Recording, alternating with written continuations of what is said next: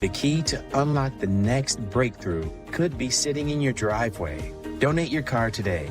Visit standuptocancer.org/cars to learn more. Hey Google, play WCPT. Streaming Chicago's progressive talk from TuneIn. Driving it home with Patti Vasquez, Patti Vasquez. From global conflicts to greenhouse gases, the folks refusing to wear masks says, and politicians getting caught grabbing ass says, she's driving it home with Patti Vasquez. Well, hello. Friday, Memorial Day weekend. I hope that you're all happy, healthy, and safe wherever you are right now. And I imagine some of you are stuck in some traffic right now. Memorial Day weekend can be a little beastly when it comes to trying to get into certain parts of the city or other parts of the area, or perhaps in your neck of the woods where people are trying to get to their vacation spots where they're going to spend the weekend. I was in traffic today. You guys, I found it a while ago, and I've been wanting to go for a long time. One of my new ways of releasing stress and trying to relax is getting old furniture, saving pieces of furniture from a landfill or supporting local charities. My first piece that I'm working on is actually a little, almost a nightstand looking thing that was on something called Buy Nothing, which I've talked about a lot here on WCPT. Buy Nothing groups on Facebook are fantastic. It's just your neighbors. Usually there's an admin who monitors everything and makes sure that everyone's safe, makes sure that everyone follows the guidelines. You put a picture of something, and people go, "Hey, anyone interested? You can pick this up near the corner of it's down their front porch, but they'll tell you the general location of where they are. Once you decide you want it, you exchange information and you pick it up." So I picked up a nightstand that I want to use for the bathroom here at WCPT. And when I got it, it was sort of like it had layers of paint. I got it knowing I wanted something for the bathroom just to put our stuff, maybe some extra toilet paper, paper towels. There's no hooks in our bathroom, so I often have my backpack or my purse somewhere to put it down. Maybe have something for our guests who come in. Maybe they need something to freshen up, whatever, just something nice in the bathroom. And so I have been last weekend after Hawk Takes the Wheel, which is Warren Preis's weekend show, Saturday mornings.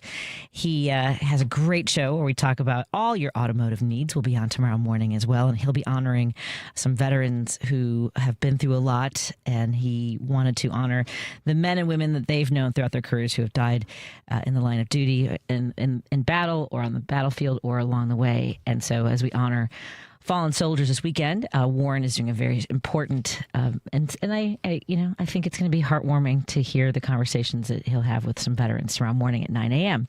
So after last week's show, I took the little cabinet out to the parking lot. I put a little environmentally friendly stripper on there, wearing all my protective gear, eyewear and gloves and everything, and stripped it. And now what I have to do, so I'm doing it every Saturday after Hawk's show. So what I need to do next is sand it. And I don't think I'm in a position with just a couple pieces of random furniture that I've saved from the landfill to be buying tools. I don't want to buy more things. So we have in Chicago the Chicago Tool Library. And I know these are in other parts of the country as well, but you can go borrow. Do you know about this, Lady B? Have you ever heard of this? Let me see if I got you. I got your microphone. So there is a Chicago Tool Library. It is near, I want to say the closest street, exactly at Pulaski and Carroll. So like Pulaski and Lake. It's farther south on Pulaski. It's a warehouse, and it's even sewing machines. Maybe if you want to, you can borrow for free. You can get a stand. It's amazing. So I can learn how to use various tools before committing to buying one, right? So first I want to try out.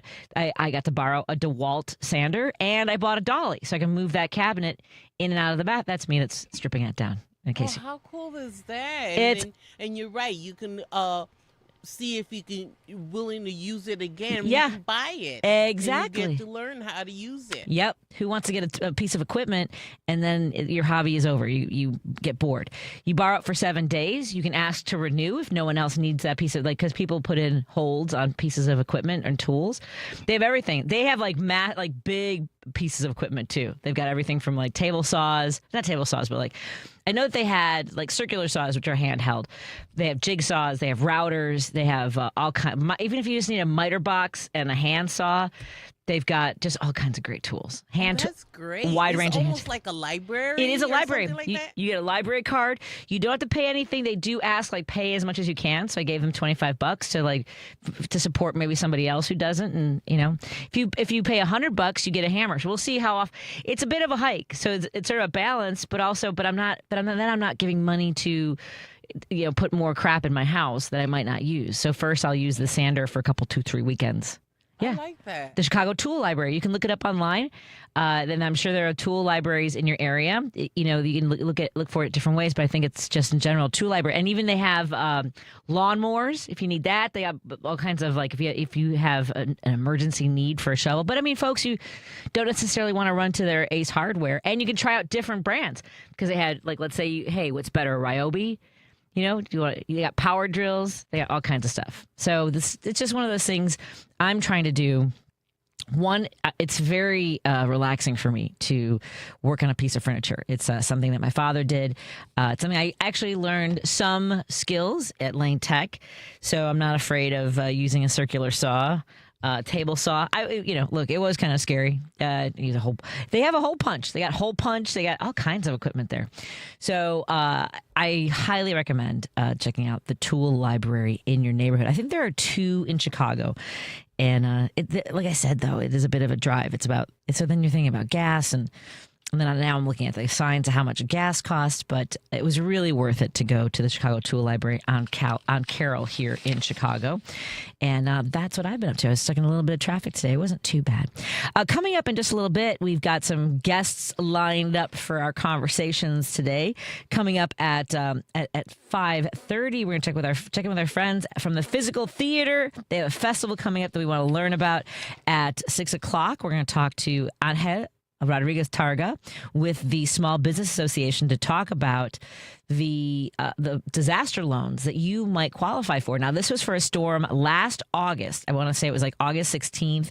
It was a few days of flooding in people's homes, some weather damage, and you might qualify. It's not just for small businesses, it's also for property owners. So we're going to talk to Angel coming up at 6 o'clock, and then we'll talk to Kierra Turpin, who is going to talk to us about the wonderful events coming up in Berwyn. And then Hawk joins us for the last segment of the show to talk about how to be safe when you're driving during the holiday season, this big travel weekend. And coming up, our next guest will be our friend Sheri Reda, who's the author of Diaspora, a book of poems that reflects on immigrant ancestors, the starving worlds they left behind, and the adopted communities they scrambled so gamely to build. And that was interesting that's kind of the conversation that Joan and her guest were having about writing, about poets, short story writers, about novelists. I thought it was funny. Joe was like, I'm not a fan of short stories, and her guest was releasing a book of short stories. I go both ways in regards to short stories. Like sometimes I'm the same way. I want more. However, he mentioned Dorothy Parker, who is one of my favorite writers, who did great poetry as well as great short stories, who I highly recommend. But get some reading done, and we'll talk to our friend Sheri when we come back after the first break. Let me get some phone calls in first. Hey, Jim, how are you doing, my friend? Hi, Patty. Have a restful weekend. You're in working Monday? I am. Yep. Yeah, I was glad to see that the young man, Garcia, was let off of everything. He was. Yes, Kilmar. Yeah, he was maliciously prosecuted. Now, think what this poor guy went through. El Salvador. How would you like to go through this? What's he, about 22 or 20 years old? I don't know. How did he go through that? You're maliciously prosecuted by Stephen Miller's giving these lawyers the script, and they're going to court, and they're just lying like maniacs. And he goes through all this. He goes to El Salvador. He's tortured. Yeah. And he's finally exonerated. Well, and they ginned up these charges of human trafficking, where they said that they pulled him over in Tennessee, and he was traveling with some people in the car, and they just completely created these charges out of thin air. Yep. Right, but this is the Republican Party of Christian values. Now, can you imagine? I don't care what denomination you are. Who could talk about a thief like this guy who's stealing everything he can get his hands on. He's prosecuting people. He's killing people in boats. He's kidnapping people like he's, the Lindbergh. Lucky he wasn't around when Lindbergh the kid was running around. I mean, this guy's committed every crime you can think of. This is the party of Christian values. Yep. Now, what about what I asked Joan today? I said, weren't you I was kind of heartened that the Republicans didn't want to give him the slush fund. Yeah. This $2 billion. I don't know if I'm reading that the wrong way or what.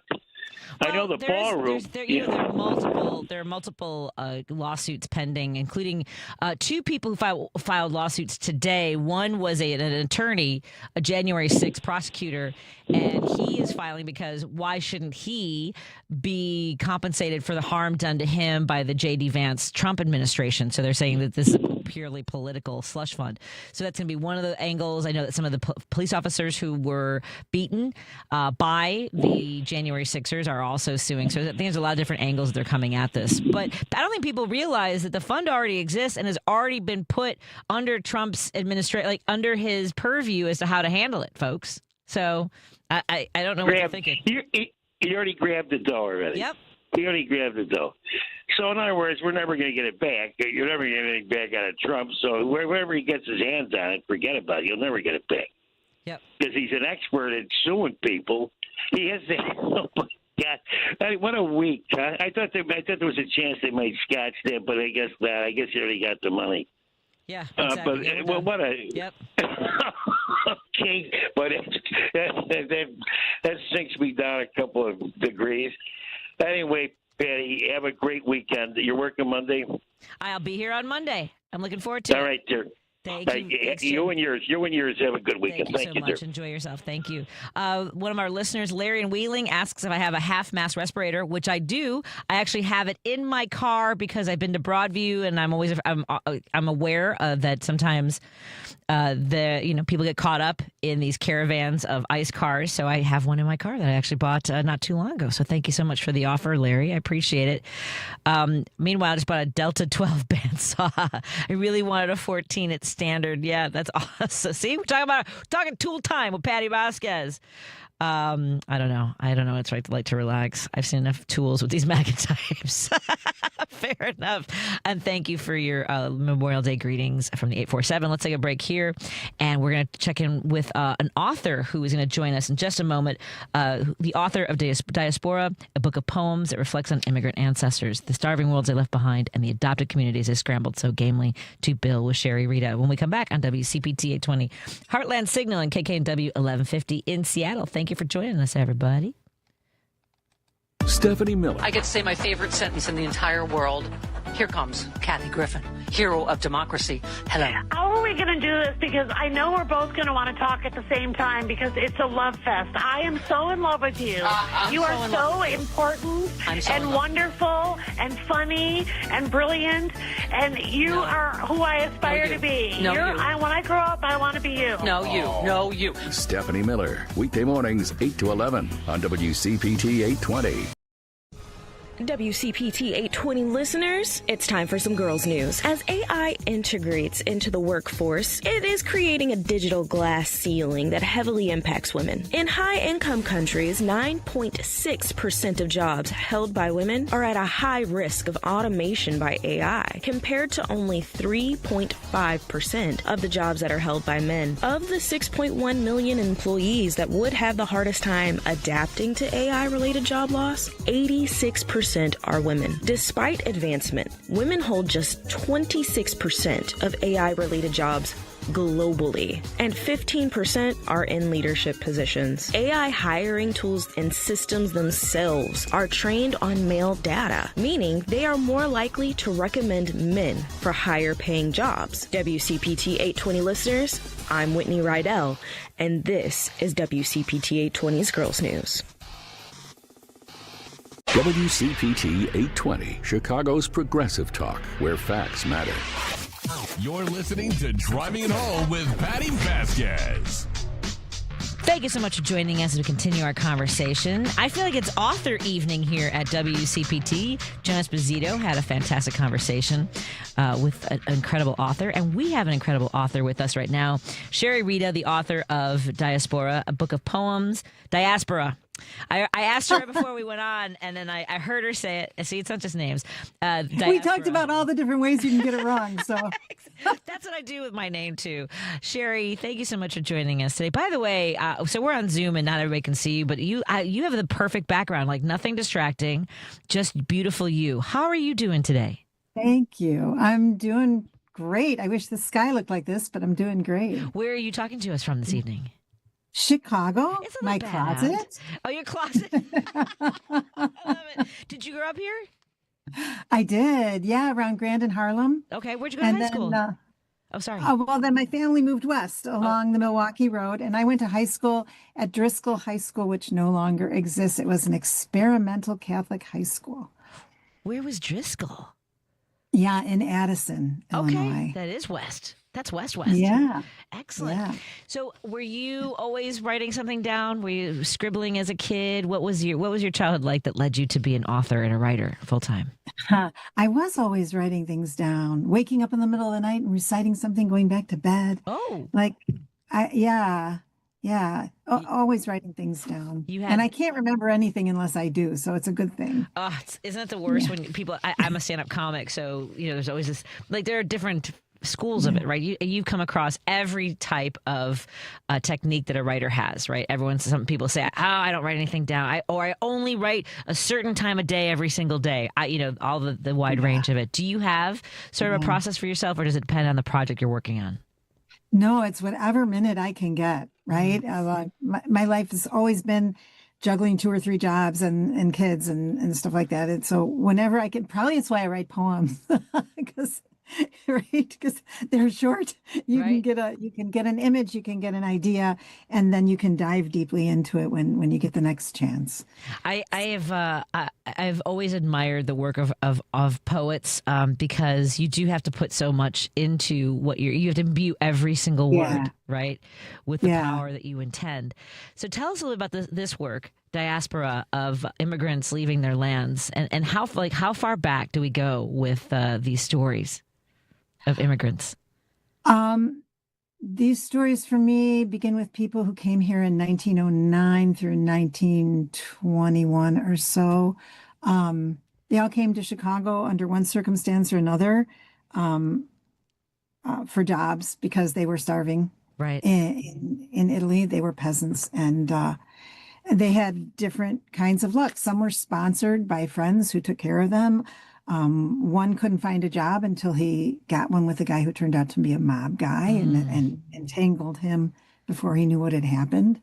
They all met each other and married. So people from the same village, I always wonder, would they have met if they never came here? Right.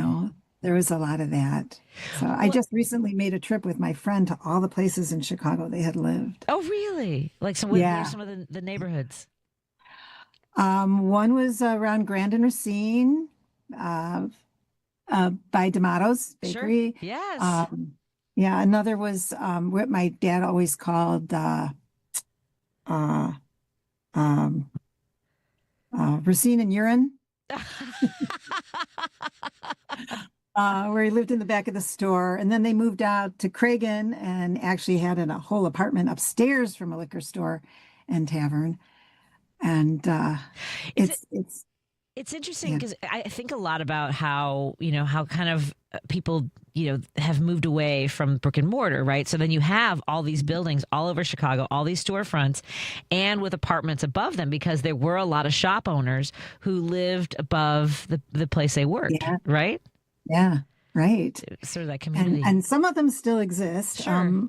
Where my dad first grew up is now a single family home, right? Instead of a store with an apartment in back or with a room in back. Right. The one in Cragen is now, I met the family, and they're now a Mexican family who came in, and they have a restaurant where my grandpa had a tavern. Oh, neat. And they're continuing kind of the same tradition. Oh, I love that. So you work a lot of, the stories that are both personal and sociopolitical. How would you like to address that and sort of your approach to it? Is it intentional, or is it something that kind of emerges as you're telling the story, would you say? Yeah, I think I go for what the poem wants to do, but Sure. it feels like all the forces that are personal are affected by sociopolitical conditions, right? And people trying to survive in those conditions. And so you look at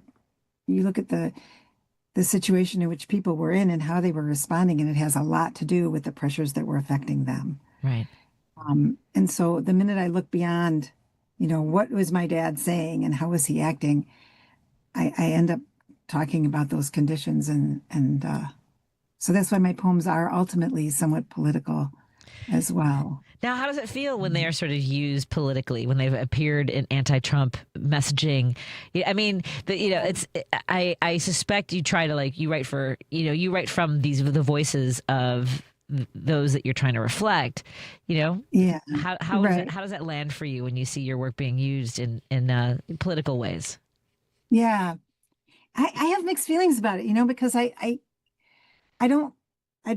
rather be pro something than anti something, Right. Not be reactive. Well, I don't know if you're familiar with this, but Sheri, being pro-immigrant is being anti-Trump, I think is what they... Yeah, right. You can't help it. And at least the guy, if I look at him, if I were going to write a poem, I feel sorry for the guy, right? He had his own abusive dad and absent mom, and he's such a big hole of need, right? That I feel kind of sorry for him. But at the same time, we're all responsible for our actions. Right. And the guy, he creates chaos everywhere he goes. And at some point you have to get self-reflective, and he's a horror. He's a walking horror. And I feel sorry for somebody being a walking horror, but you got to you can't let them either. Right. Well, that's there's I don't know if you're familiar with the philosophy of a creator or a writer. She says, let them. Basically, if people are going to be terrible people. Yeah, it's a book. Yeah. Yeah. And I think that's a case by case situation. You know what I mean? Right. I mean, there's one thing to not let the behaviors of somebody else bother you, right? Let's say you have a coworker, and I'm saying this from another office, who has a lot of phlegm, and I can't control how much phlegm he's got. Let him. But I can walk away and maybe wear headphones. You know what I'm saying? But somebody maybe give him some lozenges now. Right. But if you have somebody who is purposely hurting people, going out of their way to harm people and impinge on their civil rights, human rights, that's a little bit harder to let them, is all I'm saying. But I think coming back to the work that you're doing, I think that what you're speaking from is, rather than being against something, is being for something. You want that to carry through regardless of someone's political background, right? Right. I can disagree on what the best way is to get things done. I have relatives whose opinions I just don't get, right? And I spent a lot of time on Facebook trying to explain things to people before the election, and it made no impact, right? But well, here I will say this: I know it feels like it doesn't make any impact, but people who admire you, that know that you have the fight in you, and that you are willing to take the time to explain it, it does have an impact. Just so you know. The fact that we show up, we see each other then as human, right? Exactly. And I think that's what's got to last. Yeah, I agree. Yeah. Are you now? Do you have any events coming up where people can find out more about the work that you're doing, or where should I send them to finishing? So go ahead. Diaspora is available at Women and Children First in Andersonville, and at Town Hall Books in Elgin. Barnes and Noble online. If you want to go online and you don't want to do Amazon, it is available on Amazon, but it's also available at those 3 other sites. I'm doing a reading in a couple of weeks at Cafe Cabaret, which is at the Atlantic on Lincoln Avenue, and I'm doing a reading up in where is that? Way up there, Libertyville. That is way up there. Yeah. And I'm doing a workshop at through the Jung Center in Evanston. Excellent. Again, we've been talking to Sheri Reda, the author of Diaspora. Diaspora. Got it. A book of poems that reflects on immigrant ancestors, the starving world's left behind, and the adopted community they scrambled so gamely to build. Again, available, as she mentioned, it was just published by Finishing Line Press, available through Women and Children First in Andersonville, Townhouse Books in Elgin, Barnes & Noble online. You're listening to WCPT 820. Here's the latest Chicago. Did everybody hear that or just me? Just you. Oh my gosh. Hi. I look crazy there. Hi. There was news being pumped into my ears, but that's probably, I probably pushed a button somewhere. Sheri Reda, it's been a pleasure having you on. And if you're ever in the neighborhood and you want to come in studio or anything you'd like to talk about, any more events coming up, please don't hesitate to let us know. Oh, thank you so much, Patty. Excellent. Have a wonderful weekend. Take care of yourself. Good talking to you. Good talking to you. Thank you so much. Bye. We're going to take a break in a moment. First, I want to say hello to my guest who's joined me in studio for a moment because we have more guests coming in studio. Adam Selzer making a surprise visit because he was in the neighborhood. Yeah. Hey, Adam Selzer. Hey, how you doing? Very good. Another author of over 25 or 26 books. Somewhere in there. I can't count that high. I just had Michael Smith in here a few weeks ago, so I was like, where's Adam? For Hecla. Right. For his new movie Yeah, out. his new movie is excellent. Yeah, excellent. And so Adam is now. Are you? Every Thursday night you've got your still doing Thursday night virtual tours. Yeah. Well, next couple of weeks I won't be in town for them. Oh, so just a lot of work this time of year. Excellent. So. Are you doing any tours coming up? Not for a few weeks. All right, not for a few weeks. I got nothing to plug right now, really, honestly. Come and hang out. Well, we've got our friends from Physical Theater. They have a festival coming up, Physical Theater Festival, and we'll have them in studio in just a moment on WCPT 820 Heartland Signal and KKNW 1150 in Seattle. Thank you all so much for joining us and watching on Facebook. We are so happy you're here, as well as on YouTube. More in a moment.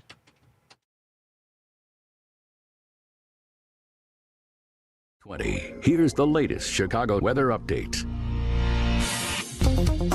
From the Weatherology Weather Center, I'm meteorologist Regina Cole. For this evening, we're expecting increasing clouds with isolated rain showers coming into. Temperatures drop back to around 55 and it will be breezy. Isolated rain showers stick around for Saturday morning. Otherwise, a mix of sun and clouds throughout the day, a little bit warmer as we top out in the lower 70s. Scattered showers and storms are back by Saturday night. Mostly cloudy as we dip back in the mid-50s. Then looking ahead towards Sunday, areas of showers and storms, partly sunny skies, and a high around 77. That's your latest Chicago weather update. Right now, it's 64 degrees.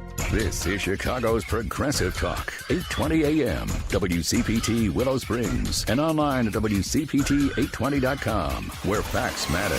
You know that you can listen to Chicago's Progressive Talk on WCPT AM 820. Stream us live at WCPT820.com and on the TuneIn Radio app. Or you can ask Alexa, Siri, or Google to play WCPT from TuneIn. But now you have another option. We're simulcasting our programming overnights, 8 p.m. to 6 a.m. on WSBC AM 1240 for a clearer reception in and around the city. Chicago's Progressive Talk, WCPT 820. And now overnights on WSBC 1240 AM, where facts matter. Have you ever stopped and thought about how fast life moves? From childhood to careers to building a family? Before you know it, you're thinking about what really matters. At Total Dentistry, we've been part of that journey for over 30 years, caring for families, building relationships, and yes, creating confident, healthy smiles. While a lot has changed, technology, our team, even our space, one thing hasn't. We want to be the reason someone smiles. And now that mission is growing. For over a decade, our family has supported Sun Life Ministries in Honduras. This year, we're taking the next step, helping to bring dental care to communities that don't have it. Because a smile isn't just cosmetic. It's confidence, it's dignity, it's life-changing. So if you're looking for a dental practice that truly cares for you, your family, and beyond, look no further. Total Dentistry, a general dental practice like no other. Call 847-358-2477 or visit totaldentistry.org. This is WCPT 820, where facts matter. If you're listening to this station right now, you've definitely heard my voice before. Hi, I'm Hawk. And I'm Pete. And we're with Source Solar, your local source for solar. Source Solar is Chicagoland's premier solar installer, providing solutions for over 1,000 homeowners and business owners across Illinois and Iowa. With over a decade of industry experience and deep roots here in Chicago, we have the expertise to help your transition to clean, renewable, resilient energy. We can guarantee that we save you money day one without any out-of-pocket cost to you. This means you have an instant ROI, instant payback, and can save money to add to your bottom line day one. At Source Solar, we source everything as local as possible, meaning we always carry the Made in USA sticker. Find us online at www.source.solar. Stop in our office at 5710 North Northwest Highway or give us a call at 773-985-3992. And don't forget to ask for Hawk and Or Pete.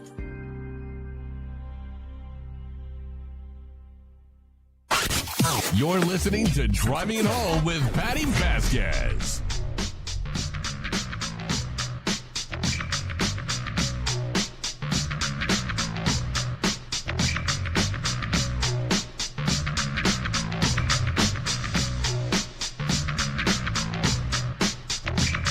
Thank you so much for joining us as we continue our conversation here on WCPT. We're so thrilled to have in studio. First, I have guest co-host Adam Selzer. We haven't seen him in a minute, but I hope we get to see him more often. I know he's been busy. Yeah, always writing. in and out of town a lot the last couple of months. It's just that time of year when I'm taking school groups around large cities. So you've been in D.C. and New York? Just New York. Just New York? Just New York. I got a Boston run coming up. Okay. Oh, I love Boston. Yeah. I'm a big fan. Do you like oysters? I do like oysters, yeah. I'm a big fan of those. We have in studio with us our friends from Physical Theater Festival, Alice de Cunha and Marc Frost join us in studio. Marc is the executive director and Alice is the artistic director. So Alice, let me start with you because you reached out to me because we were on the strike line together with the SAG-AFTRA strike not too long ago. Welcome. How are you doing? I'm good. I'm excited to be here. Excellent. Where are you from? Where'd you grow up, my friend? I was between Brazil and Portugal. What? Yeah. Brazil and Portugal are fascinating to me. So why? It's okay. So were you? What do you mean between? Like you had family that kind of. So I was born in Brazil. Okay. To Portuguese parents that then moved back to Portugal. So I grew up between both places. Do you have your dual citizenship? I do. Good. You should have that. Thank you. Do you also have that, Marc? I can get that. I can get it if you reside there long enough. Stop stuttering. Just get it. You never know when you need to go. Is all I'm saying. I'm just saying. I was just telling a young woman whose family also was from Portugal, and I was like, because a lot of people are moving to Portugal. That's like one of the top places. Yeah, it's become super popular. Super popular. Would you ever thought that was where people wanted to go? Is Portugal? Well.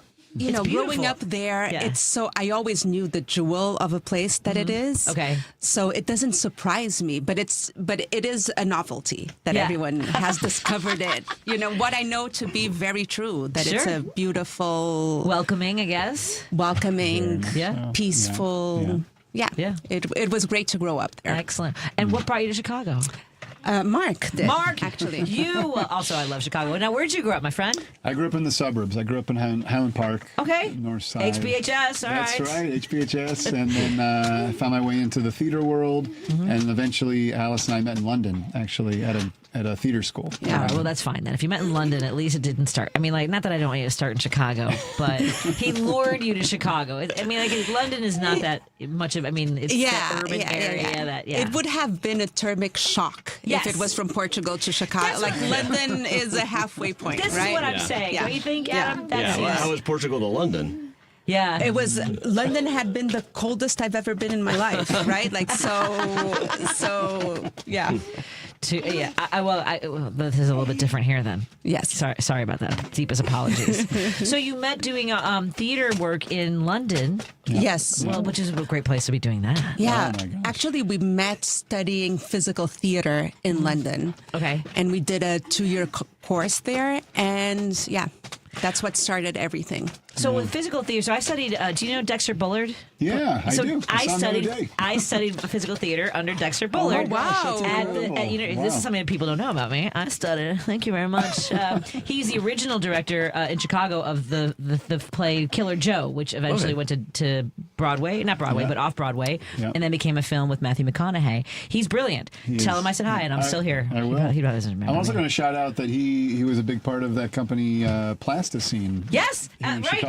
Exactly. Oh my God, they're amazing. They were amazing. Incredible physical work. Yeah, I saw a lot of that work. So, for folks who don't know what we're talking about, tell them a little bit about physical theater. Who wants to go? The executive director? The artistic director. Alice de Cunha. Tell us about physical theater. So, physical theater is an umbrella term that encompasses many types of theater, from circus circus to mime to dance to puppetry to even plays that have words in it, right?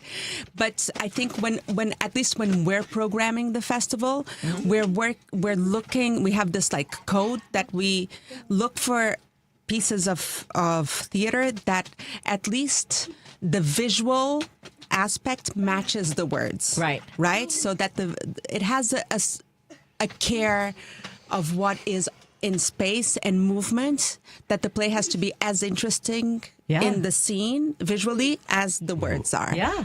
That's an amazing way to put it. Because I was thinking back, I can actually remember.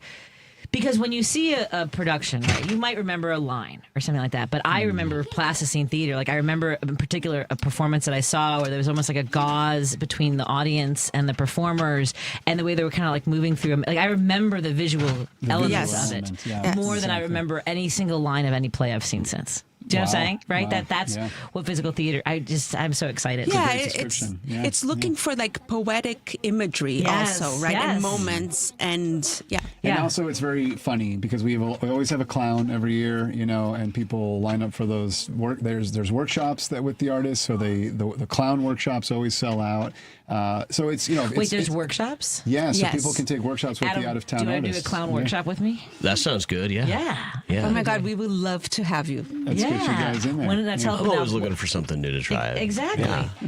Because I'm not for nothing. I'm not bragging, but I maybe did date a guy who graduated from clown college. Okay. I know you're all jealous of me, but I will say that the shoes are. Anyway, there's something to be said about big feet. Anyway, Baraboo, Wisconsin. There used to be a clown college in Baraboo, Wisconsin. That was the Ringling Brothers. I actually did date a guy who graduated from clown college in Baraboo. That's great. And was How fun. It was very fun. But so I would love to study. So tell us about the festival and some of these workshops that you're talking about. This is our 13th annual edition. We've been doing it every year since 2014. And we started it at the same time we started having kids, actually, which is phenomenal. We say it was a mixture of ignorance and arrogance to start it. Amazing. Do you want to You go out? Yeah. Tell us a little bit more about the festival and what dates there are. Go ahead. Yeah, so it's June 1st through 7th, and we're going to be hosting artists from Chicago as well as national and international artists this year. So, like we do every year. This year we have companies from Peru, Argentina, and South Korea, as well as national artists from Portland, Seattle, and of course, we're featuring more than a dozen local artists right here from Chicago. Oh, that's amazing! I love, I really. Now tell us about the venue again a little bit. Yeah, we're going to be mostly focused on 3 venues this year. We have Theater Wit, which is in Lakeview on Belmont. Yes, right off the red line there, and then you've also got Belmont and Racine. And then you've also got all the workshops are happening at Northwestern's downtown campus called the Wirtz Center, just off of Lakeshore Drive. And then down in the South Loop at the Dance Center of Columbia College, Chicago, we have this beautiful Peruvian piece that we're really excited to be featuring this year. Outstanding. Yeah. It's a Peruvian piece that has been touring around the world for 13 years, and this is their U.S. debut. Okay. Nice. Yeah. It's also the first mask theater show we've ever brought, so we've been waiting a long time. Also, mask theater is really hard, right, to translate and to perform and for the audience to understand. And we just felt like this is one. I mean, I watched the video submission and I was crying. So it's a very touching, sweet family beautiful piece about a single dad raising 2 boys. And it spans over their lifetime, right? Like, so a little bit, it reminds me a little bit of the beginning of Up. The Pixar movie, you know, like that you see life. Yeah. In a that first 10 minutes of the movie that I remember way more than anything else in the movie. Me too. I think everybody, right? Like it just touches in something, and this piece kind of reminds me of those 10 minutes. Yeah. In a different story, right? Like, but. Yeah, it's wonderful that you're bringing this. Again, I have so many memories. So I did theater, a master's in theater. I did not finish. Master's, all but thesis. All but thesis. Some people are all but doctorate. I didn't even get the thesis done. But this was my favorite element, my favorite part of performing at UIC was doing, because we had Dexter Bullard as well and that was a big part of it. Oh, great. But I really do think that people now more than ever need that connection to art in so many ways. Yeah. But being in an audience and taking something. And have you had a chance to do be in a theater recently to see a live performance? Yes, I went to a show last weekend. There's a show running in Rogers Park at Lifeline Theater called Loki: The End of the World Tour. It's a rock musical about Norse mythology. It kind of reminded me of like a Norse version of Hadestown, only if like Jim Steinman, who wrote all the Meatloaf songs, was the author. And there's a closing song to it that is the best show tune I've heard in a really long time, and I go to a lot of shows too. Has this closed already? No, it's got a couple of weeks left. All right, Loki, the End of the World Tour. All right. Loki, like the Norse god Loki. Loki. I have a son who does theater in college, and I'm pointing that way, like I don't know what that is. University of Chicago South. But I like being in a theater with an audience that's like just experiencing something together is really important. And physical theater in particular is something that I think that I really want to encourage folks to go. So when does this begin? What's the run? So we start Monday, June 1st, and we go every single night. We have events happening across the city until Sunday, June 7th. Okay, so for a whole week from June 1st to the 7th, what's the best? We're gonna take a break and come back and continue our conversation. But I just want to make sure people during the break will look up the event. What's the website? www. Alex. Physical Fest. 1 second. Here, come here, Alex. Come here, Alex. Come here for a second. We're gonna listen to your mom first, and then we'll come here. You can say. I'm gonna tell you what to say while she's talking. Go ahead. Okay, so it's www.physicalfestival.com. Here, say we'll be right back. We'll be right back after this. We'll be right back after this, and Juana just entered. More to this on WCPT 820 Heartland Signal, KKNW 1150, and we're in studio with our friends from Physical Theater. Again, make sure you get your tickets and more information in a moment. This is WCPT telling you how you can shop blue. If you have children, they are always going to be your special bundle of joy. And if they're a newborn baby, you want to make sure what's best for them. So here are the best baby product companies that support the Democratic Party. Procter & Gamble. Now, Procter & Gamble owns Luvs, Pampers, and All Good. In 2024, Procter & Gamble gave $599,000 to the Democratic Party, 61% of their donations. Procter & Gamble supports the Democratic Party. Kirkland Diapers. Now, Kirkland Diapers are owned by First Quality. And First Quality does not give to politics, but their employees do, and their employees lean slightly to the left, as $50,000 are donated to Democrats in 2024. This has been WCPT telling you how you can shop blue.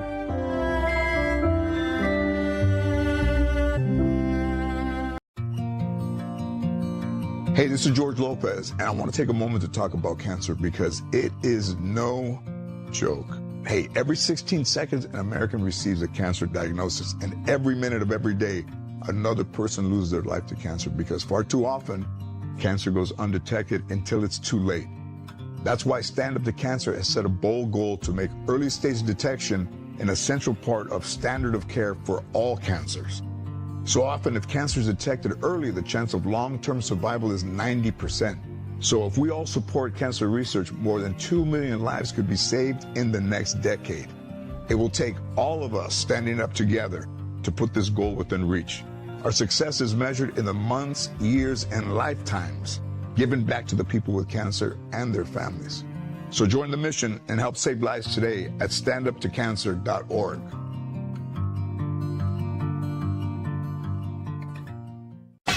You're listening to WCPT 820 because facts matter. Driving it home with Patti Vasquez.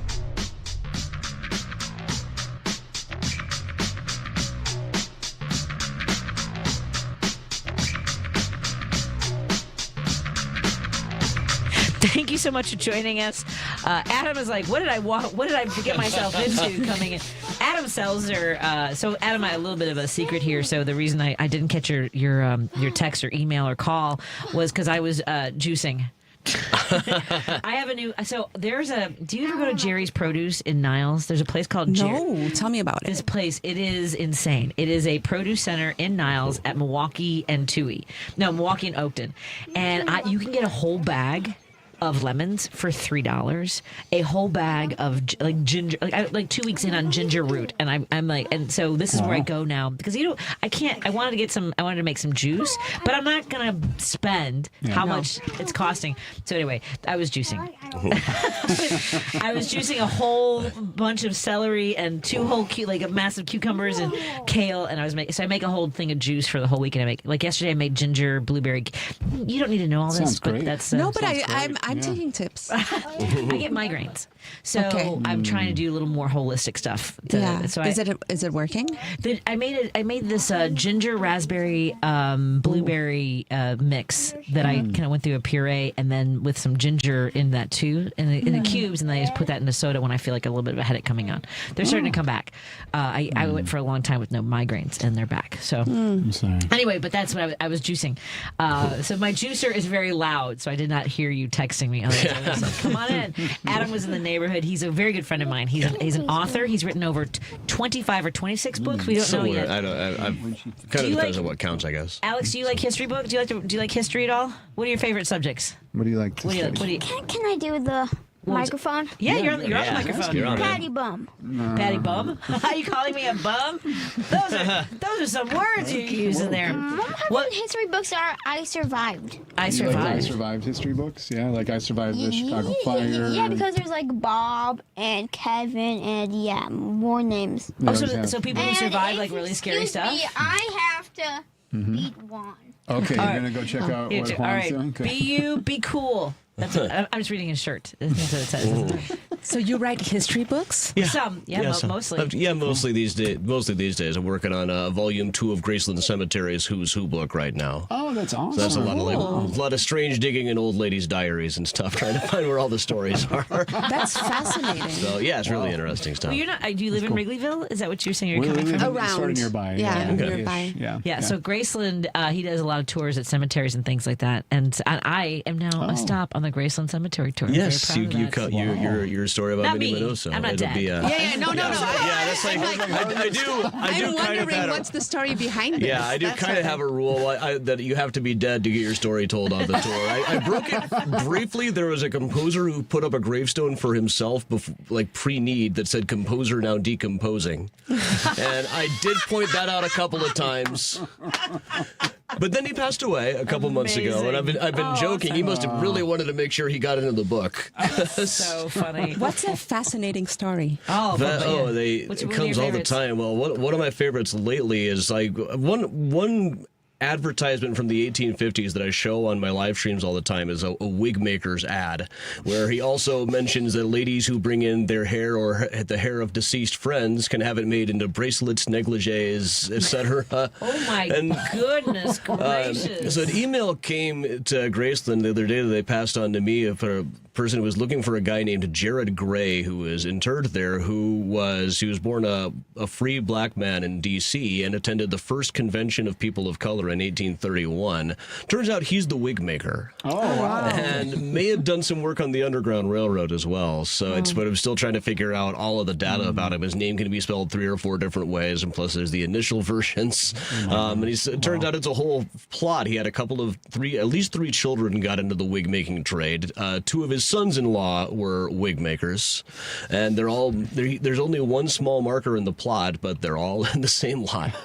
Wow. Amazing. Yeah. It's incredible. Yeah. I've always loved cemeteries. I don't know if you guys have had any fascination. Yeah. Actually, it's funny, when Alice and I met in London, the kind of neighborhood that I lived in, I had to walk through or around a cemetery to get to my tube station every day to go to class.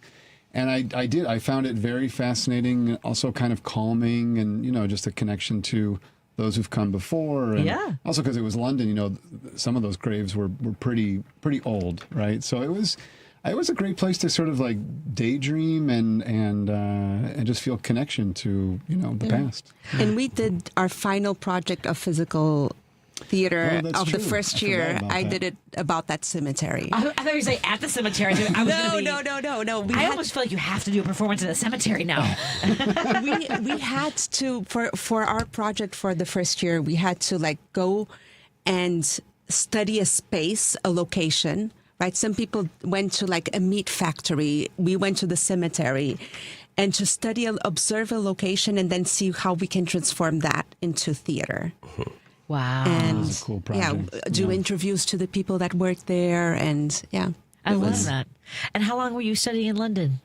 2 years. I lived there for Wow. 2 years, and that's where Alice and I met. We have a funny story that, we were always making original pieces of art every week, and so you could write whatever sort of story you wanted to, and we didn't realize it till the end, but we actually ended up playing, some type of husband-wife or boyfriend-girlfriend every time we were in a scene together, which we only realized in retrospect once we started dating that it was, I had no idea. Yeah. It was sort of, it was a kind of unconscious casting decision. Oh, I wow. guess. Yeah.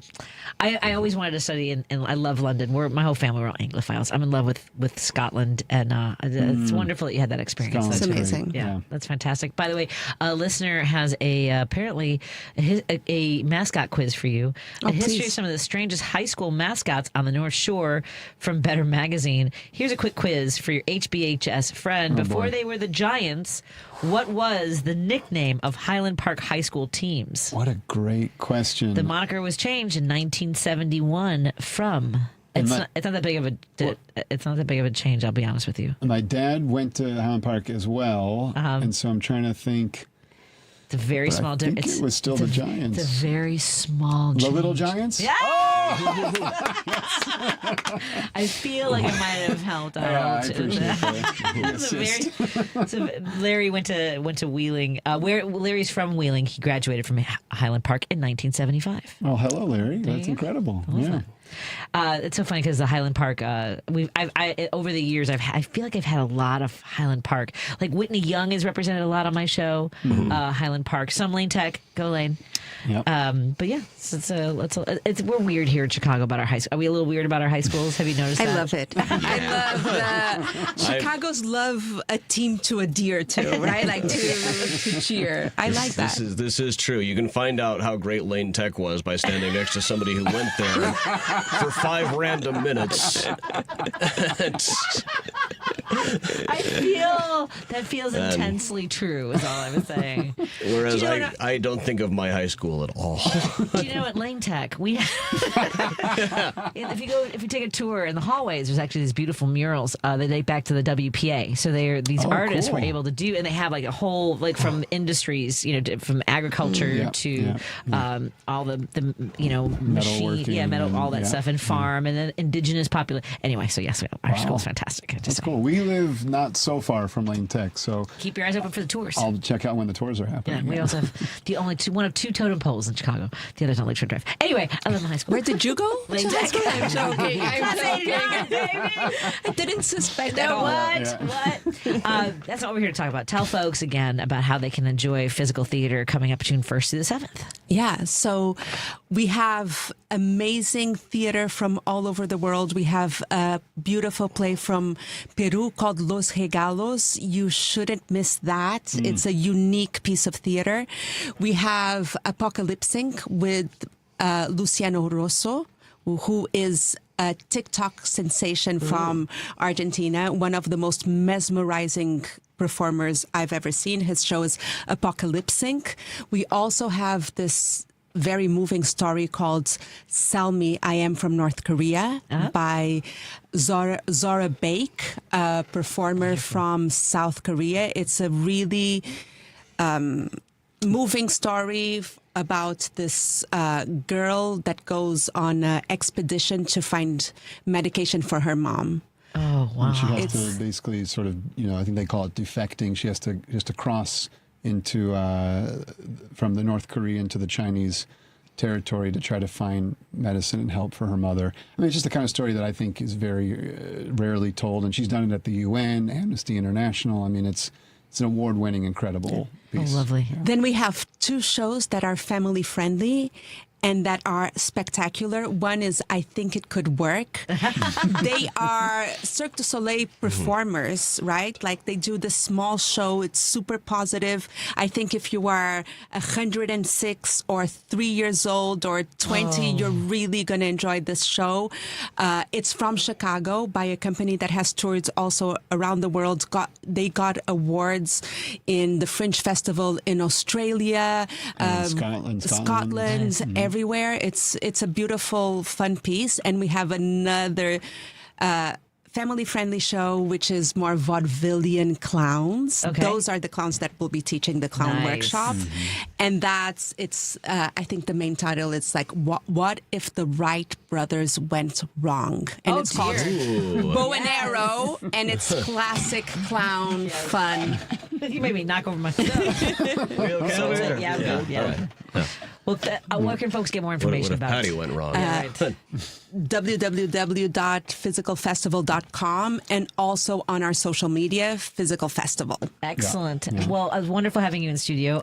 My best to Juan and Alex out in the hallway. Thank you. And Thank you, have a Patti. wonderful weekend. Thank you so much for joining us. Look forward to having you back. Absolutely. Okay. Thanks so much, Patti. Tell Dexter I said hi. I will tell. And Adam Selzer, thank you for joining us in studio. And more coming up in a moment. Glad I could swing by. Yeah.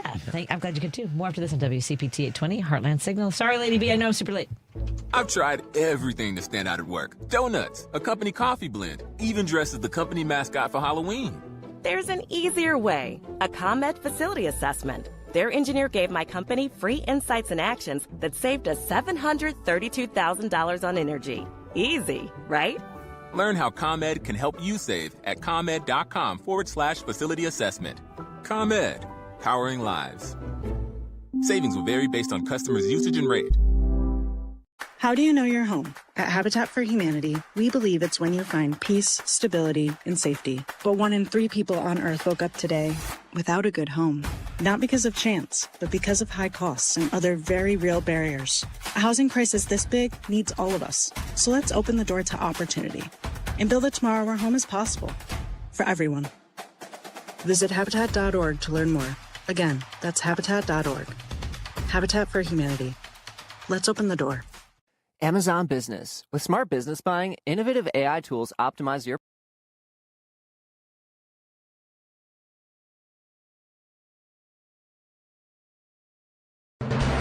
AP News, I'm Haya Pinjwani. Tulsi Gabbard is resigning as President Trump's National Intelligence Director. AP's Sagar Meghani. Gabbard says she will step down next month as her husband faces a rare bone cancer. She's the 4th Trump cabinet member to leave during his second term, and rumors of this split had been growing. In written testimony to a Senate panel in March, Gabbard said Iran had not tried to rebuild its nuclear program after U.S. strikes last year, contradicting the president's assertions that Iran posed an imminent threat. During a hearing, Democrat John Ossoff asked Gabbard if the intelligence community told the president Tehran was an imminent threat. Senator, the only person who can determine what is and is not an imminent threat is the president. And carefully dodged endorsing the war. The president says Gabbard's done an incredible job and will be missed. Sagar Meghani, Washington. There's confusion at the Food and Drug Administration over a new policy that breaks with the requirements for new nicotine products. AP's Jennifer King reports. The Associated Press has learned officials at the FDA were blindsided by a recent policy change allowing more e-cigarettes and nicotine pouches to hit the U.S. market. The new vaping guidelines allow sales while products are under scientific review, but before they are authorized, and bypasses a federally required period for public comment and revisions. It happened just a few days before the resignation of former FDA Commissioner Marty McCary, who was under pressure from vaping lobbyists. At around the same time, the agency okayed new fruit-flavored vape products. Former FDA official Mitch Zeller says it begs the question of whether the true subject matter experts may have actually opposed the policy and were ordered to do it anyway. Jennifer King, Washington. NASCAR driver Kyle Busch experienced shortness of breath, felt he was overheating and was coughing up blood the day before his death. That's according to a 911 call obtained by the Associated Press. This is AP News. Armchair detectives are marking Sherlock Holmes Day. On creator Sir Arthur Conan Doyle's birthday, members of the Sherlock Holmes Society of London traveled to Switzerland's Reichenbach Falls for a reenactment of one of fiction's most famous death scenes. It's the confrontation between Holmes and his nemesis, Professor James Moriarty. The hero's apparent death shocked readers of The Final Problem. Peter Horrocks played Moriarty. Sherlock Holmes is a wonderful way of getting relief from the pressures of day-to-day life, having a bit of fun. A decade later, Conan Doyle revealed Holmes had staged his death. Philip Porter on this day was the star. And Sherlock Holmes was the greatest detective who never lived. The Falls became one of the most famous locations in detective fiction after Conan Doyle visited the area in 1893. I'm Ed Donahue. I'm Haya Panjwani. This is 8:20 a.m. WCPT Willow Springs and streaming worldwide at WCPT820.com. We are Chicago's progressive talk, where facts matter. Now, your WCPT 820 weather update. From the Weatherology Weather Center, I'm meteorologist Regina Cole. For this evening, we're expecting increase in clouds with isolated rain showers coming into. Temperatures drop back to around 55 and it will be breezy. Isolated rain showers stick around for Saturday morning. Otherwise, a mix of sun and clouds throughout the day, a little bit warmer as we top out in the lower 70s. Scattered showers and storms are back by Saturday night. Mostly cloudy as we dip back in the mid-50s. Then looking ahead towards Sunday, areas of showers and storms, partly sunny skies, and a high around 77. That's your latest Chicago weather update. Right now, it's 66 degrees. Tired of all those talking heads down the dial who think they're always right? People need to just calm down. It's gotten ridiculous. Welcome to WCPT 820, where facts matter. Quite frankly, I get most of my news from you. This is WCPT 820, Chicago's progressive talk. Alexa, play WCPT. WCPT from TuneIn.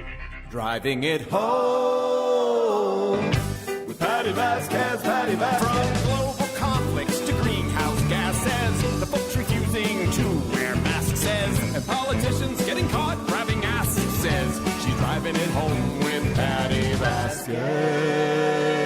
Hello, and thank you so much for joining us as we continue our drive home in the second hour. I know it's Memorial Day weekend. I hope that some of you, if you're in traffic, that we bring you, some conversation, entertainment, information, of course, as always. Coming up at 6:30, we're going to talk to Warren Preis from Hawk Takes the Wheel Saturday mornings from 9 to 10 a.m. And we're going to talk a little bit about some events going on in Berwyn. And I want to thank our sponsors, Pride Coffee Roasters. Go to pridecoffeeroasters.com and put an order in for the best single origin roasted to order coffee beans you will ever have. Hello to our friends from Source Solar. Call Peter Sorellis and tell him you're thinking about getting solar panels on your house or business. You can visit him at source.solar. Again, that's source.solar. And our friends at Are You Really Winning? I know that I've talked about this with you guys, that my dad was struggling with a gambling addiction. I wish we had services like Are You Really Winning available for my family. And that's why I'm so proud to partner with them. Go to areyoureallywinning.com or call 1-800-GAMBLER if you or someone you know is struggling with a gambling problem. There's a lot of extreme weather going on. First of all, I want to say spring has been chaotic. We've had a lot of rain. Now we're getting, it's a little cool out, and hopefully it gets sunny for everybody. But we know that the summer can bring a lot of storms. Maybe you've suffered some damage in the past. And if you're a small business owner, you want to know the best place to turn for assistance, for direction. And that's why we want to talk to our friend Angel Rodriguez, who's the public affairs specialist with the Small Business Administration, SBA. And we're going to talk about disaster loans for small businesses and nonprofits. But first of all, we want to say hello and learn about you, Angel. How are you doing? I am doing great, Patty. Thank you for the opportunity. My pleasure. Tell me about yourself. Where are you from, my friend? Where'd you grow up? Well, I was born in Puerto Rico and born and raised. Went to school here in the States and returned to the island. And how did I join SBA? Well, after Hurricane Maria, as a survivor, I was laid off from my advertising and sales executive with different media outlets in the island. And I was able to meet someone who referred me to the agency, and since then I've been working for SBA, Office of Disaster Recovery and Resilience. And how did Chicago become your destination from Puerto Rico, from getting involved with SBA? Was it something you chose, or they said, hey, we have an opening in Chicago? Actually, so the way it works, as a public affairs specialist, I travel. I get deployed into disaster declarations. We, SBA, help not only businesses, the Office of Disaster Recovery and Resilience, we help also homeowners, renters, and private nonprofit.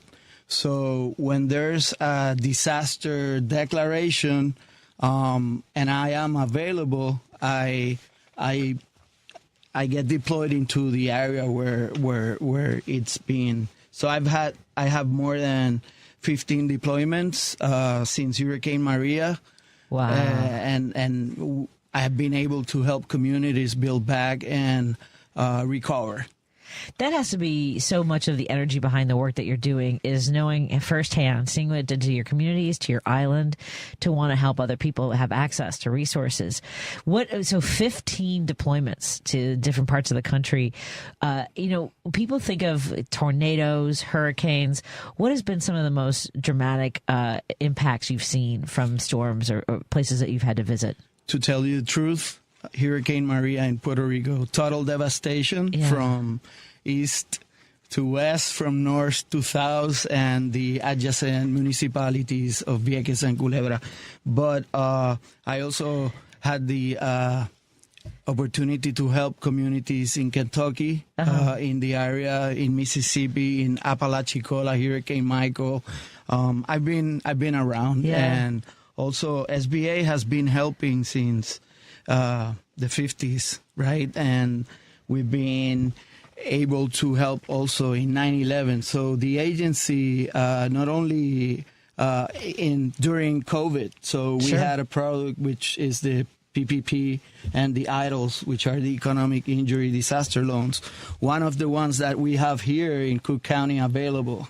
So right now, we are here and we've been working. There's 2 disaster declarations. Okay. And both of them are in Cook County and adjacent or contiguous counties of DuPage.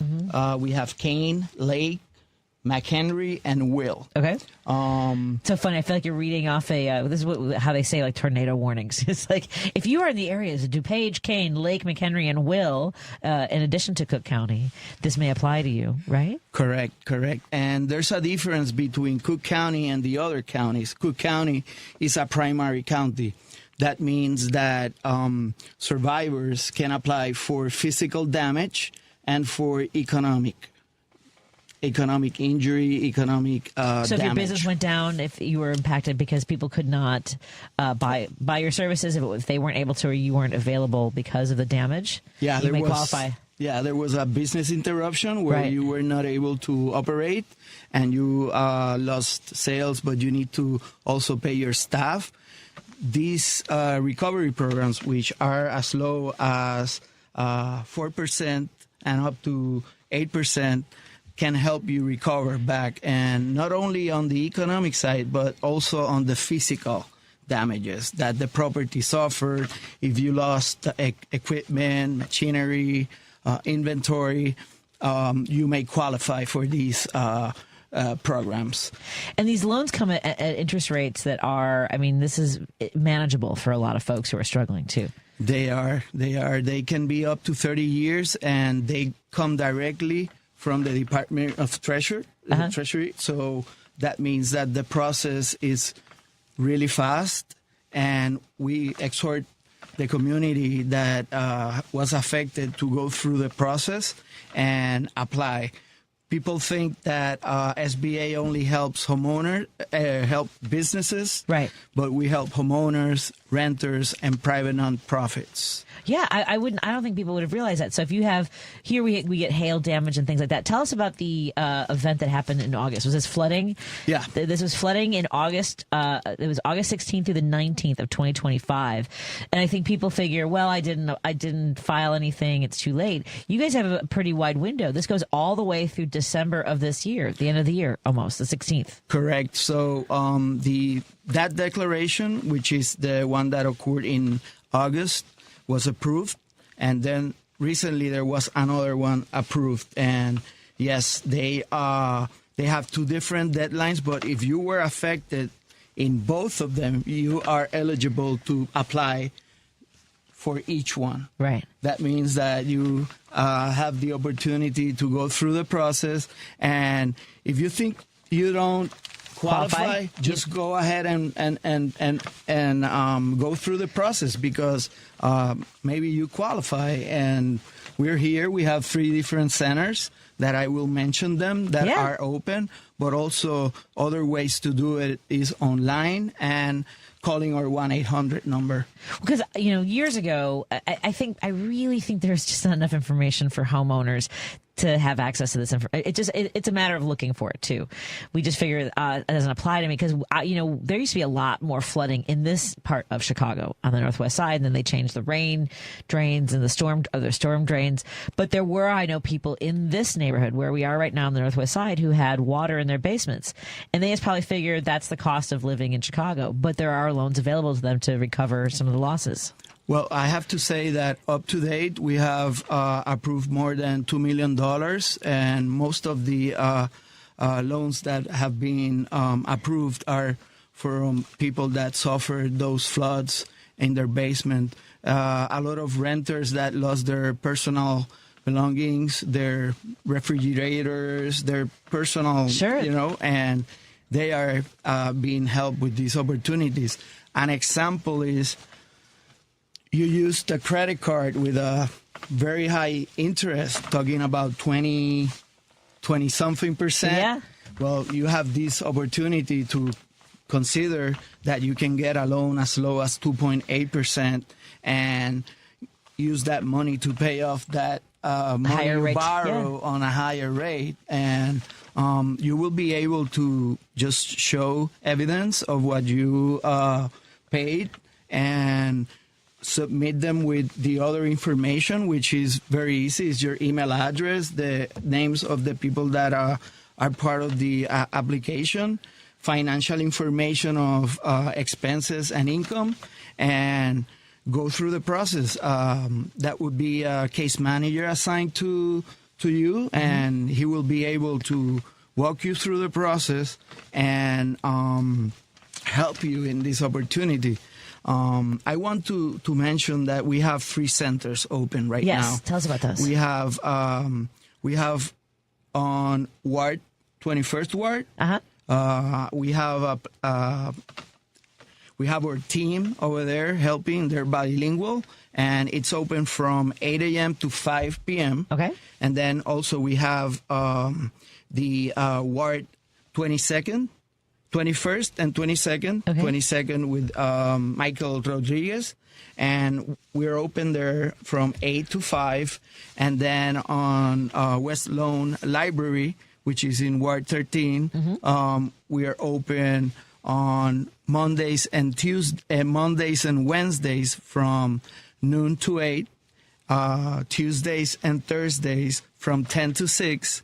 And then Fridays from 8 a.m. to 5 p.m. Excellent. I appreciate that. We were talking to Angel Rodriguez, who is the public affairs specialist for the Small Business Administration Disaster Recovery, specializing in disaster loans for small businesses and nonprofits. So I do want to remind folks, too, if they run a nonprofit, this is something that they should look into as well to regain their losses. And very important, many faith-based organizations that suffer physical damage or they were interrupted in their revenues, they are welcome to apply and go through the process. And yes, we're here. We're going to be, we exhort people to go through the process. There's a 30 days extension on the first declaration, and the second one is on June 22nd. This is for the physical damage. Okay. As you can see, the economic injury, there is a period longer because businesses are running and you don't see the numbers. Right. You see them later on. So we give that period so that businesses and nonprofits can, go through their P&Ls and see how they were affected and go through the process. Excellent. Again, I want to remind everybody too. They can also dial 711. Is that right? Actually, if you want to do it on by phone, you can go to 1-800-659-2955. Again, 1-800-659-2955. 55. And also you can dial 711 and access for the relay services. And everything can also go, you can also get more information at sba.gov/disaster. Correct. And how do folks contact you for, you said that there's bilingual folks that can help you throughout the system, right? Sure. We have through our 1-800 number, we have bilingual staff as well as in the recovery centers, which are in the locations that I mentioned earlier. Well, I love how much you're helping people. I'm sorry that it came from such a tremendous source of disaster and catastrophe during Hurricane Maria, but you really are putting so much great energy out there and helping others. So thank you so much, Angel. Thank you for the opportunity, and it's part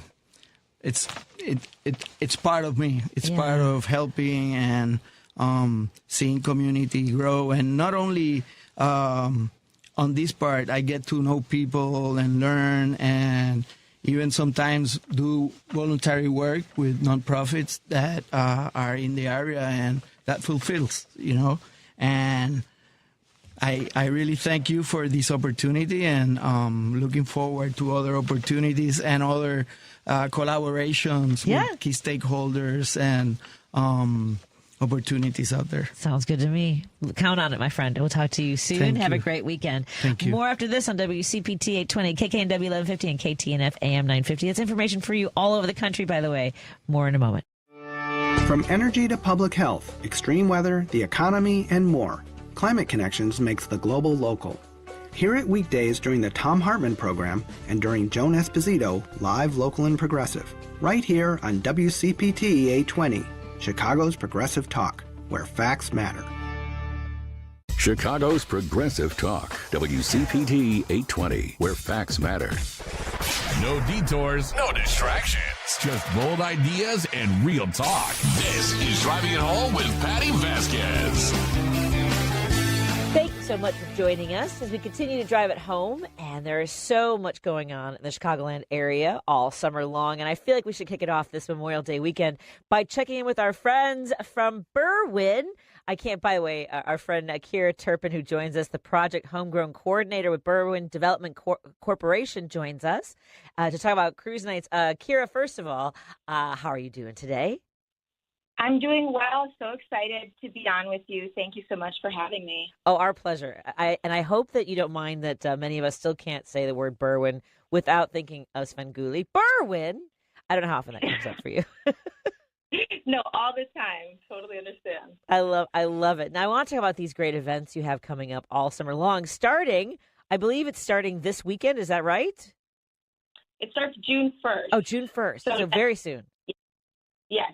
Very soon we'll start the Berwyn Cruise Nights, which is right here in the Depot District in Berwyn. It's the first and third Monday, June through August, and it's just a super cool event. We invite all types of cars, scooters, motorcycles, anything like that, to come out. There's no registration. It's completely free. And each week it's really cool because it's different themed nights. So the opening night, we actually have the Chicago White Sox with us that will give out merchandise and prizes. But then the following weeks, it's Ford nights, it's custom nights, a Chevy night. So it's just a really cool opportunity for car enthusiasts in Berwyn and the surrounding areas to get together. Well, let's go with the opening night, because the White Sox are showing up with a prize wheel, merch giveaways. Tell us a bit about how that partnership came together, and because having a major league team showing up to a suburban car show is pretty cool, isn't it? It's so awesome. So they've been our chamber members for the last couple years, and it's just been a great partnership. We've been able to go out to games with our other partners and our chamber members, as well as them coming to our events like cruise nights. So again, like you mentioned, they'll be there with a prize wheel and have merchandise, and just fun, cool giveaways. And they are just been such great supporters of the Berwyn Development Corporation, as well as Berwyn as a whole. Now, tell us a little bit about and I love that so much. I mean, it certainly gives a lot of excitement for opening night. Again, folks, we're talking about the Berwyn, the incredible, the Berwyn Cruise Nights return. Because cruise nights, I kind of think, oh, are we doing boats? No, we're cruising in our cars and our scooters, on our motorcycles, all those incredible, elements that are part of our culture, but the wide range of it, sort of the classic cars, all the way up to at people who just like tooling around on a couple wheels. Tell us a little bit about the depot in Berwyn, the depot district. Yeah, so the Depot District is such a cool mom and pop, filled with mom and pop shops as well as restaurants. So a lot of times after the event, people go out and go to the bars or the restaurants, and some of them even have possibly special drinks for that evening. So it's a really cool, it's a very walkable area, and it's just a really nice way to bring people together. And then again, after the actual the cruise nights, just popping into a restaurant or bar. And I have to imagine that, for most of us who haven't been there, a lot of folks haven't been to Berwyn. We haven't been to the Depot District. What does it feel like when those cars roll in? Paint the picture for us a little bit. For sure. It's just so fun because you see different cars.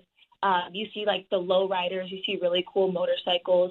And another thing that I really like about cruise nights is even if you don't necessarily have a car that you want to show, you can just show up and look at the cool cars. We have a contest each week, and you kind of vote on what your favorite car is. So it's just a super cool, fun experience, especially if you have little kids that are really into cars, just to walk around and show them the cars and be able to do a fun little activity and vote for your favorite car for that evening. Too fun. And it's all free, folks, with themes from Chevy to vintage vroom, no registration, trophies at every event.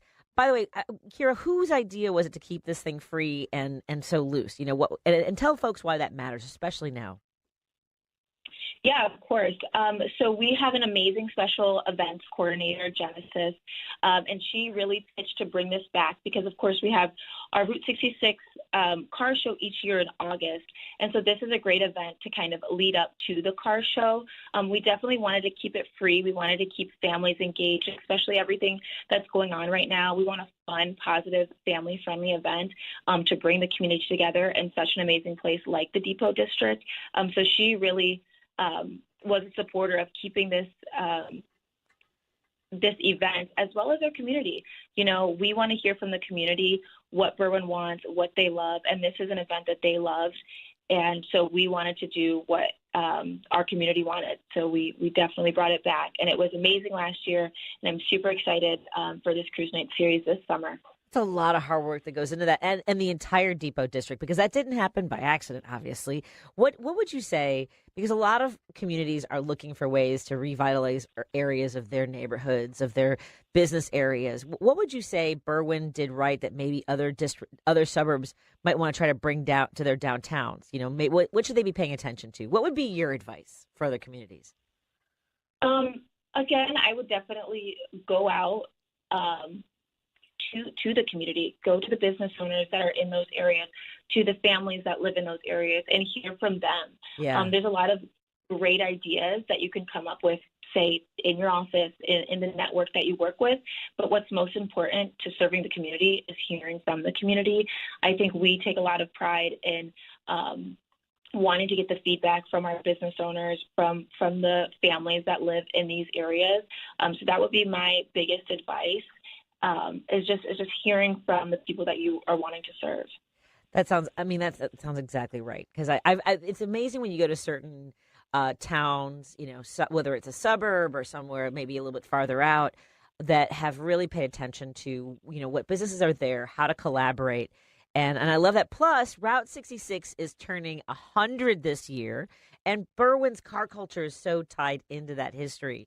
And there's something wonderful about you guys leaning into that story instead of folks having to go anywhere else on Route 66. It comes right through, right?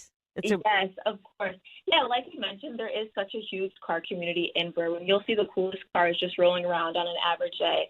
So the fact that Route 66 car show turns 100 this year is just super exciting.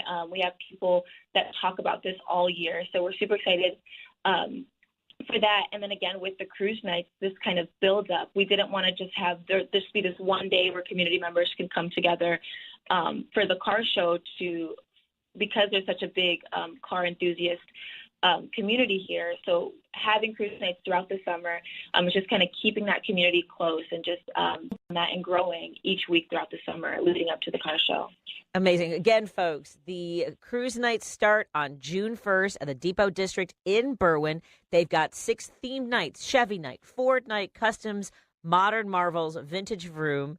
And I have to imagine there's a little bit of rivalry that kicks up. So I love that. Oh, are you seeing more EVs and newer builds rolling in to these events, or are they scheduled? Are you familiar with any of that possibility? I mean, every car is welcome. So it's not only just kind of like those custom lowriders. We see newer cars. I think we've seen Teslas. Like we've seen definitely newer cars are well. All cars are welcome. Even scooters. That's amazing. And I know that Vintage Room is sponsored by the Berwyn Firefighters, Local 506, so we don't want to leave that out. I love that the firefighters are involved. Do you want to tell us a little bit about that relationship? Yeah, they've been great and supportive of many different events that we've done in Berwyn. So we're super excited for them to sponsor the last cruise nights of the summer, which is August 17th. And we're just super excited to have them out once again. I love that. And again, folks, there's also the Depot District food. I don't want to put you on the spot, Kierra, and ask you about your completely honest, unofficial recommendation. Do you have a favorite place that you want to recommend? I love them all, but Medianoche is very, very good. I would definitely recommend it. She opens 4 cruise nights each year. It's on Windsor Avenue, and it's Cuban, and it's super delicious. She has the best sandwiches. Yeah, I hear people come from miles for her food. Outstanding. Well, is there anything else you want to make sure folks know about before I let you go? Because sometimes people, we finish an interview and folks are like, oh, you know what I meant to say. Is there anything we've left on the table that you want to wrap up with? Yeah, I just want to say that the event is from 6 to 9, and if you are going to show up with a car that you want to display, to just that registration, or not registration, check-in opens at 5 p.m. if you are going to display your car. Excellent. And it's berwynshops.com. Is that the best website, or where would you recommend folks get more information? For more information, they can visit berwyn.net or which is the Berwyn Development Corporation website, or they can also visit Why Berwyn on Instagram or Facebook. Wonderful. Again, Kierra, thank you so much for joining us. We've been talking to Kierra Turpin. She's the Project Homegrown Coordinator at Berwyn Development Corporation. Have a wonderful weekend, and I'll see you out on one of those cruise nights, I promise. Looking forward to it. Perfect. So much. Thank you so much. We'll be right back after this on WCPT 820 Heartland Signal, KKNW 1150, and KTNF AM 950. Thank you all so much for being here. You're listening to WCPT 820. Here's the latest Chicago weather update.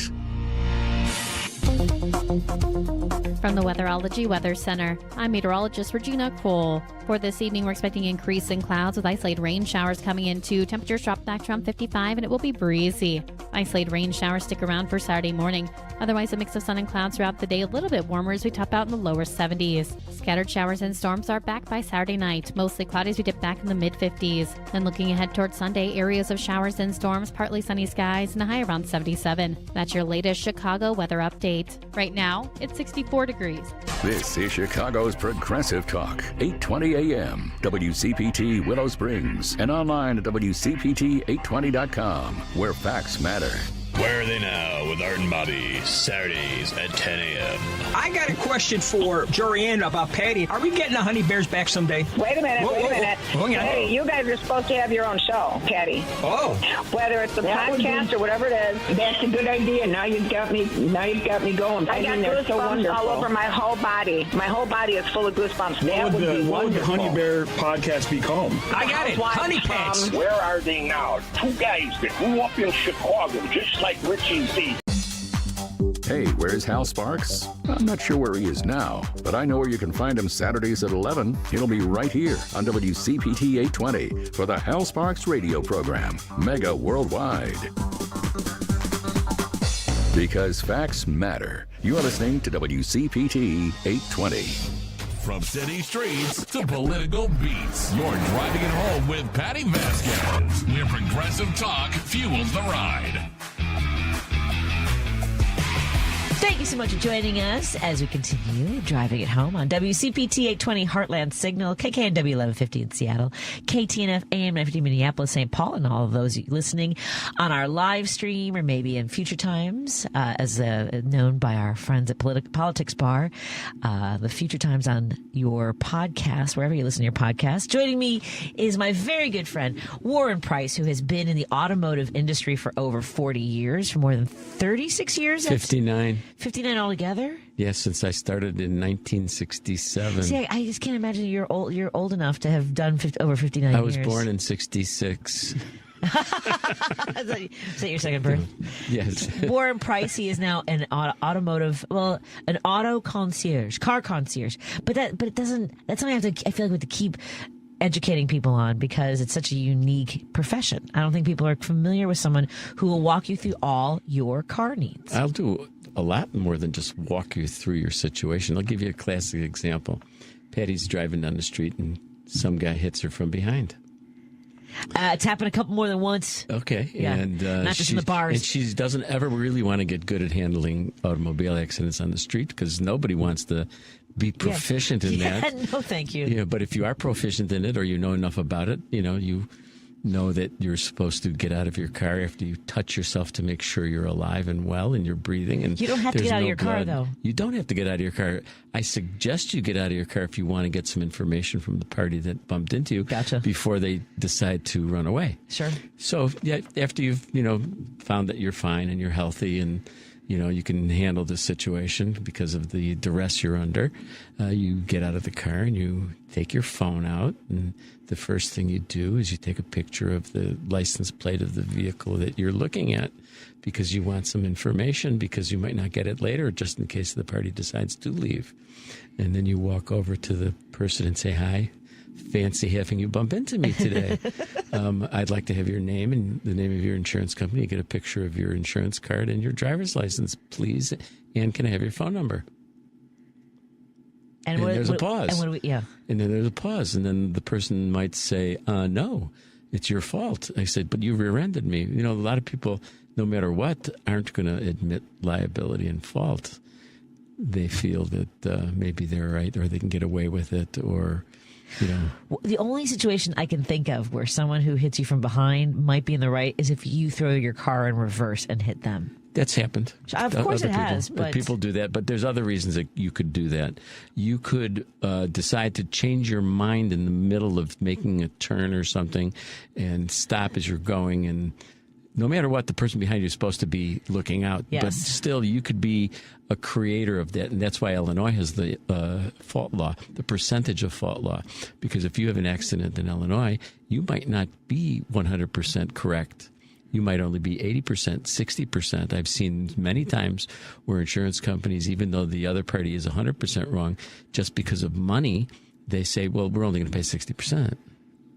Man. And then, of course, sometimes you have to go to court or your attorney takes you there or your insurance company will deal with it because they know that they're right. What recourse do you have if someone won't give you information when you're standing there? They won't give you a phone number? You take a picture of their driver's, their license plates. License plates, okay. And you go make a police report as a hit and run. Yep, you got to go make that police report. You have to make the police report. A paper trail. If you don't have a paper trail, your insurance company might not like that. Yeah. And if they do a hit and run report on the license plate and they find out that the guy does have insurance, you can't get all that information. Your insurance company is going to have to do that. Right. They want to be compensated for paying for your repairs. They want their money back. Yeah. The compensation. When I hear of compensation, I think of a profit. Insurance companies are very happy to become even in claims. Right. So this is because I have been through this process. Thankfully, it has been a while. I mean, and the last time I had someone hit me, you were at my concierge, and that was the guy with the 7 inches of snow on his windshield, which was insane. Oh my God, we have to get that on screen someday. I know. We'll get that up, I promise. For the Facebook world and have them look at this. This was incredible. Go ahead. Yeah, it was wild. This guy, I mean, Steve saw it happening. My husband was driving, and he goes, Is this guy driving with all that snow on his way?" It was happening like he was doing it play by play. He's right behind us. Oh my God, he's going to hit us. And then he hit us because we had a car in front of us, so there was no way for Steve to get out of the way. You were in a parking lot at Walgreens or something? 7-Eleven, yeah. I'll never forget Niles over there in Oakton in Milwaukee. Yeah. And we were turned around. I was trying to find one of those bathroom modeling places. But it was crazy because when I got the video from you, all I could see was white everywhere. I couldn't almost see any movement until there was a little turn in, and you could see a little bit of the top of the windshield of the perpetrator. Well, because when he hit us, he didn't even. I really don't understand what he was doing. Like he didn't understand what he was doing. He had to be altered, but it was morning. It was like 11 o'clock in the morning. Not that somebody can't be altered at 11. They get altered at 7 a.m. But I got a little bit in his face. Patty, you? Come on. Was Steve holding you back? Right? So let's say you don't have the video. I mean, and you also need to be careful. Like, don't get into somebody's face. People are crazy out there. Don't create an argument. Yeah, don't create an argument. Just document. Get your pictures. Yeah. Get back in your car. Yes. Smile. You got them. Eventually, it'll all wash in the end.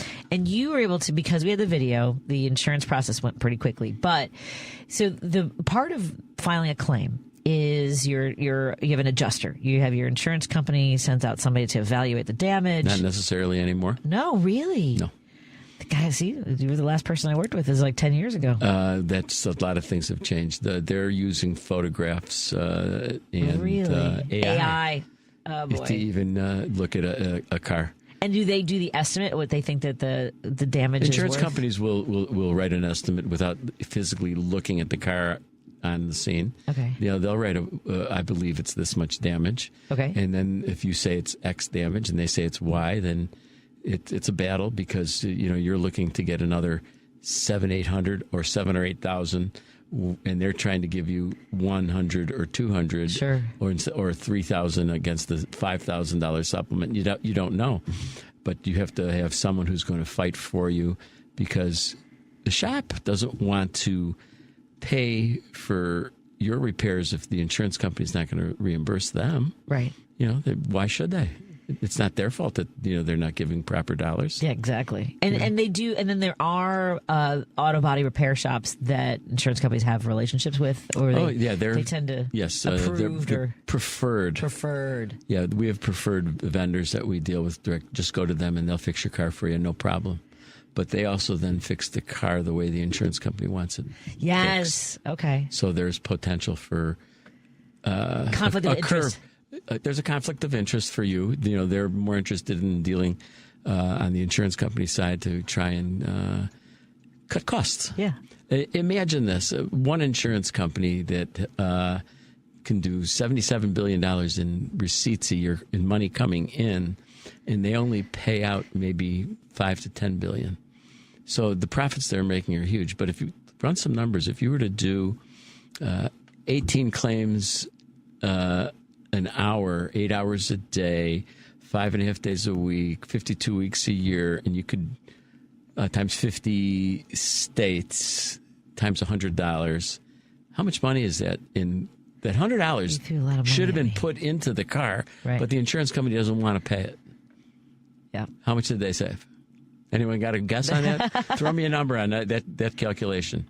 It gets to the billions that they're not paying for you. And when it's only $100 of extra work that your car really requires, and they make you pay it, or they make the shop eat it, or you have an argument with the shop that you should pay it.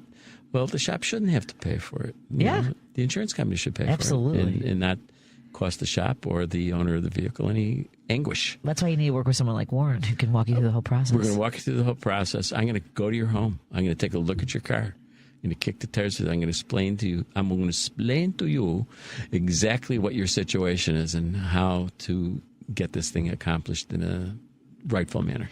We are hanging out with Warren Preis. Hawk takes the wheel Saturday mornings. Tomorrow morning, we'll be right back tomorrow here. Morning, I'd love to have you guys to come out and listen. Yeah, ask me questions. Oh my God, it would be so much fun. And tomorrow's Memorial Day show that we're going to be doing a very special show. I'm going to have some friends of mine from Washtown on, and some veterans speak for veterans and honor those that will allow us to be talking to you on the radio today. That's tomorrow morning, 9 a.m. Grab your coffee and hang out with me and Warren when Hawk takes the wheel, and we'll have some more car talk. We're going to take a break here and come back for one more segment, if you don't mind.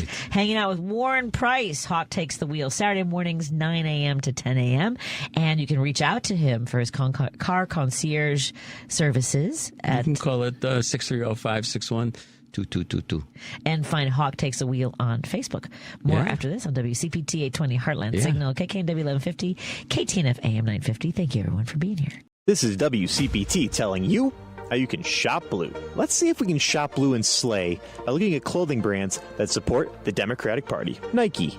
Now, yes, Nike's co-founder is very Republican. However, the other 83% of the company supports the Democratic Party. $894,000 in 2024. Dior. Now, Dior does not give to politics, but some of their employees do, and 84% of their donations went to Democrats in 2024. Adidas. Adidas also does not give to politics, but a lot of their employees do, as 97% of their employees' donations went to Democrats. Gucci. Gucci also does not donate to politics, but their employees do, and 84% of their employees' donations went to the Democratic Party. Chanel. Chanel also does not give to politics, but guess what? 99% of their employees donated to Democrats in 2024. I would hate to be that guy in the 1%. This has been WCPT telling you how you can shop blue. Thinking about starting weight loss treatment? GoodRx is here to help. We offer FDA-approved GLP-1 medications prescribed by licensed providers, including the Wegovy tablet, with straightforward pricing and pickup at your local pharmacy or delivery to your door. All from America's #1 prescription app. Go to goodrx.com/weight-loss to get started. GoodRx is not insurance. Cancel anytime. #1 prescription app ranked by a third-party study. Are you paying too much for term life insurance? A man age 50 non-tobacco user can obtain $500,000 of coverage for as little as $110 per month, level rate for 20 years. That's right, guaranteed level rate for 20 years. Call Term Busters for a quote, 1-800-908-7636. You're probably paying more than you should. Call 1-800-908-7636. Sample rate for preferred non-tobacco rate class, exam required to qualify. For details, call 1-800-908-7636. Paid for by Robert Livinger, Insurance Agent. Hey Google, play WCPT. Streaming Chicago's progressive talk from TuneIn. You're listening to Driving It Home with Patti Vasquez. Thank you so much for joining us. We continue our drive home and now head into the home stretch and into the weekend. Joining me in studio is Warren Preis, host of Hawk Takes the Wheel, Saturday mornings, 9 a.m. to 10 a.m. We'll be back in studio tomorrow morning. I'm going to co-host with him for a very special Hawk Takes the Wheel for Memorial Day weekend. Yeah, it's going to be an exciting day for me. I'm going to be talking to some very old dear friends, and they're going to share some stories that I hope you'll all enjoy, and more than anything, actually understand what was done for us. Right. And the sacrifices that were made for us. That's the things I think people don't realize. I mean, Memorial Day is the soldiers who didn't, the soldiers who gave all. Yeah, right? They're not here. They're not here. They left on the battlefield. Exactly. So, and the ones that came home, changed forever. They still have the scars of being there and watching their friends, the guys in the same unit, never come home. That's right. Yeah. So thank you for doing that special episode of Hawk Takes the Wheel tomorrow. It's going to be fun. I'm kind of preparing for it, and I get real emotional with this because I feel so blessed to have my father, who was a field medic during World War II, and he helped people survive and come back from the battlefield. And it's just, sometimes I'm at a loss for words when I have to talk about this stuff. Understandably. Yeah. I mean, it's a heavy weight, and it's something that has been the path for us to have a weekend like this, to have our democracy that we have. I know that people might wince at that with what we're going through right now, but without them, we don't even have the opportunity. We don't have the opportunity to live in today. In all the tumult that we have today, we don't have that opportunity. Because of them, we have the opportunity. Yep. Yeah, their sacrifice made it possible. Exactly. Imagine. Yeah. I mean, and this is the weekend where it's kind of the kickoff for summer. I know a lot of people right now. 22 beaches. Chicago's beaches are all open, everybody. I was listening today on the radio. It's Skeleton Crew. They don't open till... No, they're full blow. Are they full staff? Full staff. 22 beaches. They must have done a big push. push. What is it? 26 miles of beachfront Chicago. And North Avenue Beach is being put on some kind of a vote for like the best beach in America. Hey, you know how I feel about that. I was a lifeguard there for 2 years. No way. Oh, yeah. I was a guard there in 1989, 1990. You had a good time? Oh, I loved it. Chicago, the Park District beaches are fully open now because usually they have with Skeleton Crew, which means they're open. They're just not fully staffed by the lifeguard service because they haven't even been able to get lifeguards for a while. Full blow. Make sure you have your sunscreen, everybody. Please pay attention to your lifeguards. They are looking out for your safety. Yeah, and if they tell you to do something, please don't ignore them. Please don't. They're telling you for a reason. Yeah, there's it's called your life. Yes, that part. So I do want, let's see, the beach season runs from today, right, from before Memorial Day. I think they're open till Labor Day. By the way, today there is a beach hazard statement. The U.S. National Weather Service has issued a beach hazard statement for Chicago in effect through May 23rd, which is tomorrow at 1 p.m. High wave action and dangerous currents are expected at Lake Michigan. I don't think it's a good day for swimming today anyway. It's a little chilly. It's just a little chilly. Too cold, yeah. Well, unless you have a wetsuit, yeah. You won't be wet on the inside. You'll be wet on the outside. Also want to remind folks that while Warren's right, the beaches are open. They are only fully staffed by lifeguards from 11 a.m. to 7 p.m. So if you're swimming before 11 a.m. or after 7 p.m., you are swimming at your own risk. Yeah, I think that it's better to swim with someone to watch you. Well, especially if you got currents and undertow. Children. Yeah, and kids. All watch the kids. Things. Yes. So with that, folks, and maybe they're not going to the 22 beaches in Chicago. Maybe they're going to beaches in Michigan or Wisconsin, maybe Indiana. Traveling. They're traveling. It's a traveling weekend. Speaking of traveling. Yes. I'm traveling this weekend. That's right. You're flying, though. I'm flying. I'm out of here. Exciting. I'm going to Puebla in Mexico. Puebla's amazing. I'm meeting my daughter there, who's in the best food of your life. I was on the phone yesterday with a friend of mine in the parts department, and I was telling him that I'm going to Mexico, and he says, "Where?" And I said, "I'm flying into Puebla," and he says, "That's where my family is. That's where I'm from." Really? And then he texts me all these restaurants. You've got to go. These are the best restaurants. I'm so glad. Yeah. Yeah. So, I haven't been there. I haven't been there in 25 years. So then I forward those pictures of the restaurants to Lily. And Lily says, "We're going to the one of them." Yeah, she says, that's in the plan.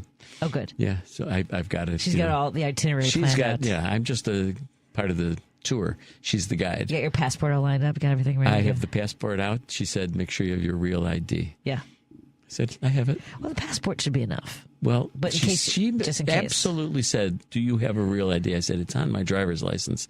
The gold star." Real ID, yeah. You have a gold star? I do not. I know I gotta go do that. You know how close Elston Avenue's over here? I know, and I just haven't got it done. I know. And I don't think you really need to make an appointment for that. We'll see. I think you walk in. I have to do my hair and everything. It's a picture. Put on your baseball cap and go in there. You can't wear a baseball hat on it. Okay, so put your hair in a ponytail. Yeah, but the bangs are the problem. You got to have bangs. My bangs have to, yeah. At any rate, we're not talking about my bangs. Patty has bangs today. Yeah, I have bangs. I have bangs and a bun. Bangs and a bun. Usually I have bangs and a braid. Yeah, bangs and braids, bangs and baseball hat. Anyway, braids and baseball hat.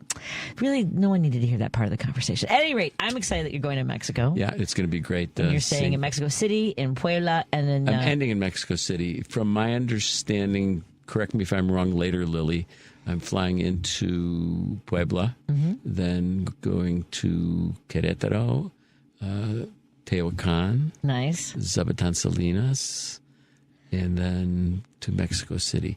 We're also going to stop and see one of my old technicians. His family is it's a few miles away from where Lily is, and he's going to give me his address and his phone number of his sisters, Gerardo, who used to work for me, and I'm going to go see his sister and say hello for him. And, nice. Because he asked me to go. Oh, that's wonderful. Yeah, so I'm going to go do that. Have a good trip. Yeah, it's going to be great. What? So you're flying, and are you've never been to Mexico? Oh, God.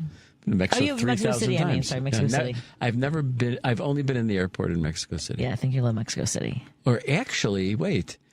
I actually went with my buddy Israel Rodriguez from Perillo BMW. We went to go to Acapulco to go golfing for 6 days, which we actually did. But we got delayed in Mexico City for like 6 hours between flights, and we went to visit his family, which he hadn't seen in 27 years. Wow. We went, and they were like 15 minutes from the airport, and it was a crazy afternoon. They took us to lunch, and it was like wild. And I did my best speaking Spanish and enjoying his family. It was awesome. Excellent. Yeah. So I got to do a little crazy local stuff. Yeah. Well, that's the best way to do it, obviously. The food that I had, right? I've never seen, and I've been to lots of Mexican restaurants, never seen the way it was prepared, the way it was and presented. Yeah. And it tasted what? Yeah. You'll be working out every day. Well, they have some beautiful parks where you can work out too, by the way. Go for I asked Lily about it. She says, don't worry about it. I'll be able to get you to a gym. Yeah, but also like the parks are great to work out. They've got. I just have to stretch. Yeah. I've got a new program that I'm working on for a while just to stay looser and keep, they say these are longevity exercises. Oh, good. Yeah, excellent. So for folks who are not flying for the weekend, do you have any, besides being patient in traffic, any advice for traffic? If you're trailering something, make sure that the trailer hitch that you have is installed properly. So if you're pulling something, it doesn't break loose or fade away, because I have a friend of mine who had a trailer hitch installed on his truck, and he was pulling a automobile with it. Oh, no. Yeah, and on the trailer that he was pulling that had the auto on it, it wasn't installed properly, and the bolts popped out, and one bolt stayed and bent the frame of the car. The trailer hitch is good, but the trailer hitch being so small and compact and strong, the frame of the car bent down. So he went back to the place that did the installation, and they said, it must have been the load you had. And the guy said, well, wait a second. These are the screws that came out, and he handed them to him. I'm afraid it's your problem. So he had to make a claim against them. Oh, no. To get his frame fixed. Wow. Yeah, because they reinstalled the trailer hitch, and it's supposed to be like level. Right. It was about 30 degrees pointed down. I mean, that's something you have to be very precise about. Yes. Oh, my God. It's a safety fefeature. What about the cars behind you? If it breaks loose, you're responsible for 25 cars behind you that are going to hit your trailing car. The reason we went into this was I did a road trip one time from Birmingham, Alabama, and I remember being behind somebody with an empty trailer, like one of those just sort of metal. I don't know. You can probably drag like an open trailer. Yeah, just with the wood slats on it, probably on the side. And I just saw he had a pickup truck, and I just saw the trailer kind of wobbling. So I dropped back a little bit, and the next thing you know, a wind just took that trailer, and he flipped over into a ditch. Wait, the trailer pulled the car. It was because it was swinging back and forth, and then finally it all went. The momentum took the car. I was just like, that was terrifying. It's ugly. Yeah, I never want to be in that situation. No. Again. No. But here's the thing, but to your point about the cars behind him, be aware. Like, if you see something that looks a little bit sketchy, a little bit scary, not everybody knows what they're doing out there. I know it's hard to believe. If you're not going to be the leader on the highway, driving at 85, 90 miles an hour. There's no one behind you. Yeah, there's no one in front of you. There's no one in front of you, or you're going to be screaming by someone. Get to a nice place that you're comfortable with the speed you're going. Enough distance between. Give you enough distance between you and the car in front of you. I suggest 5 to 10 lengths is best. Hang back. They do say every 10 feet is 10, 10 miles per hour. Yeah. So I believe you should try and double that. Okay. Yeah. This way you're safer. Exactly. You got to be able to brake quick. That's my thing. Yeah. And I'm always looking like 5 cars in front of the car in front of me. Exactly. Be aware of your surroundings. We're not. It's not driverless cars yet. It's still you and your car. Yeah, driverless cars, you got to be careful, too, because they don't care. Exactly. The person who's driving that car doesn't care because he doesn't exist. No empathy. Well, I will see you right back here tomorrow for Hawk Takes the Wheel. All right. 9 I'm excited. Excellent. Everyone have a great weekend. Thank you to our sponsors, Pride Coffee Roasters, Minocqua Brewing Company, Are You Really Winning, and our friends at Source Solar. Go to source.solar. Yeah. Thank you, everyone. Have a great weekend. Thank you, Lady B. Love you. Bye-bye. If you love to travel, Capital One has a rewards credit card that's perfect for you. With the Capital One Venture X card, you earn unlimited double miles on everything you buy. Plus, you get premium benefits at a collection of luxury hotels when you book on Capital One Travel. And with Venture X, you get access to over 1,000 airport lounges worldwide. Open up a world of travel possibilities with the Capital One Venture X card. What's in your wallet? Terms apply. Lounge access is subject to change. See CapitalOne.com for details. Tired of all those talking heads down the dial who think they're always right? People need to just calm down. It's gotten ridiculous. Welcome to WCPT 820, where facts matter. Quite frankly, I get most of my news from you. This is WCPT 820, Chicago's progressive talk. Listen to the Thom Hartmann radio program every weekday from 11 to 2 right here on WCPT 820, where facts matter. Amazon Business. Discover smart business buying, where unmatched selection meets AI-driven tools to simplify complex processes, so you can focus on what matters most. Learn more at AmazonBusiness.com. AP News, I'm Haya Pinjwani. There's a new ruling involving Kilmar Abrego-Garcia. AP correspondent Ed Donahue. A human smuggling case against Kilmar Abrego-Garcia in Tennessee has been dismissed. Abrego-Garcia was mistakenly deported to El Salvador last year. It became an embarrassment for the Trump administration when the order was given to return Abrego-Garcia to the U.S.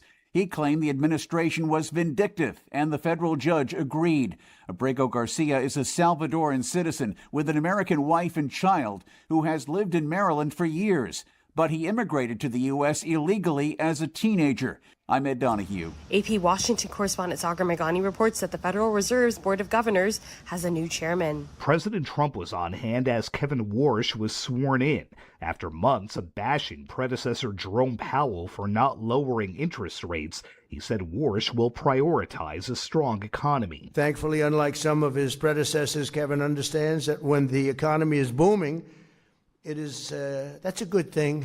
In an unusual move, the swearing-in was at the White House, which raises more questions about Fed independence as the president has tried to sway the central bank. Still, I want him to be independent and just do a great job. Don't look at me. Don't look at anybody. Just do your own thing and do a great job. Sagar Meghani, Washington. Tulsi Gabbard resigned as President Donald Trump's Director of National Intelligence. After being sworn into office last year, Gabbard said she would refocus the intelligence community in line with President Trump's vision. Unfortunately, the American people have very little trust in the intelligence community, largely because they've seen the weaponization and politicization of an entity that is supposed to be purely focused on ensuring our national security. This is AP News.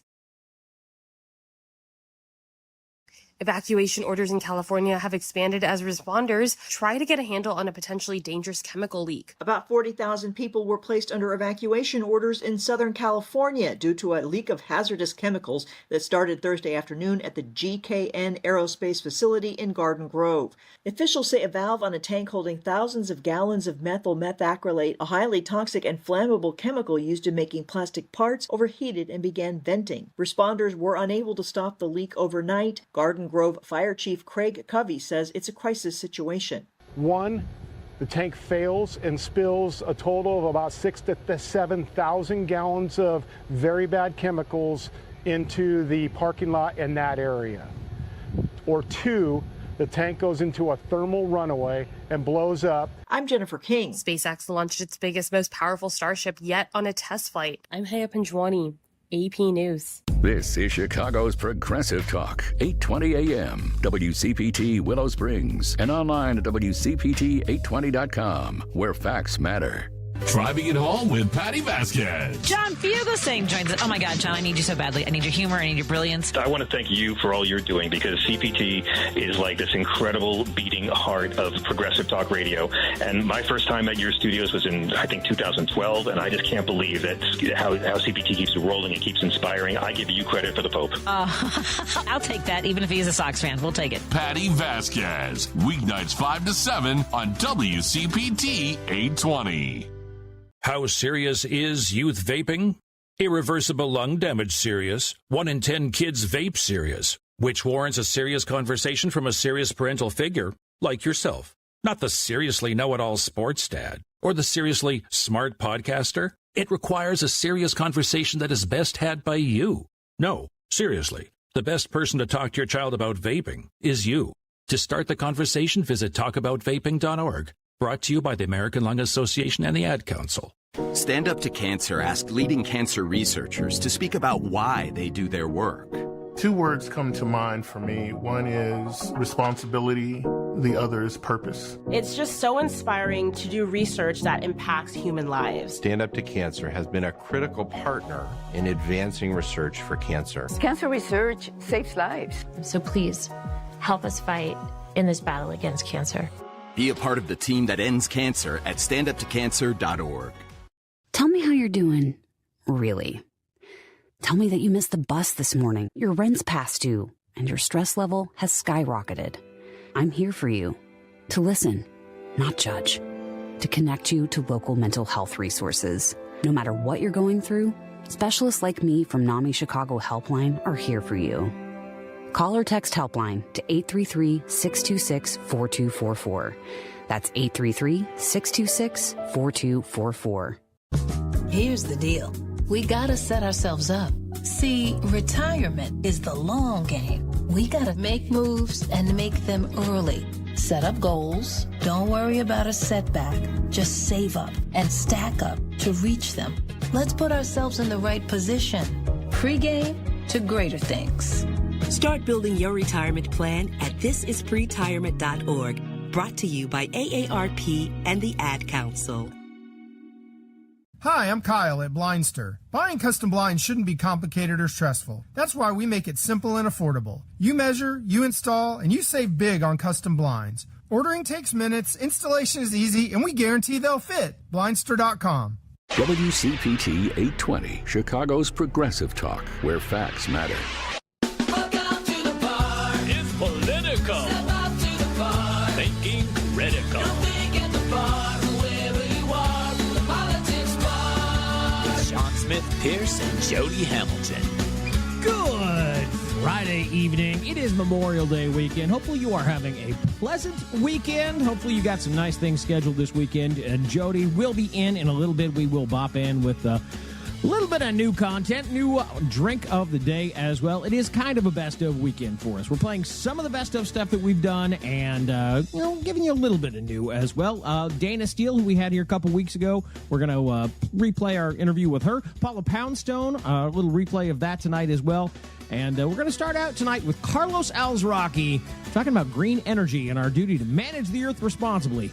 It's a best of Memorial Day weekend here at the Politics Bar. There's a new analysis confirming that big oil is reaping a $30 million an hour windfall from consumers because of the cost of the Iran war. And that corporate America, a lot of their increased costs aren't really because of the war. They're just jacking them up like they did during COVID when they can blame it on the war and go, that's why it's more expensive. You go, you made that in the back room. No, the war made them more expensive. That's why I have to charge you twice as much. Yeah. It's a convenient excuse. Yeah, it is. We've been looking into a little bit what China's doing. China still has far more coal plants than we do, but they're scaling back at the end of 26. They're really turning into renewable energy.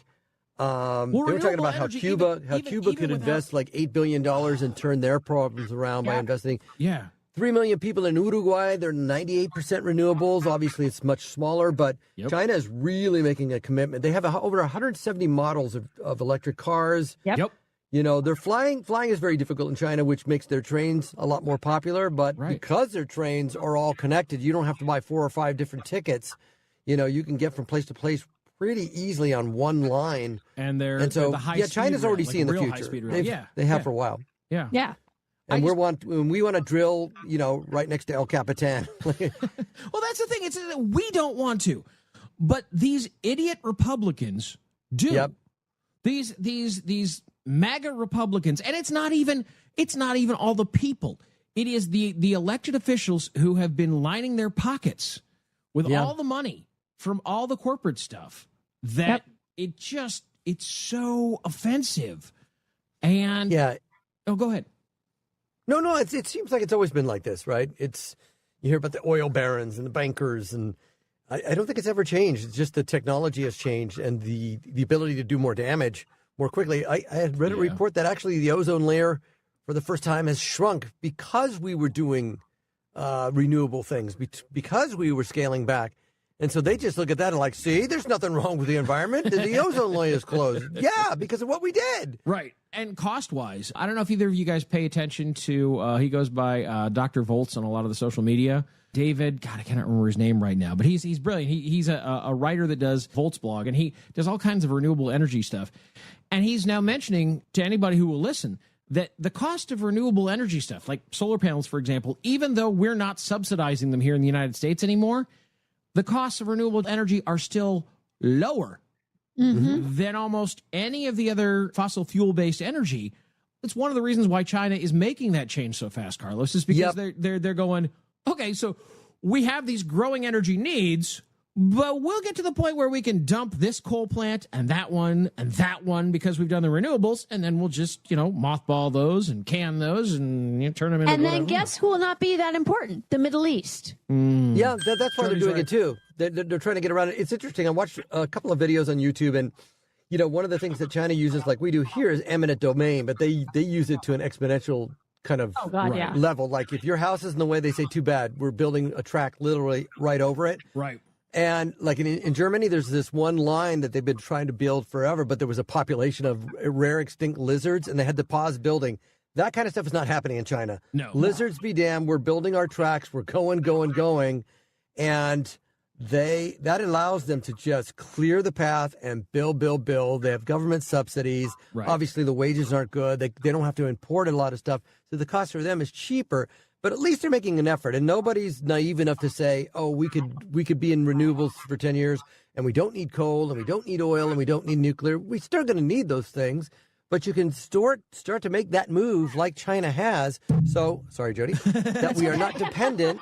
We are not dependent on the Straits of Hormuz being open or closed. Right. After 9/11, my brother and I said, F you, Saudi Arabia. We don't need your oil anymore. Let's go green energy. Right. Jimmy Carter, solar panels on the White House in 1976 through 1980, and Reagan takes them down. Amen. Yeah, well, here's the thing. We could have been so far ahead if we had made a turn towards that direction under Biden and Harris and the Democrats. Yeah. We had made that turn, and then, you think something like Musk himself, it's like, why are you propping up Trump? We've been taking care of you. Sorry that your taxes are high in California, but you can afford it. We were talking about that last hour, too. How it's couch money for him. It's couch money. It's like, oh, look, I found $20 million. Although that's different for J.D. Vance. Just saying, couch money's a completely different phrase for J.D. Vance. But yeah, that's a... Yeah. He couches differently. Nice. Well played, Jody. Yeah, he goes into like a Mattress Plus store, and that's like a brothel for him. I'd like to see something in a sleeper.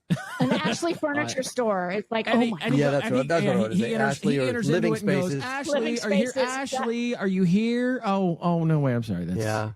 Anyway, it's just a shame. Yeah, we have the ability. It's really one of the frailties of human beings. The capacity to understand and invent. And you could look at algebra, like Neil deGrasse Tyson talks about how Islam came around and kind of destroyed all this wonderful mathematics and inventions that all the Arab folks had, and all their ability to invent and create things. And just like Galileo in Italy, no, science is wrong. It's the same story over and over and over again. John Fugelsang always says that it's the right-wing extremists. It is. It's the right-wing extremist nut jobs of whatever religion that spoil it for everybody else. No, go ahead. There's a great article years ago that I recommended in Humanities in Sacramento. I read it in Humanities by Rusty Schweikart, Apollo 9. Okay. I can't find the name of the article, but it's affiliated with. He wrote the article about being up in space.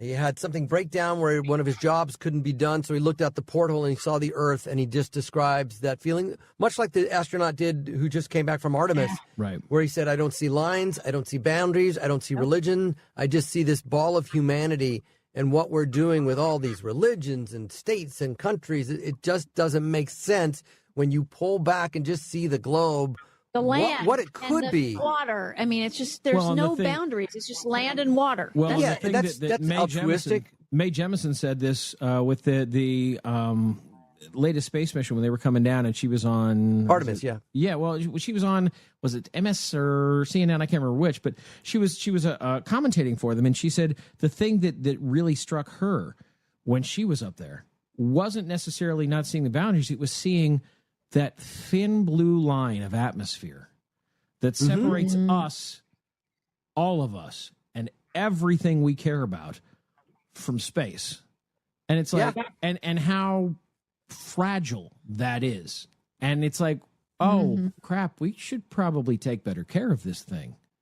And you would think that people that do believe in a god or a ruler would think that that would be even more precious. You would that think. Should be part of every book that's in there. The Quran, the Bible, the Torah. Well, it is. I don't know if it's in there, but you're right. It is in most of them. It is. You need to take care of Earth. Right. It's in all of those books. It doesn't say anywhere that you need to make. Conservatives don't take care of conservation. Well, a lot of what they're doing is because they're dominionists. They don't think of taking care of it. They think of having dominion over it. And that's where you get the, Trump as Buddy Jesus meme. Or did you see Carlos Bernalé today that he did a second one of Jesus? He has basically his arm around him. Yeah, he put out another one today where he's like, "Oh, me and my buddy Jesus." He's just, so. Well, he's doing it so that he can basically give the finger to all the people. It is. Yeah, exactly. But these are the people who are in his base, and he's going, "Yeah, you said I couldn't put up a picture of Jesus. Well, F you. I put up a picture of Jesus anyway, so bite me." Which is, I'm like, but how did they ever think that he was one of them? I always said that in 2015 when he flew into Iowa on his own jet that said Trump on it and said Iowa welcomed him as one of them. It's like, no, you guys are poor farmers. This guy's a billionaire from New York. Right. He doesn't care about you. Right. It really is. Yeah.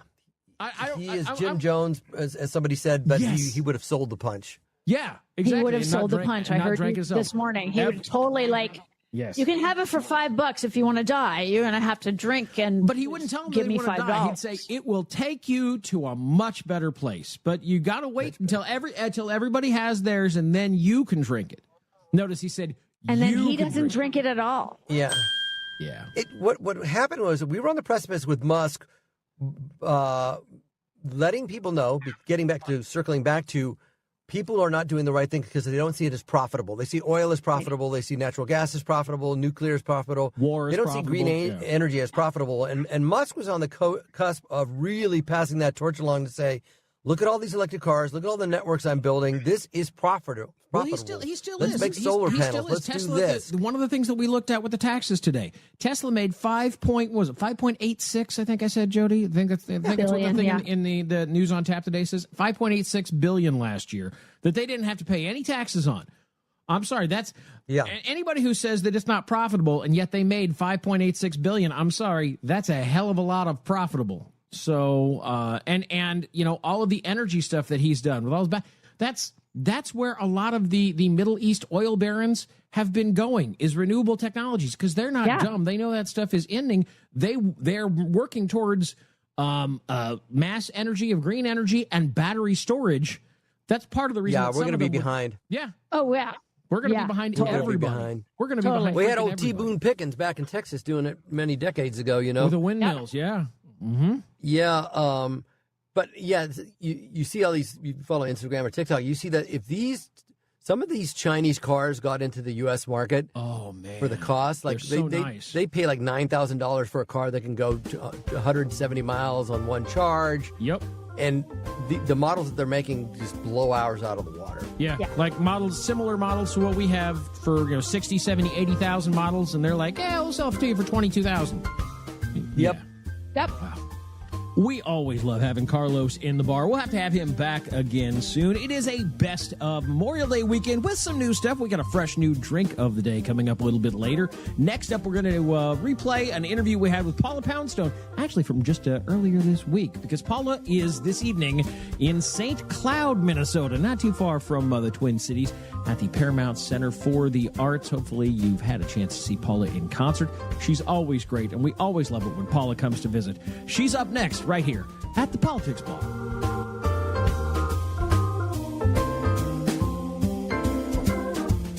We'll be right back with more of the best of the Politics Bar. Washington, D.C. Corruption starts right here at 1600 Pennsylvania Avenue.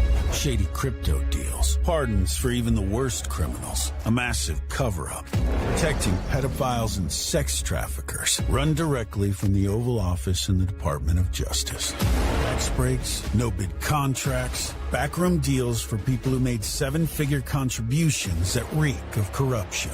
You trusted Donald Trump to clean up Washington, but instead he and his family are raking in billions. And your family? Screwed. Higher prices. Jobs? Collapsing. Grocery prices? Up. Cost of living? Skyrocketing. And every day he makes you lie. To yourself, to your family, to God. You know what he is. You know what he's done. You know what he's covering up. Corruption is a cancer in Washington, and the heart of that cancer is right here.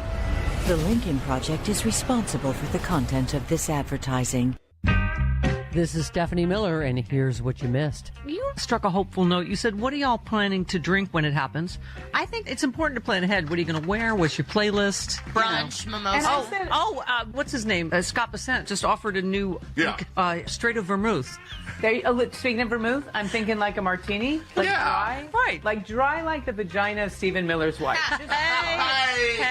Hey. We were just talking about that his wife said liberal men aren't attractive. I'm like, you're married to... Yeah, Baltimore. Someone said that he and J.D. Vance are like ads for vaginal dryness. Okay. Thing about J.D. Vance is, listen, if he wasn't a fascist, objectively, he's not the ugliest man in the world.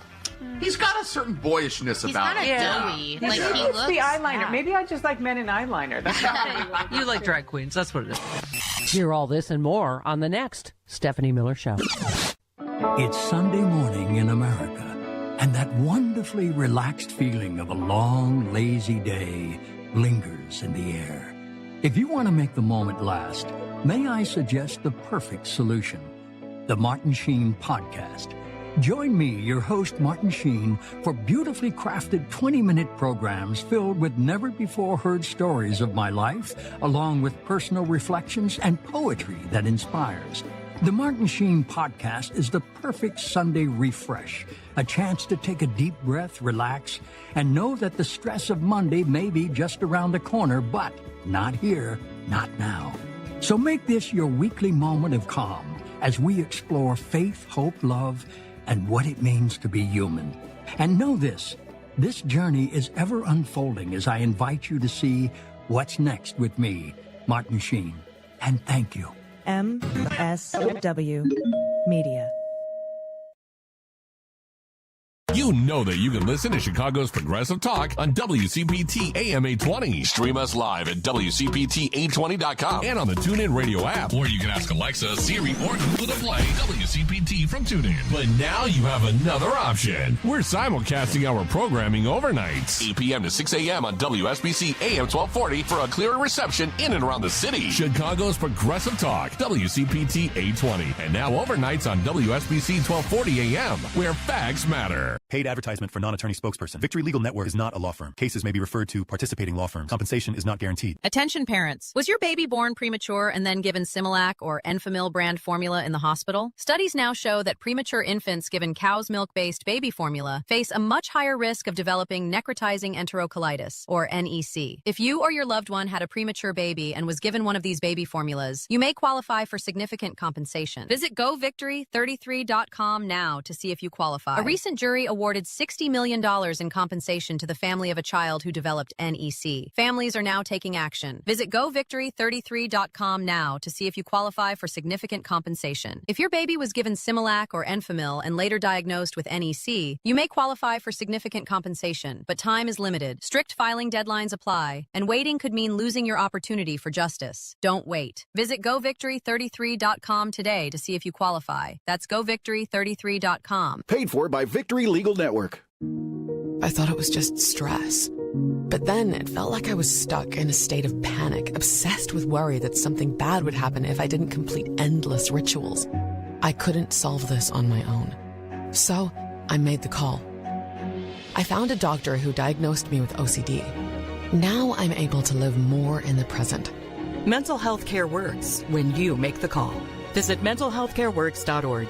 A message from the American Psychiatric Association Foundation. This is WCPT 820, where facts matter. Welcome back to the Best of the Politics Bar with Sean Smith, Pierce, and Jody Hamilton. We have the one and only Paula Poundstone here to celebrate.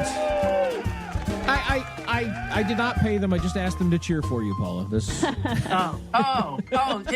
Well, it's good to see them all there behind Jody. Jody, I was hoping, at least for the birthday show, that there would be a live Lonnie doing the Politics Bar voice. Hey, Lonnie. Behind you. Hey, Lonnie, can you say it? The Politics Bar. Thank you, Lonnie. He's actually out. It's so great. He's picking up, I think, all the motor oil he can possibly pick up before we don't have any. Oh, yeah, because of the Iran war and all of the, Oh, so you guys are the motor oil hoarders. We are. Well, look, Lonnie. If you need any, we'll give you some. Paul, if you bring your vehicle by, Lonnie will do an oil change and, get you a cheese sandwich for $25. Yeah. No problem. Is he like a gearhead kind of guy, Jody? Does he know that stuff? Oh, yeah. He's got we've got a 1931 Model A and a 1925 T-Bucket, and he works on them. The only thing he doesn't do is like upholstery, but he can do maybe not brake so much, but in general, he works on the cars all the time. Wow. Oh, that's so cool to know that stuff. All right. I want to get back to my story, but before that, I have to tell you this. I had a 65 Mustang. Yes. And it was in the shop all the time. And there was one day I was just like, you know what? I'm going to just drive the damn thing until it won't go anymore. And then I'm leaving it on the side of the road. The very day that I made this decision, I drive into the garage at the house I lived in. I get out of the car, I slam the door because you had to slam the door on that thing. Yep. And the back of the front seat fell off. And I thought, I don't care. I am not having that fixed. I will just drive it without the back of the front seat. Well, I lived in San Francisco at the time. And so the following day I'm driving without the back of the front seat. Oh, no. And I go up a hill and I begin to slide. I'm like holding on to the steering wheel so that my foot won't leave contact with the gas and the brake. You take the back of the seat for granted. Yeah. I had a 71 Mustang Grand. I know exactly what you're talking about. It's a lot of work to keep them going, but they can be nice. Although it's occasionally my folks would be nice. They'd be like, "Here's a little money." And, they help me out, whatever, which kind of goes along with what you were saying. So you were saying back in the day that there was this camp that your son wanted to go to. Yeah. All right. So he's going to go overnight with the elementary school to this thing. But there was a reason why he might, why it wasn't a great idea for him. And, but I was not thinking about that at all. Instead, I kept trying to use it as leverage to get him to be cooperative in one area or another. And what was happening was his behavior was getting worse and worse and worse.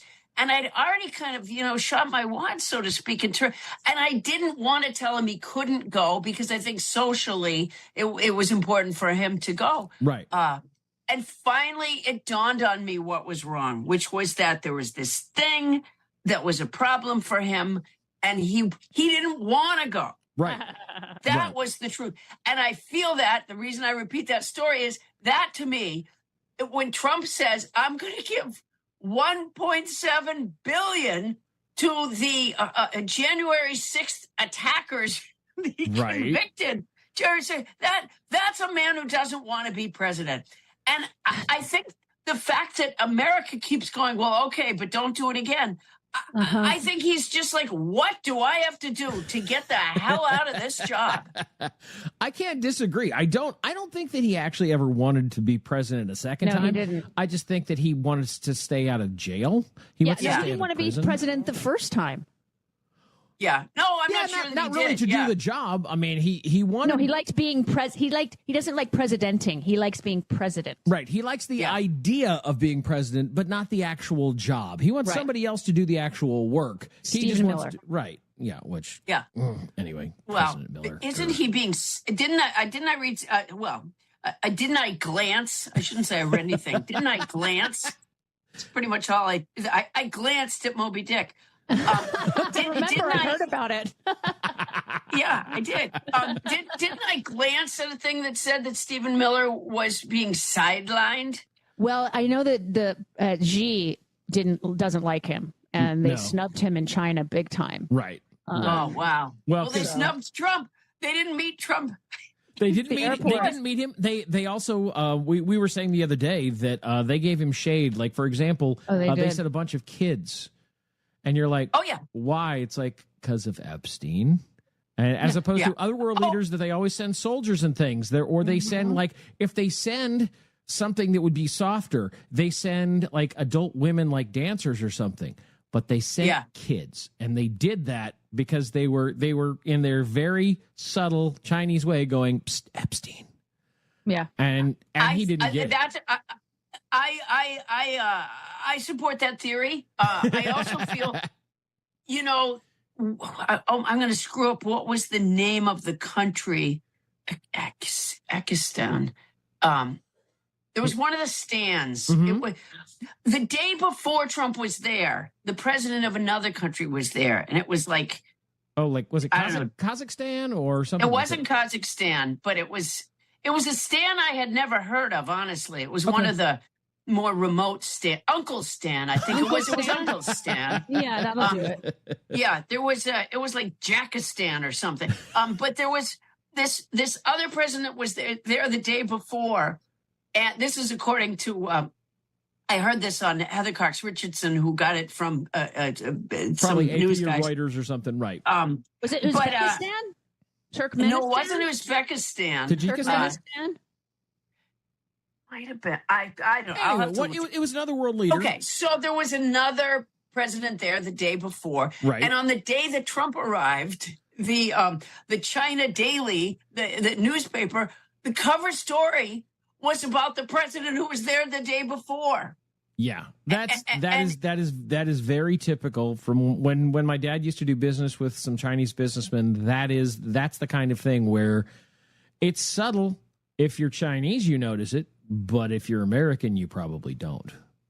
Well, so I think that the jumping up and down kids were there from the day before, and these were just the stragglers that were left behind from a much larger group of jumping up and down kids. And they were just waiting there in case the Uncle Stan guy came back. So that's another theory. It's a separate theory. It's a separate theory. I think both are viable. We don't have to theorize about some of the election stuff, though. We do have polls, obviously. New York Times Siena poll, which came out Sunday, I think it was Saturday, Sunday, something like that. Shows that most Republicans now back Trump still. But 1/3 are now seeking a different direction. 1/3 of them are really going along more with Thomas Massie or with somebody else. Maybe they're following Marjorie Taylor Greene, where they're still racist. They just don't want to follow Trump, which is an interesting thought. The more interesting thought to me was the fact that strength in numbers polling, which we like that one, G. Elliott Morris and his folks, he noticed a little sub-tab on the New York Times Siena poll that a lot of people pretty much miss. Yes, everybody got the, Trump's favorable is only like 37, which is a new low for him, which he seems to keep finding new lows because that's Donald Trump. But what G. Elliott Morris at Strength in Numbers noticed was that there was a 24-point swing towards Democrats with persuadable voters. Right. Now, for those people who have never been in a campaign, there are technically 4 piles of voters. But there are 3 that most of the time we focus on. It's ours, the people who are following our candidates and our ideas. Theirs, the people who will always vote for their folks, like the MAGA folks who, Donald could shoot somebody in the face on Fifth Avenue and they'll vote for him still. And then there's a group in between. It's a much smaller group than it used to be, but known as persuadables, who go, I might vote for you, I might vote for the other person. Persuadables are people who have not sat out. They voted before. They have a record of voting, But sometimes they vote Democratic, sometimes they vote Republican, sometimes they vote third party, but at least they vote. The fourth group, by the way, is Pixar also did a film about the Persuadables. Wasn't that the one with like the balls and the anger guy with yeah, you know. No, that was inside. That was inside. Oh, yeah. Yeah. Oh, okay, I'm thinking of the Incredibles. Never mind. It wasn't the Persuadables. Got it. Sorry about that. Yeah, no, okay. But yeah, the Persuadables basically are the people who, if you talk to them nicely, if you present an idea in the way that they like, they'll tend to vote for whatever candidate. And the fact that there are some people who are like, they may still be racist and misogynist and kind of restrictionist and classist and whatever, all the ists that we don't like. But they're just tired of Donald Trump and the chaos and the corruption and the high gas prices and the high food prices. And they're like, you know what? They accredit all of that to him. And they say, I'm still Republican. I'm just looking for something else. Well, I might vote Democrat. I voted Democrat for in 2008 with the black guy. And you go, well, good. They're persuadable. Right. Now, this is going to be different in if you have a rural Democrat. If you have a Democrat like the guy who's an independent technically, Osborne, who's running in Nebraska for Senate against rickets. Not just a disease, also a senator, Paula. Rickets. Yeah, I would run against rickets. Rickets should not be polling well at all. No, I would bring my Bactine, and I would absolutely run against rickets. I mean, he's disease, whatever. Anyway, but Osborne is an independent, and he may be able to reach some of those folks in Nebraska who are persuadable. Great, let him run. Mm-hmm. He's not going to be an AOC. He's not going to be an Elizabeth Warren or Bernie Sanders. He's not going to be a Zoran Mamdani who, you know, he's not gonna be that liberal. But he's certainly not going to be somebody like Ricketts. Mm-mm. So I saw that and made sure that we had that in the News on Tap today because I'm going, you know, there's a lot of races.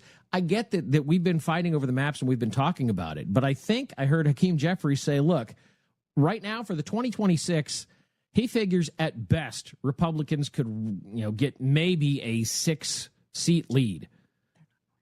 Well, that's Jody says they're not going to. Well, that's just it. If we're talking about if the polling, if the actual elections go the way that the polling goes, the polling says that Democrats should win 30 seats. So if Republicans steal 6, last time I checked my math, carried the 1. That's still 24 in our favor. I'm pretty sure that we have a feeling the Louisiana redraw will not be in their favor. They might actually gain. The Democrats might gain a seat or 2 in Louisiana. Maybe. Texas, we know they really screwed themselves up over there. Florida's pissed off. South Carolina's pissed off. Yep. Virginia's really pissed off. Yep. So it's like, I think this will motivate people that normally don't vote. That's that fourth group sitting on the bench that usually doesn't vote at all. And they're the people that all the campaigns somewhat fear. Because they don't usually show up. Yeah, they don't. Yeah, they don't poll. Right, they don't show up in polls. They don't go vote. Ain't nobody seen them. That's why the Republicans still love MAGA. Because 10 years ago, the people that came off the bench, the people that nobody saw, were the MAGA folks. The Tea Partiers into the MAGAs, yeah. Well, yeah. These were people who had not been polled for the most part and had not voted in easily 10 years. Mm-hmm. And they came off the bench, and suddenly the Republicans came out of nowhere and socked everybody in the jaw. So, you know, campaigns they're a little bit scared of the folks who are sitting on the bench. They would love them to come to their side, but they're a little afraid because they don't know what they're going to do. But the persuadables, hell, man, if Democrats have a plus 24 in persuadables, I don't care what kind of thing you got to tell them, Democrats. Get them to hell to the polls and get them to vote for you. Jesus. You know, that's... Tell them just anything. Some of them are going to be, well, I mean, I would hope if they're going to be a Democratic candidate that they will tell the truth. But it's yes, I would hope so too. There's a novel idea. Well, given the corruption that is, you know, rampant throughout the Trump regime, we have a whole section on that today, Paula, in the News on Tap in the second round. Trump's corruption land. Oh my God, I mean this weaponization fund. Mm-hmm. Horrible. What? It's corruption it's out there. Yeah. Democrats are suing though. Well, yeah, Democrats go ahead. Oh, are they? Good. Yeah. Yes, the Democrats are suing. Trump's suing. He's suing himself. But that's just have you ever in your life heard of anybody being able to sue themselves? Well, it was dismissed. The case was technically dismissed with prejudice, meaning you cannot bring this case again. Right. Okay. So, but they want Well, to he wants everything with prejudice. That's important to him. That is. Paul is right. Yeah, Well, exactly. The fact that it was dismissed means you can't even try to sue yourself again. And Todd Blanche was trying to vindicate whatever. But the $1.766 billion, it's not even in the settlement agreement, which there is no settlement agreement. There's no written settlement. We've got Glenn Kirshner coming in a little bit later too, Paul, and we're going to ask him about the whole, is it legal thing, because it's like, no. Last time I checked, you can't be a party on both sides. You've been lots of places, with Wait, Don't Tell Me and touring all. Have you ever heard of anybody being on both sides of a lawsuit, Paula?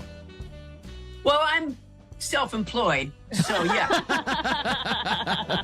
Well, that's different. That's completely different. We employ ourselves and each other here at the bar, and that's true. That's different too. But look, it is our first birthday. We got to take a break, pay some bills, do some things.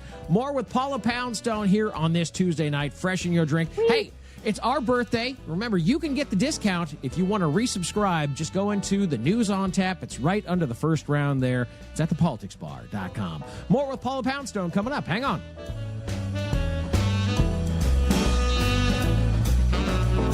We'll be right back with more of the best of the Politics Bar. The Bob Cesca Show. Bob Cesca. One of the things that makes me smile is how self-conscious he is. Because I've been watching his press conferences, and I notice his hands. And sometimes I notice that he starts gesturing, forgetting that he's got these gross wounds on his hands. And then suddenly realizes it. And then he hides his hands under the desk. But that just makes me happy that he gets mortified by his own injury. As much pain and misery and death as he has unleashed in this world, I think we're allowed to take our tiny, petty pleasures wherever we can find them in terms of his physical, emotional, and psychological discomfort. Yeah. You know what he looked like the other day when he had the kids there for the presidential physical fitness thing? First of all, Donald Trump is the least fit person ever. Maybe since Taft. I should just be fair about it. As far as presidents go. I think he's bigger than Taft. He might be bigger than Taft. He's less fit than Taft. He thinks that golf is a strenuous sport. I think I would know how I want us to keep him in prison and keep him alive. And every day he gets an activity. Like today he has to run from bees. Run, Donald. Run from the bees. Run, Donald, run! Run, Donnie, run! Oh, God. Oh, you're looking a little winded there, buddy. Careful. Oh, I think you just inhaled a bee. It's a vicious bee. Vicious bees. Vicious bees. They're so vicious, you bee. There's a video of that, actually, where he's doing shopper talk and a bee was attacking him, and he actually did call that bee a vicious bee. Vicious? So what I was doing there They're beautiful animals, was not made and we up. need them. Yeah. And they're feminists. Mm-hmm. They are hardcore. That's why he doesn't like them. Vicious bee. Bob Cesca. It's the Bob Cesca Show. New episodes every Tuesday, Wednesday, Thursday, everywhere you get your podcasts, and at bobcescashow.com.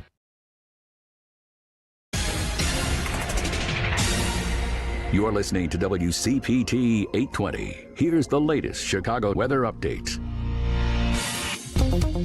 Loved one owns a gun, and you're concerned about their behavior. You're worried they might harm themselves or others. You wish more than anything you could hit pause on this situation. In Illinois, a firearm restraining order does just that. In extreme cases, this order temporarily prevents a person in crisis from having a firearm, giving them time to heal before they do something dangerous. Learn more at illinois.gov/pause to heal. Brought to you by the Illinois Department of Public Health, Brady and the Ad Council. The best words to hear at the TSA security checkpoint? You're good to go. So check before you jet. Avoid delays at TSA security checkpoints by making sure you have an acceptable form of ID. That means a real ID, passport, or other acceptable forms of identification. Visit tsa.gov/ID to check the full list of acceptable IDs. Avoid travel delays by checking ID requirements, and you're good to go. From the heart of of Chicago, it's WCPT 820. Progressive Talk Radio, where facts matter and voices fight for change. WCPT 820. Welcome back to the Best of the Politics Bar with Sean Smith, Pierce, and Jody Hamilton. Right now, we have the one and only Paula Poundstone in the bar with us, hanging out, celebrating our first birthday, which is great. Paula, by the way, we have some listeners up at AM 950 in the Twin Cities. You are going to be not too far from there in St. Cloud at the Paramount Center for the Arts this Friday night. Yeah, go get them. Go get those tickets. Whatever's available, go get them. Yeah, we have a link in the news on tap. You guys can go if you don't have tickets and you're in the area. Absolutely, go click, get your tickets. Go ahead. You can just go to paulapoundstone.com. That's a pretty easy way. See, that's easy. It's easy to spell too. So, go there, get your tickets, go see Paula live this Friday night, the Paramount Center for the Arts in St. Cloud, Minnesota. There you go. Thank you very much. We are obviously talking about the politics of the day because that's what we do here at the Politics Bar. I am the Blanche thing. He stammered and he stuttered and he made such an ass of himself today. Over what? What was this? So he was in front of everything. the Senate Appropriations Committee. Here, this is Senator Van Hollen was asking about Van this Halen. fund. Yeah, Van Halen. I love that. Yeah, he's great. And he was asking Blanche about this particular fund. Here, let me play this on the DVR. Here. Simple question. Will individuals who assaulted Capitol Hill police officers be eligible for this fund? Well, as it makes plain, anybody is just let me know if they're eligible for the fund. As was made plain yesterday, anybody in this country is eligible to apply if they believe they're a victim of weaponization. Mr. Attorney General, let me ask you this. Are there going to be rules that say that if you've assaulted a Capitol Hill police officer or committed a violent crime, you will not be eligible? Why not make that a rule? I expect that, because I'm not one of the commissioners setting up the rules, I expect that there will be Four rules. of the five members, aren't you, Mr. Attorney General? Pardon me? You're appointing 4 of the 5 members. I am appointing You can all 5 certainly set up the rules. I would hope you He would just make said he's a rule that appointing all anyone 5. I thought convicted of Congress was assaulting a police appointing one. officer. Right. Here's the thing. That's just it. Van Hollen says you're appointing 4, and he goes, well, no, technically I'm appointing 5. So if you're appointing all the people, won't you know what the hell's going on with the rules? Yeah. Jesus. And then, I think the answer to that is yes. But these people can.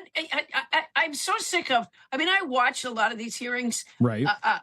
But the fact that they never answer and that they've all learned to sort of filibuster with very lengthy answers, and hearing them plead, I only have a few minutes. Could you give me a yes or a no? And they, well, I would love to give you a yes or a no, Senator. But let me begin with my origin story.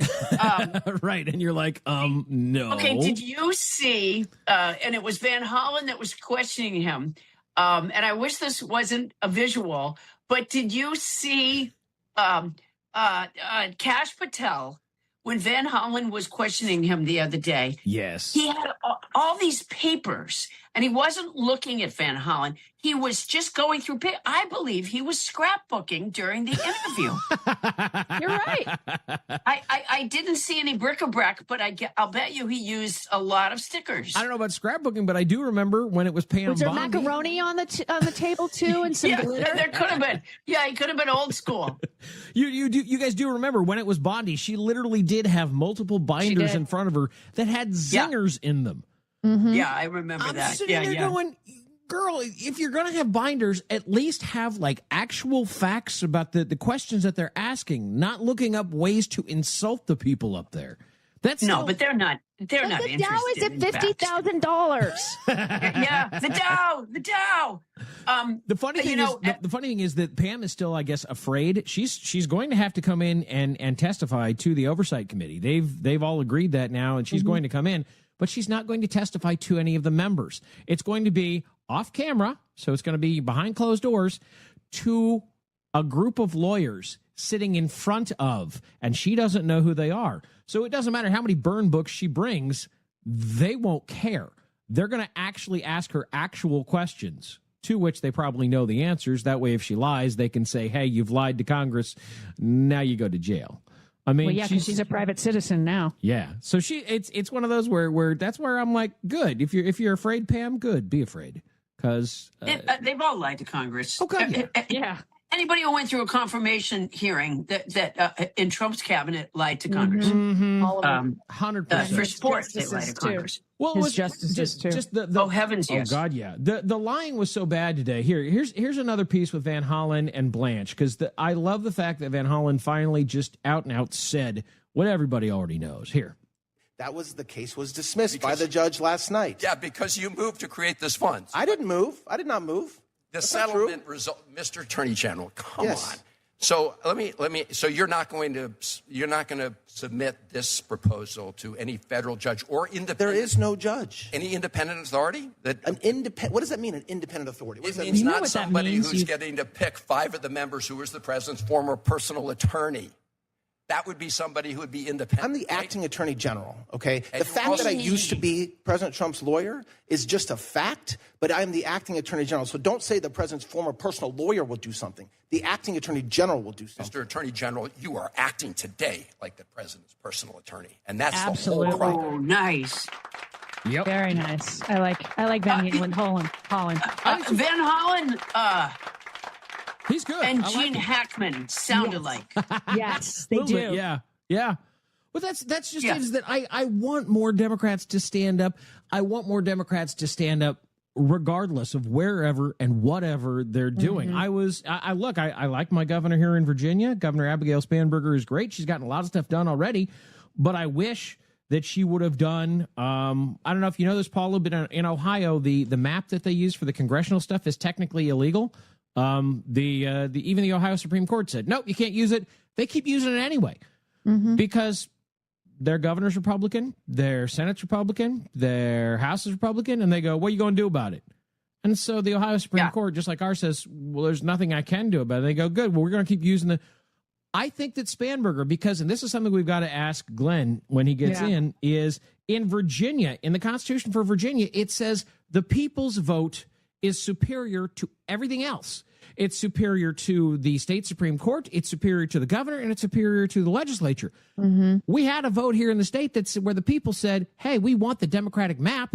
I just think the governor should say, well, that's what the Constitution of the Commonwealth of Virginia says, so congratulations. We're just going to implement it, and if anybody else has a problem, come and get me. Suck it. Let's go. That's what I want to see for more Democrats is, you know, stop trying to play by Robert's Rules of Order, because we all know the Republicans aren't. Right. Yeah. No, I agree. I think that would be a glorious day. Yeah. God, yeah. Yeah. There's so many glorious days I'm looking forward to. When you heard the celebration in Hungary, weren't you jealous? A little bit, yeah. Oh, and the dancing that took place, it was amazing. And the fact that they went through and they're like, oh, propaganda organization, like the equivalent of going through and saying, oh, the Fox propaganda channel, gone. Newsmax, gone. OAN, gone. They were just like, I love that. You know, for the when there's a news organization that's had the stuffing suit out of it, I know, over lying. I mean, on the other hand, you know, I don't know, maybe the average American thinks that Dominion lawsuit was the same as Trump's lawsuits saying that they edited a interview or something. Maybe. Right. Maybe people don't make the distinction. But when a news organization gets sued for lying, and not just once, I think that's a good reason to maybe find another source. And I could be wrong. Google Translate doesn't always translate things perfectly. I think their new prime minister over there in Hungary, he didn't technically get rid of him. He just said you can't do news. You could do whatever in the media. You just can't do news anymore.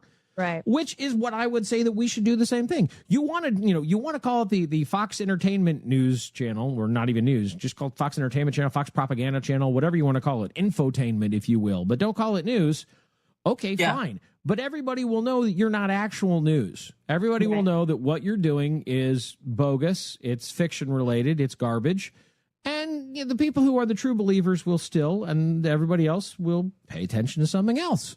That's, I'm fine with that.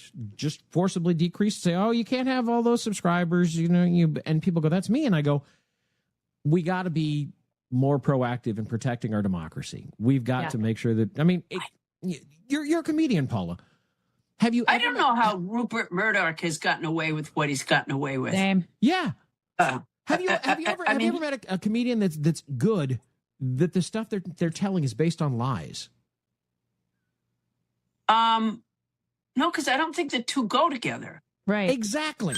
That's exactly my thought too. Is that good comedy requires truth. It requires it to be based on truth, which is one of the reasons why we have so many comedians who are truth tellers, who are.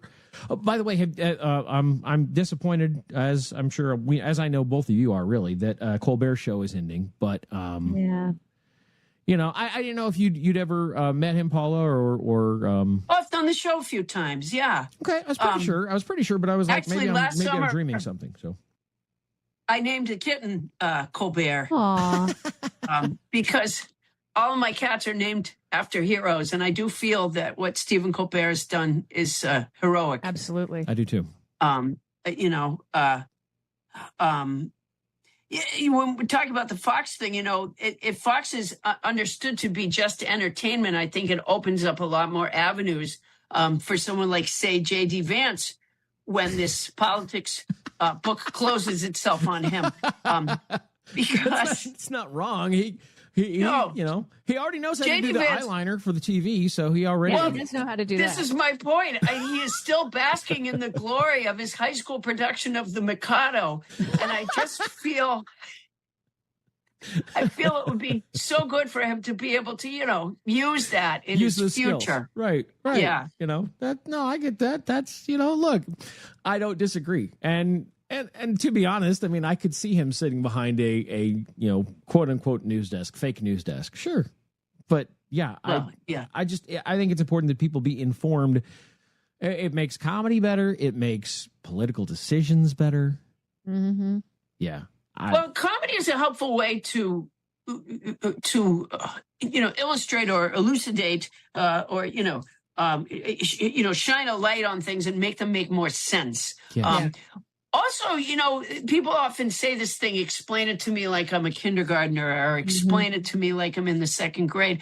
There's actually something to that. I find when my kids were little and I would go to, you know, and they would ask me a question about something and I'd go to explain it, especially if it was something that was just based on a ridiculously false premise all these years. For example, my girls, when they were little, asked me why boys could go without their shirts and girls couldn't, which is a really good question. Valid. And I said to them, well, you know, you're right that isn't fair. I said, it's really based on the fact that we have a male dominated, country. I said that, you know, the truth is someday maybe that rule will change. I said, it's not the hill I'm going to die on, but it's true. It's just based on controlling women. It's not, as far as I know. Yeah, I don't know any other reason. And there are plenty of places that have nude beaches and topless beaches and stuff. They're just most of them not here in the United States. So. In New York City, you can walk around without a top, or at least you could a few years ago. Used to be Ladies able to. could. Yeah. Just not in the wintertime. That's a little. Well, that's chilly. Yeah, exactly. Paula, thank you so much. Thank you just so go to much. PaulaPoundstone.com. There you go. Paula, thanks, you guys. Thanks for having me on the Politics Bar. We'll see you back here soon, Paula. On the way, we've got a fresh new drink of the day. It is Memorial Day weekend. Come on back for more at the Politics Bar.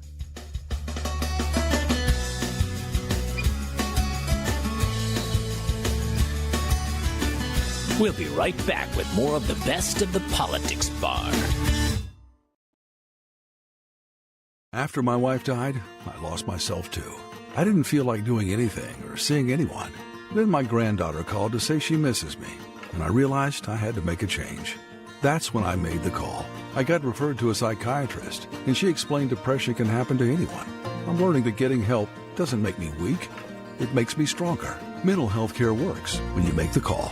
See what it can do for you at mentalhealthcareworks.org. A message from the American Psychiatric Association Foundation. Small businesses are the heart of America.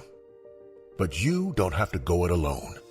As the nation's largest nonprofit resource of expert business mentoring, SCORE has helped millions of entrepreneurs build their businesses for free. Get the connections, education, and guidance you need with SCORE. We're ready to help. Find a mentor today at score.org.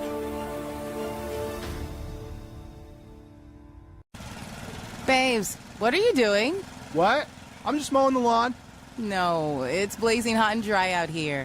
Don't you remember? Smokey Bear says. Avoid using power equipment when it's windy or dry. Where'd you learn this? Oh, it's on SmokeyBear.com with many other wildfire prevention tips. Right. Thanks, honey bear. 'Cause remember, only you can prevent wildfires. Brought to you by the USDA Forest Service, your state forester, and the Ad Council. I always had to be so good, no one could ignore me. Carve my path with data and drive. But some people only see who I am on paper. The paper ceiling, the limitations from degree screens to stereotypes that are holding back over 70 million stars. Workers skilled through alternative routes, rather than a bachelor's degree. It's time for skills to speak for themselves. Find resources for breaking through barriers at tearthepaperceiling.org. Brought to you by Opportunity at Work and the Ad Council. Amazon Business. Unlock smart business buying with fast, free delivery on millions of items and practical AI innovations that automate repetitive tasks. Learn more at amazonbusiness.com. AP News, I'm Haya Panjwani. The Federal Reserve's Board of Governors has a new chairman. AP Washington correspondent Sagar Meghani. President Trump was on hand as Kevin Warsh was sworn in after months of bashing predecessor Jerome Powell for not lowering interest rates. He said Warsh will prioritize a strong economy. Thankfully, unlike some of his predecessors, Kevin understands that when the economy is booming, that's a good thing.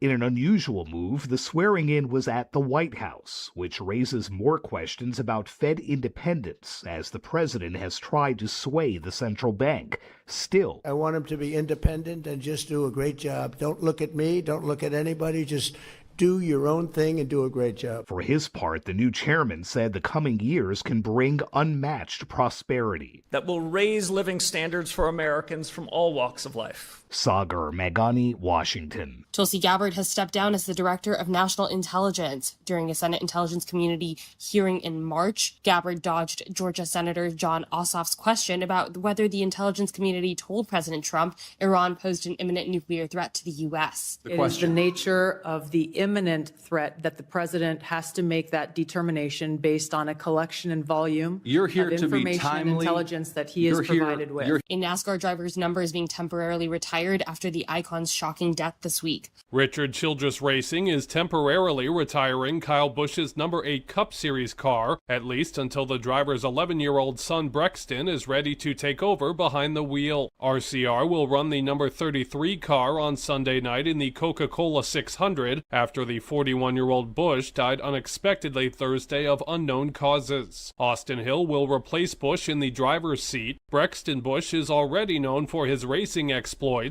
I'm Gethin Coolbaugh. This is AP News.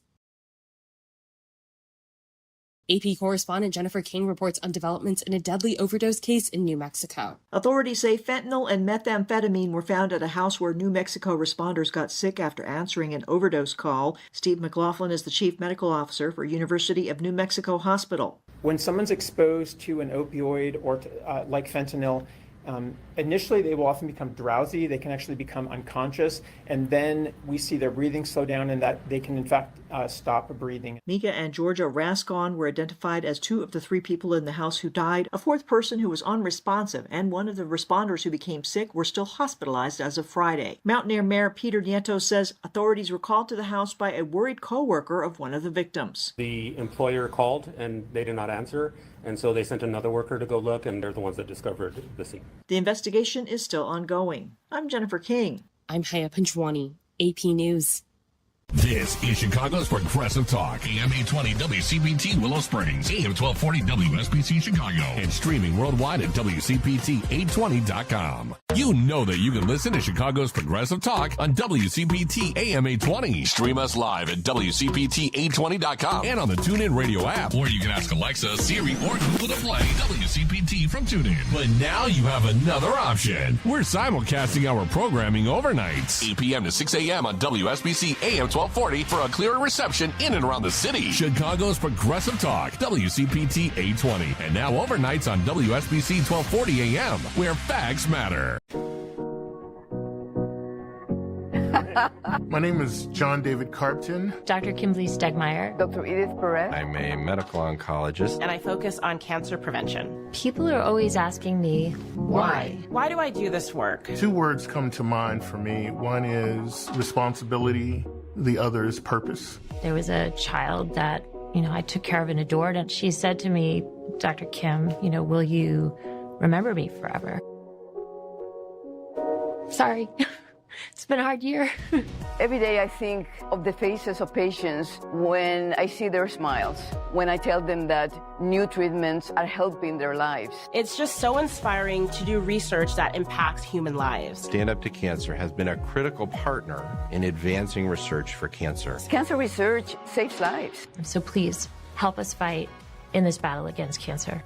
Be a part of the team that ends cancer at standuptocancer.org. The best words to hear at the TSA security checkpoint? You're good to go. All it takes is a little preparation. Get to the airport early, bring a carry-on bag that fits in the overhead, and have an acceptable ID. Not all state-issued IDs will cut it. Check out tsa.gov/ID and see which TSA acceptable IDs make the grade, like a real ID or passport. Before you jet, do a little prep, and you're good to go. Check out tsa.gov/ID or the MyTSA app. Talking to your kids about the dangers of vaping can be hard. Getting them to listen to hot gossip is easy. So here's some drama you could share with your kid. Dude, did you hear about Cassie and Jake? No, but did you hear that vaping can cause irreversible lung damage and nicotine affects brain development? Nuh-uh. You don't need to gossip if you want to have an open conversation about vaping. So if you want to get tips on when and how to talk to your kids, visit talkaboutvaping.org. Brought to you by the American Lung Association and the Ad Council. You're listening to WCPT 820 because facts matter. It's political. Thinking critical. With Sean Smith, Pierce, and Jody Hamilton. Good Friday evening, Jody. Good Friday evening to you, sir. Hey, thank you for coming by. I know, it is Friday evening. It is Memorial Day weekend here in the States. For those of you who were like, wait a minute, we were listening to the best of. There's no new stuff here. You'll be wrong. Remember, we always try to aim to please. So, that's why we're glad that you guys are hanging out with us here on this Friday evening. Thank you, by the way, to everybody who is hanging out with us from all of our great radio affiliates, whether you are coming to us from WCPT AM 820 in Chicago, or maybe you are coming to us from AM 950 Minneapolis, St. Paul. Maybe you're coming to us from the Detour Talk in Tennessee, or maybe you are listening on Georgia Now Radio in the Atlanta area, or maybe you are listening on Progressive Voices Radio worldwide, wherever you happen to be, or maybe you are one of those future people listening on your podcast player. Yeah. Hey, look, Memorial Day weekend, you got family that you necessarily wanted to be with, whatever. Maybe you're stuck at work. We understand. We're with you. You are in the bar with us, actually, right now, here at the Politics Bar tonight. By the way, since you're in the bar, you want to slide across $6 across the table, it'd be fine. It gets us a podcast. It is the ad-free version of the podcast. So we know some of you are subscribed in your regular podcast player, but the ad-free version is better. No ads, no promos. Plus, you get the drink of the day with the recipe, and you get the news on tap, which we do every day that we do like a full regular show. These best of days, we don't give you a news on tap because we're just dipping into the bar, hanging out with you for a little bit, and then heading back out to do whatever. You have any plans this weekend, Jody? Sleep? Yeah, that too. I'm going to sleep a little bit, play with the dog a little bit. I'm hoping the weather is decent here in D.C. It's been really weird lately.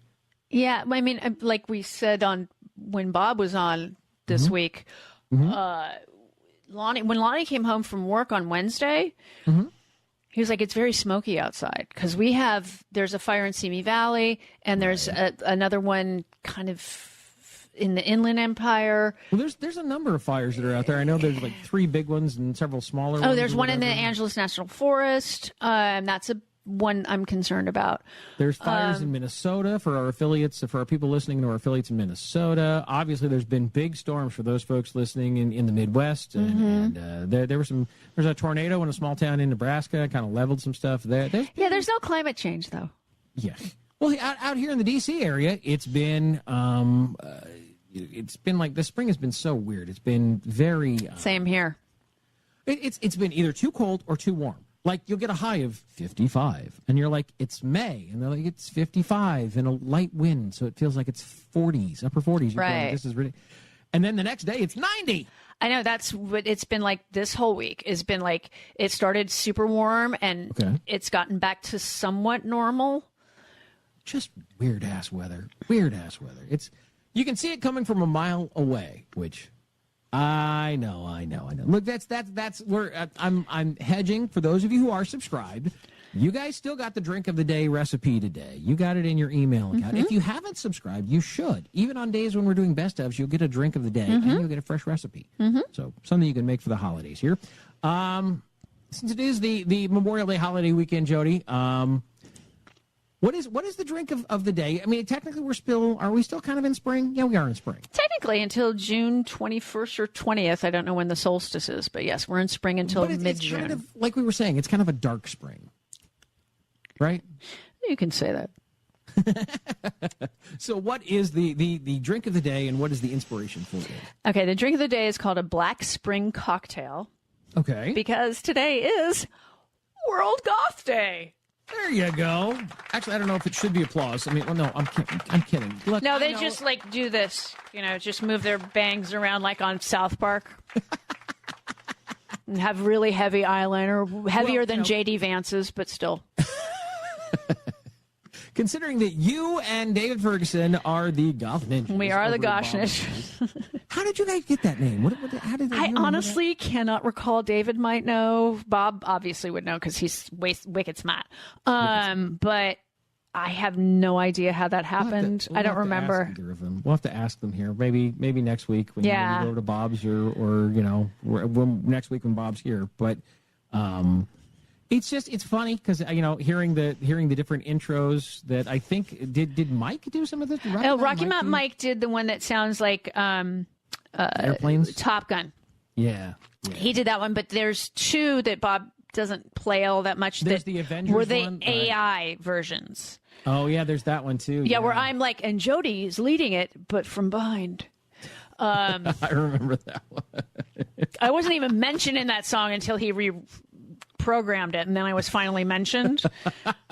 Leading from behind, and Jody leads the show at the end of the song. And I don't. It's Bob's show, so there's also that. Well, I mean, it's understandable that an AI would do that for the husband of Stephanie Miller. That is also true. Speaking of AI. Speaking of. I don't think goth people. I'm not necessarily. Look, I've known some people who are goth people. I used to. My niece was kind of a goth. And didn't you know the actress who played Abby Shudo on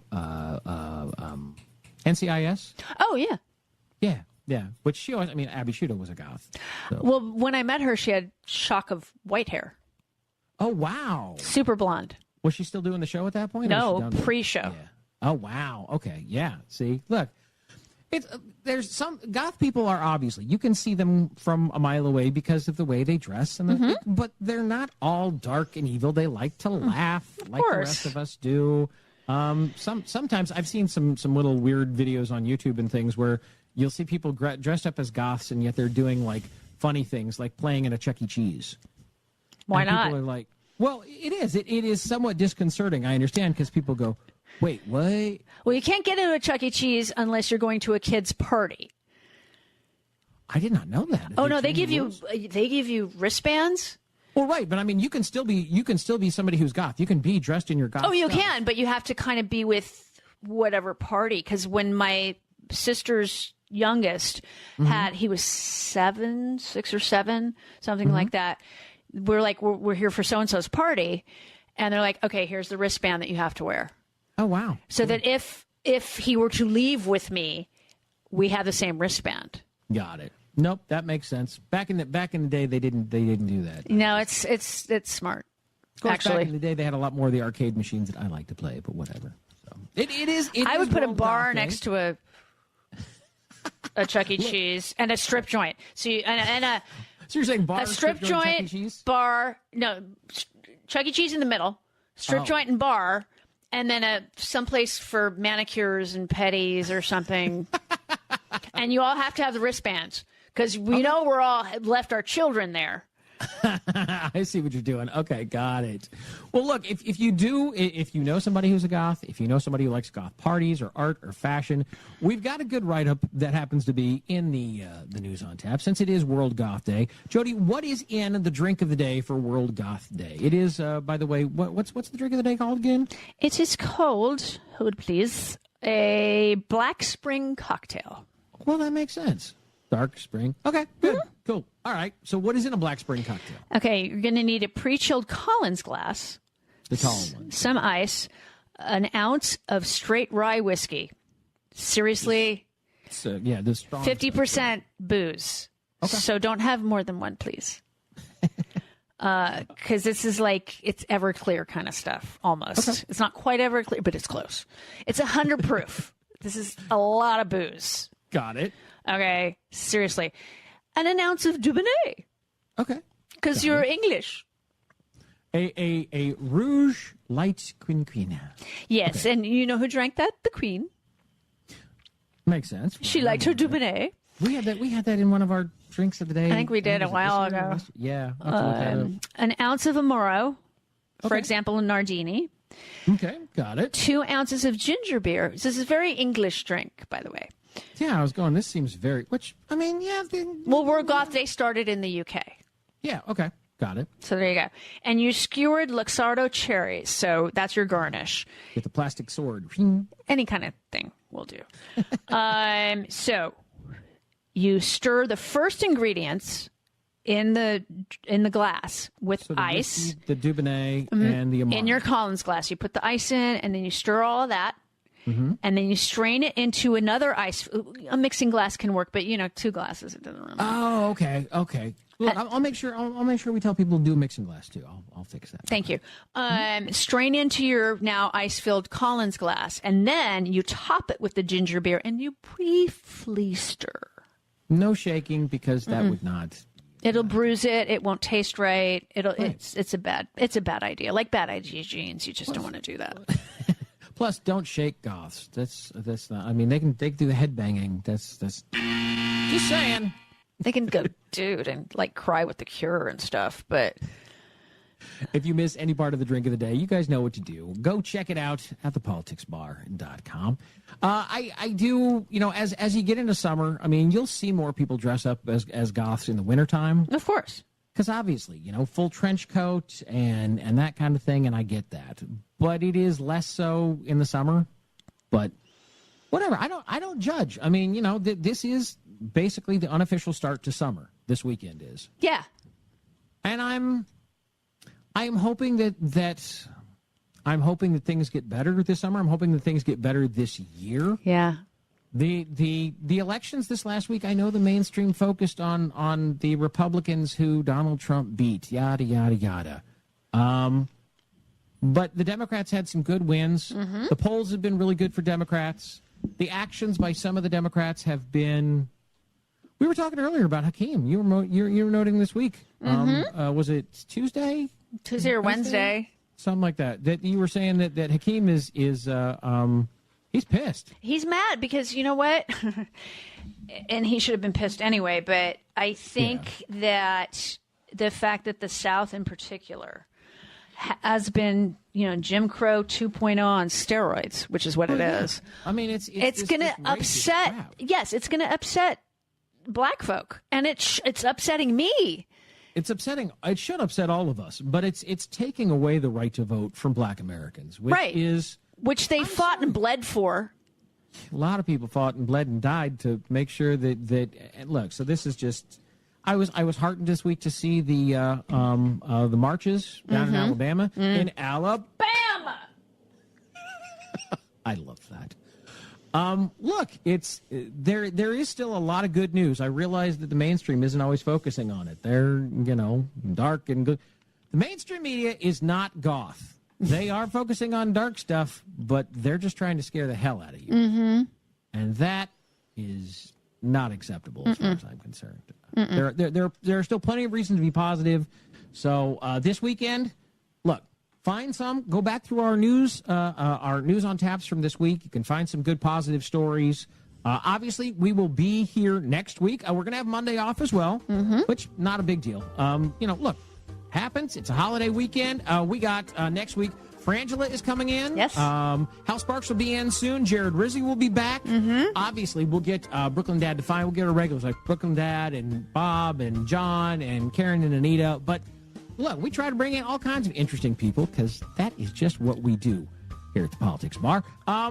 I got to say, one of these people, Dana Steele, I was really happy about. We had her here, Love her. Yeah. I got to meet her at a Bob Mackey thing. It was just it was random.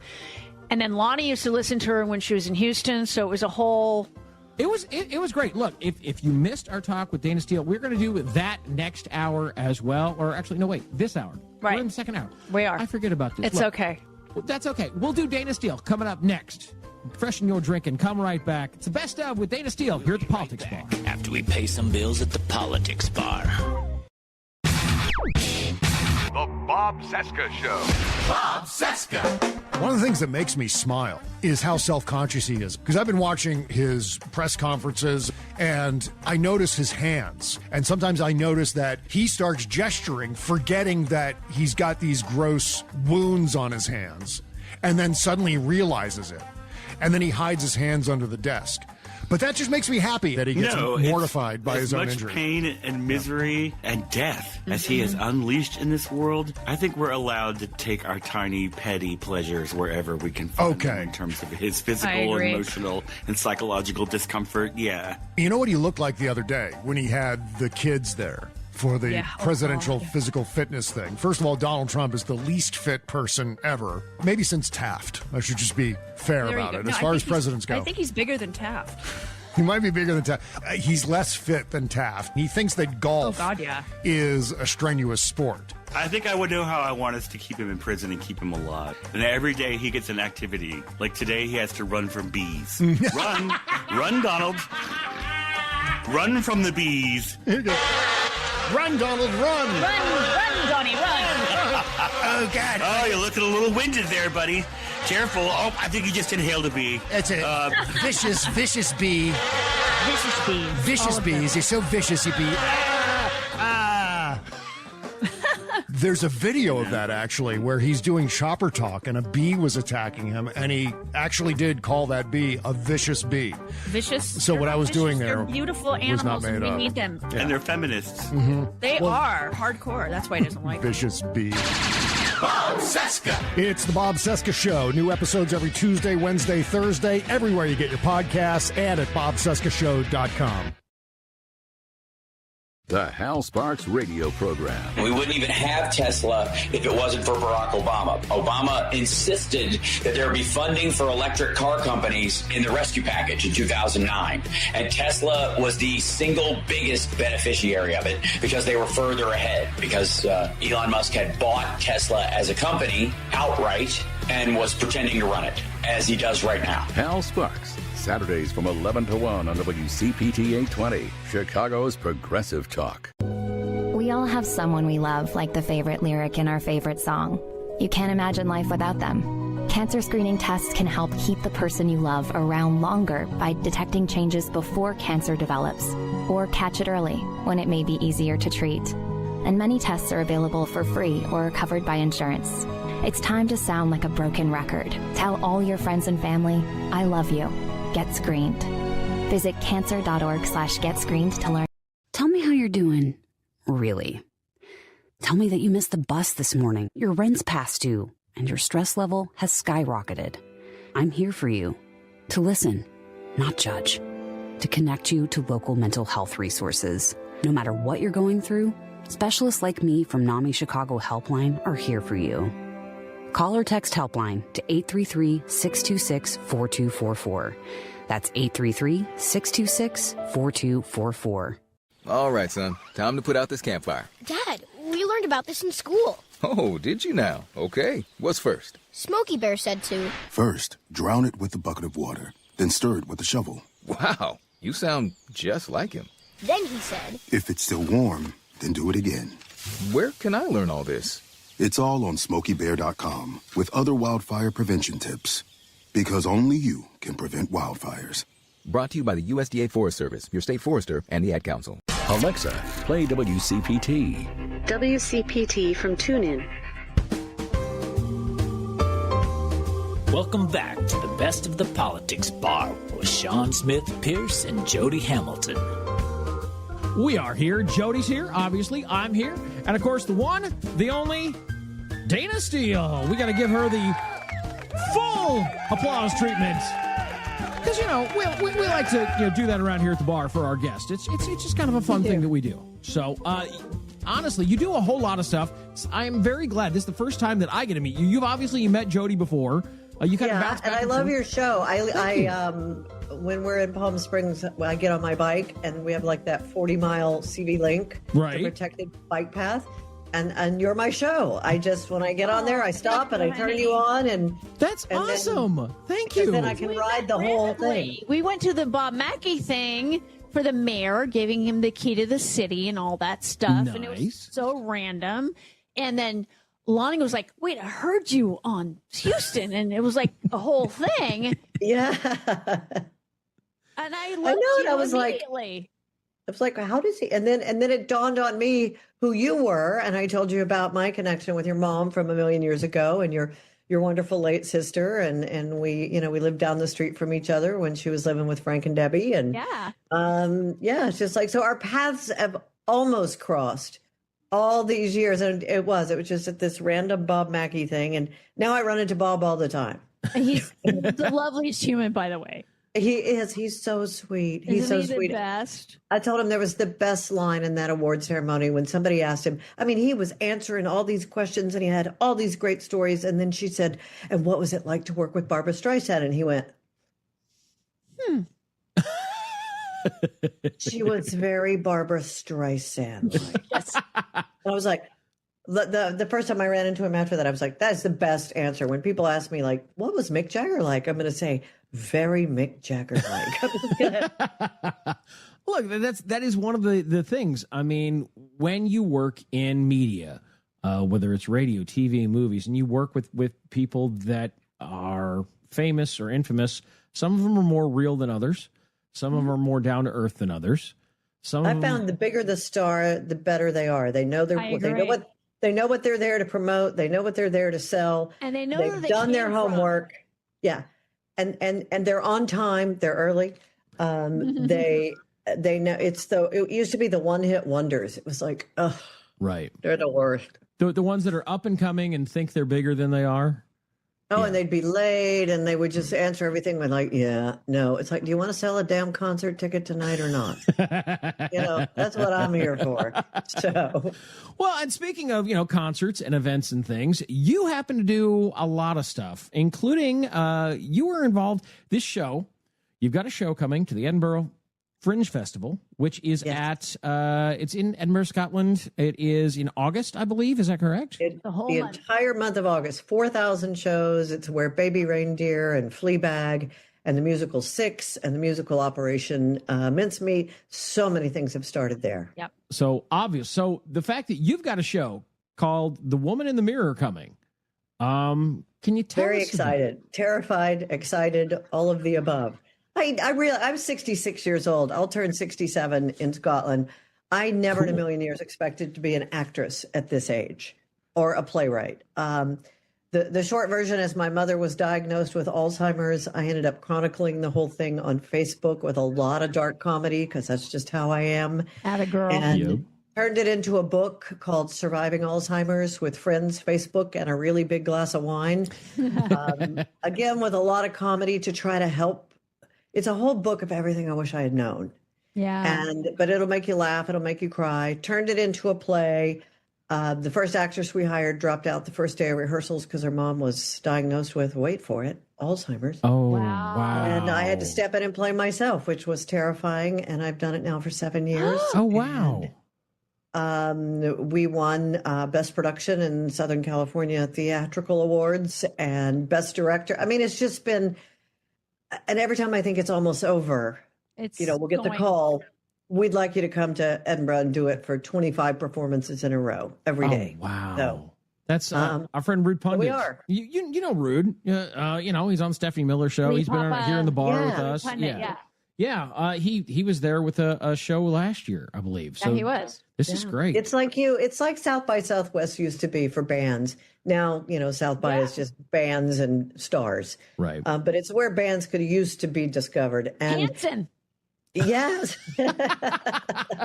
True. So many bands. One of my favorite bands is Hanson. Do not give me crap. It's okay. I think they're cute, and I love their puppy songs. They're adorable, and they are adorable. Mm-hmm. And by the way, I have a friend that wrote a song for them, and his song was the worst. They wrote better songs. So. But yeah, that's what Festival Fringe is. It's the world's largest theater and comedy festival.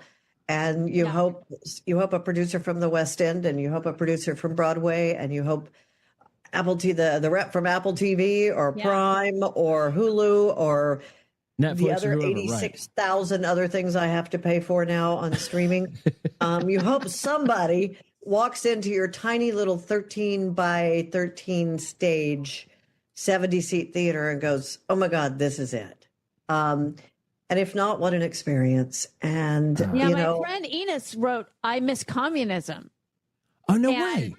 And that got a lot of attention there. It did. And she did it hit the Ford Theater here. I mean, she did a whole thing. And it was like, because she lived in what is now Serbia. She lived in Yugoslavia. At the time, yeah. Before it got split up. And she's like, and it was amazing because her mother got raped from Soviets. I mean, it was a whole, it's a one-woman show. And you laugh and you cry and you learn. And you walk out of there going, wow. Yeah. And that's what The Woman in the Mirror is. It's people say, I don't want to see a show about Alzheimer's. You know what? It is a love letter to caregivers. It is for anyone who's ever had a mother. Good.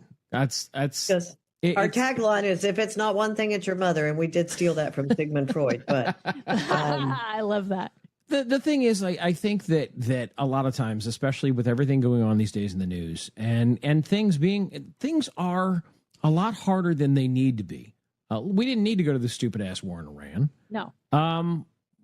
We don't need to worry about his stupid ballroom. We don't need a freaking ballroom. Donald also has Alzheimer's. What do you think, young lady?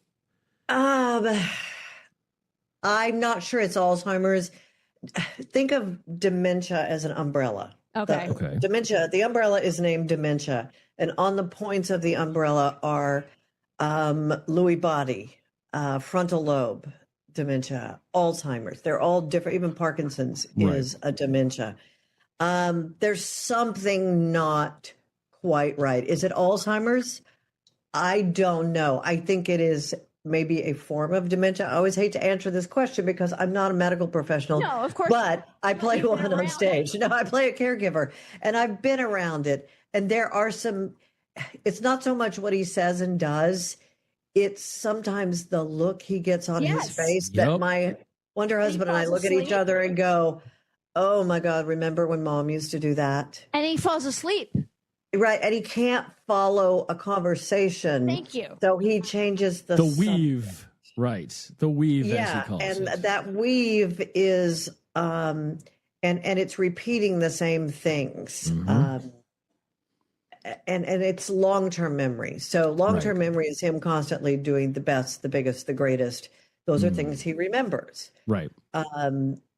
But when it comes to world leaders, he can't remember names. He can't, countries. Right. Yeah. I just don't understand how somebody who can eat so many steaks and hamburgers not die. I mean, well, look, we've as I'm trying to eat so healthy. You've heard us say then, because you listen, arteries. I'm just saying. Sean Louise. I'm just saying. The only thing is that being a caregiver advocate if he does, and he keeps going, I've aced the test, man, woman, TV. Those are not the words they give you. He's been doing that again here these last few days about, I know. I've aced 3 tests. You don't ace a cognitive test. But anyway. You're lucky if you get 15 out of 30, whatever it is. I just think it's extremely, I'm terrified for my country. I'm terrified for democracy. I'm terrified for the next election. But I'm also, as a caregiver advocate, and an Alzheimer's advocate, I'm terrified and I'm sad that if that is what it is, the beginnings of that whoever, his family and the people closest to him are using him. They do not care. And they about are him at all. not doing, if it is what it is, then they are not doing what is best for him. They could not care less for him if they tried. Right. And so, care. We all care more for him than they do. Well, I care about my country, and considering that he happens to have at his fingertips the nuclear codes, that's extremely worrisome. And nobody there is doing anything with checks and balances and to keep him in line and to make him. That the job of government is to make life better for the people. Period. It's not to make a profit. It's not. Right. To be, yay, we're number one, whatever. It's about, by the way, we haven't been number one in education or anything for a long time. I ran for Congress twice because of these things. Down in Texas. Yep, in the 13th reddest district in the country. I would have been the congresswoman for the Klan and NASA at the same time. Well, okay. Opposite ends of the spectrum, but 10,000 square miles of Texas. That's born and raised here. I love it. And that they are messing around with all the maps and things, but it's just the little things. Like, we don't need to be doing the let's redraw the maps. There are so many things that we don't need. And we're messing around with education, and we're messing around with healthcare, and we're messing with women, and we're messing with equality. Yep. And I think a lot of the things that he says and does and posts are just, they let him do it. Because we're all looking at that going, did you see that? Did you see that? While the Stephen Millers of the world are running the country. Yep, Dana is correct. Look, that's. He even told one of the princes, one of the brothers. There's the 2 brothers in the UAE. Mm-hmm. I think it was the one that's over Dubai. He even said to him in the palace when he introduced him, this should have been news, and it wasn't. He introduced Stephen Miller, and he said he's the one who actually runs the office. Right. I remember hearing that. Yeah. Because he does. Miller runs, unfortunately, a lot of stuff. President Miller. No. Well, yeah, I remember you calling him that, which supposedly, I guess, that's frightening to see that. But I think that the thing I was kind of heading towards is the fact that people wonder. They're like, how do we get through some of this stuff? Because you do one thing. I write facts, I hit send, and I'm done for the day. I go, to cheer myself up, I go work on Alzheimer's. Well, you go help people, and that's the thing is that it is important to think of ways that you can keep yourself positive, keep yourself focused, keep yourself do just up. One thing, even if it's just vote. Yeah. Even if it's just read today's facts, because that way at least you're informed and can make an informed decision. Do just one thing. Even if it's just you hear somebody say something that's an untruth, speak up and say, no, that's not true. Right. I read Dana Steele's Today's Facts. So I know that's not true. But I do think it's important that we all that we understand that there are things that we can do. That nothing is. That's been one of the big things since last week, obviously, with the Supreme Court and Alito and them going, oh yeah, well, we're going to try to take down the VRA. And we've been reminding a lot of people that no, there's a lot of things that can be done. Speaking of which, I forgot to mention this one earlier, Jody, when we were talking about this. Good pieces in the first round of the News on Tap by Matt Ford. Basically, he says the best way to fix the Supreme Court's attack on voting rights, it's going through Congress. Which, yes, that means that we have to win the majority of Congress. Go figure. But there's this little thing that we have talked about before here in the Politics Bar, which is called multi-member districts. You guys remember that? Yeah, that's he writes a whole big piece about that. There are lots of ways that we can fix stuff, but we're not going to fix everything all at once. We have to be able to get in get the things that we need to, like, for example, win the elections. And yes, if that means that we're going to have to show up in numbers that are too big to ignore, then that's what we got to do. But and you know what? If you're thinking about getting another house and you're a black family, go look at one of the nice white neighborhoods. Oh, yeah. And buy a house. And boy, will I get email for this now. But what I'm saying is you can do things. Are they redistricting? You know how we fix that? We move into their districts. Yeah. That's what we do. Yeah. And you convince vote. your neighbors to vote. Your neighbors and who you are... run for office. I don't care if it's dog catcher. Exactly. School boards. Run for office. I am a rock and roll DJ without a college degree who slept with rock stars that did drugs and posed nude. Yeah, okay. So, our kind of people. Our kind of people. So, but that's what people should be doing. And people can really, I think, take a lot of heart from that, Dana, and the fact that people go, wait a minute, it's not the end of the world. No, it means that things may suck a little bit for a little while, but as a friend of mine used to say, we get into something that was bad, we just look at each other and we go, this is going to suck. Yes! And then you just go out and you do, like you said, one thing. Can we do one more thing? Can we keep you for one more segment? Oh, gosh. Twist my arm. Dana Steele here with Jody Hamilton and me, Sean Smith Pierce. Freshen your drink. Come right back. We'll talk a little bit more with Dana because we can talk with her all night. We're glad you guys are here with us at the Politics Bar. Hang on. We'll be right back with more of the best of the Politics Bar. Some elections are complicated. Not this one. Donald Trump and Republicans believe everything is going great. The state of our union is strong. Really? And in fact, we're winning so much that we really don't know what to do about it. Okay, got it. The roaring economy is roaring like never before. How's your economy roaring? This isn't complicated. Donald Trump and his Republican billionaires believe times have never been better. The golden age of America is upon us. Are these guys crazy? Here's the choice. If this is your golden era, vote to keep the same people in power. But if you think we can do better, take a stand and send a message to Washington. Stop patting yourself on the back and do your job. The Lincoln Project is responsible for the content of this advertising. It's Sunday morning in America, and that wonderfully relaxed feeling of a long, lazy day lingers in the air. If you want to make the moment last, may I suggest the perfect solution, the Martin Sheen Podcast. Join me, your host, Martin Sheen, for beautifully crafted 20-minute programs filled with never-before-heard stories of my life, along with personal reflections and poetry that inspires. The Martin Sheen Podcast is the perfect Sunday refresh, a chance to take a deep breath, relax, and know that the stress of Monday may be just around the corner, but not here, not now. So make this your weekly moment of calm as we explore faith, hope, love, and what it means to be human. And know this journey is ever unfolding as I invite you to see what's next with me, Martin Sheen. And thank you. MSW Media.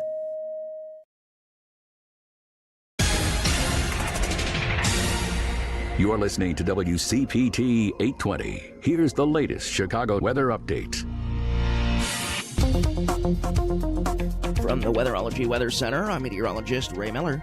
Slight chance for showers tonight, otherwise mainly cloudy skies expected. Lows dip down to about 55, winds out of the east, 8 to 15 miles an hour. Slight chance of rain showers tomorrow, highs around 71, overcast skies. Chance for storms tomorrow night, lows around 55, mainly cloudy skies. Chance for storms Sunday, highs around 77, 84, mainly sunny Monday. That's your latest Chicago weather update. Right now, 63. A loved one owns a gun, and for a while now, you've been concerned about their behavior. They're just not acting like themselves. They've been distant, they've been unpredictable, they've been lashing out. They've been saying things that make you worried they might harm themselves or friends or family. Or you're worried this loved one might hurt you. Maybe they recently threatened someone with their gun. You know something needs to be done, and you wish more than anything you could hit pause on this situation. Well, here in Illinois, you can, with a firearm restraining order. In extreme cases, this order temporarily prevents a person in crisis from having a firearm, giving them time to heal before they do something dangerous or even deadly. If you are worried about a loved one in crisis who has access to a firearm, learn more about firearm restraining orders at illinois.gov/pause to heal. A public service announcement brought to you by the Illinois Department of Public Health, Brady, and the Ad Council. This is WCPT 820, where you can hear the Stephanie Miller Show every weekday, 8 to 11 a.m., because facts matter.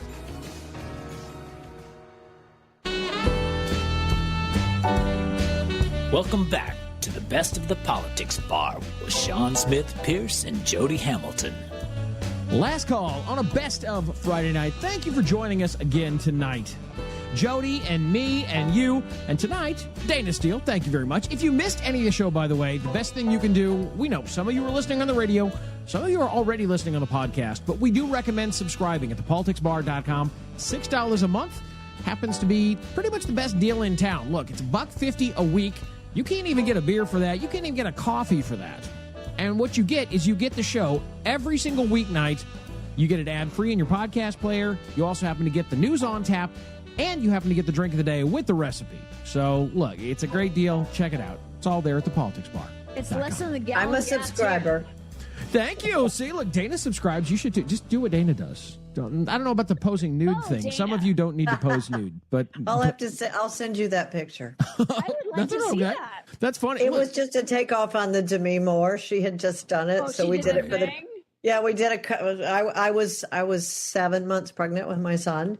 Now, of course, I'd only gained 12 pounds, so yeah. But it was the whole boob thing, and I love it. That's funny. Borrowed a big honker diamond from a local jewelry store. I mean, yeah, we did the whole thing. And here's a fun little tidbit. My husband flew for NASA for 30 years. Right. And he's actually the pilot in the airplane with Bruce Willis when they're taxiing in Armageddon. Oh, no way. He was the one that had to taxi, and they were all told, don't talk to Bruce, don't look at Bruce, don't ask Bruce to sign anything, just, and Charlie's thinking, he's in my damn plane. I'll do whatever I want. And he had brought the cover with him. And, so when they got out of the plane, Bruce was shaking his hand and thanking him. And Charlie's got, I actually had something for you to sign. And all Bruce's people are like, oh. And Charlie pulls out this cover of Houston Health and Fitness with me in the Demi Moore pose. And all he said to Bruce was, my wife is a very shy, petite flower like yours. And he opened up this magazine, and Bruce fell to his knees and went, somebody get me a pen. And Bruce can't even, God rest him. I know. Yeah. Can't even speak right now. Yeah. And what his wife is doing to his ex-wife to lead the And his advocacy. current wife, too. Well, and his current wife, all of them, the whole family are doing it right. And his wife moved him into another house with 24/7 care. Right. And people just went so ballistic on her. And it's like, why? You don't understand what he's going through. I mean, you don't want young children around this. No. You don't. Right. She shouldn't have to be around it. I sometimes look at my beautiful, wonderful 26-year-old youngest son and think, I really missed a lot of his last couple of years of high school because I was so busy dealing with mom stuff. Right. And he even blurted out one night when he was probably 15, all you do is cry all the time. Aww. So we forget. Somebody once said to me, you got to remember he's losing his mom and his grandmom at the same time. Right. Yeah. Diseases like what's that. happening to Bruce and his children and his wife and his. But I love their sharing. People hide this, and don't hide it. I get chastised all the time for. I was too honest about everything that was happening with mom, and it's like really too honest. It's like you have to be. Absolutely. Yeah. Nobody talks about this. No, well, and I it's think like they used to not talk about breast cancer. They said cancer. Yeah. Right. Cancer. Yeah. I think a lot of these kinds of things. I think part of the reason that the healthcare discussion in the United States is because that we haven't talked enough about that. That's why we had, as you know, we had Charles Gabay in here. I've known him for years with ACAsignups.net. He is probably one of the best data people. he's one of the people who forecasted. Was it yesterday, Jody, that we were talking about that? He has said that, Republicans are first, they're going to cut off the ACA subsidies, and then later they're going to say, just do catastrophic plans. Yeah. Yes. Which, of course, is absolutely... And they are going after birth control right now. If you don't think they are, I'm telling you. That's that Fifth Circuit that's down there, Texas and Louisiana, which drives me nuts. And then, of course, it's not anything I knew. People say, why are you so bothered by it? You're not going to get pregnant. You don't have to worry about it. It's like, you know what? Care. I miscarried. Right. And, I could be charged with murder for that now. No. That's a horrible thing for a woman to go through. Well, that is. I miscarried 3 times. Abortion is health care as well. Yes, it is. Dealing with all of these things. It depends. I'm sorry, if you don't have a vagina or a uterus, I'm sorry, you don't get to vote on abortion. Technically, I mean, I agree that. But I look at it in the sense of all of these are medical conditions. All of this is medical stuff. But it's been for way too long in the United States, something where we don't talk about the secondary and tertiary issues that come from somebody in our family having a health issue, from us having a health issue. We say the financial, the physical, the mental toll it takes. Caregivers. A good example is one of the Texas state reps, Dennis Paul, came up to me at an event and he goes, "Are you going to run again?" And I said, "No." And he said, "Oh, good, you can vote for me." And I said, F no, are you crazy? I'm still a Democrat, honey. But he kept trying to win me over the rest of the night. And he comes up and he goes, "Did you know that we voted for $3.5 billion for research in Alzheimer's?" I said, "Dennis, that is fabulous." And I so appreciate that Texas is going to, we have the most incredible medical center and we're going to jump in there and do for Alzheimer's what we've done with cancer. But how much of that money is allocated to caregivers? Right. And he looked at me like, it's like my husband says, like a dog looks at a ceiling fan. Oh, no, when my sister Carrie with cancer, right, having been a caregiver, sort of with her, it was like I couldn't talk to her on the phone because of the steroids, right, because she went nuts, and I'm like, I can't talk to you on the phone anymore. I have to talk to you in person, right, because it gets you crazy. If you take too much, and we didn't have FaceTime or anything like that when that was happening with her. No, and it was like, I had to come in person, and it was like, and Danny, her boyfriend at the time, and Patrick, her other friend at the time, and my niece Rachel, nobody took care of them. Right, and I think that goes when we look at putting together legislation, when we look at electing people, we need to look at people who have the full picture, who have the whole picture. I don't want to hear you're a Republican, you're a Democrat, you're an independent, you're a Martian. I don't care. F it. What are you doing with education? What are you doing with healthcare? What are you doing with women's rights? Mm-hmm. What are you doing with equality? And what are you actually doing? I don't know what you. I don't want to hear necessarily what you would like to do. We could list all kinds of great things what we'd like to do. I want to know what you're going to do today and next week and next month and this year and get done. Legislate for it. Just try to do it. Even if it doesn't pass, just try it. But at least try. Don't just sit there and tell me you're going to do it someday. Try. Yes. Do. Try. I'm trying. I am trying to write the next book, and I find it. I find that it's very hard to sit down and write it like it was with Surviving Alzheimer's, even though it was a comedy, whatever. It took me a long time to get it going, and I finally had to bring in a co-writer just because I just couldn't do it. I couldn't relive it. And so now I'm trying to write one called The 7 Stages of Caregiver Recovery, because what I've realized, you go through the 5 stages of grief, sometimes 3 times before lunch while they're still alive. Thank you. And it's called Now What? Now What? And I said to my husband one day, I said, at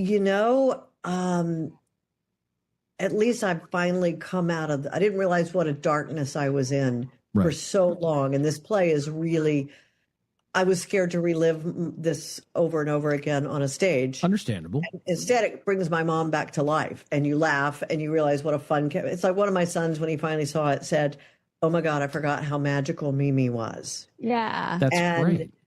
And I said, but at least I've come out of the darkness now. And it was interesting. This is where the book came from, because my husband said, no, you haven't. You just hide it better. Yeah. Interesting. Ooh, that's somebody who slept with you for 36 years. They know you.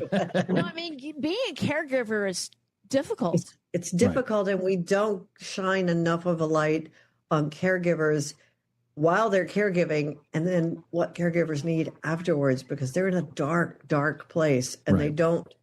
It's hard to enjoy yourself. It's hard to come out of that isolation. I'm with you on that. Yeah. Oh, don't cry. Yeah. See, we all I'm not going we to all cry. carry that. And oh, Jody, every time I sit down and try to write the book, it's like, oh, can't do it, because I do. I start tearing. So I have to. I'm going to make myself do this at some point. Well, it's I'll be in the new play when it's done. There you go. I like that. Like 70, but it will be fine. It's the idea of trying to help people, I think, does help us when we are doing something for somebody. I think that's such a big key that you said, that everybody should do something, even if it's something small.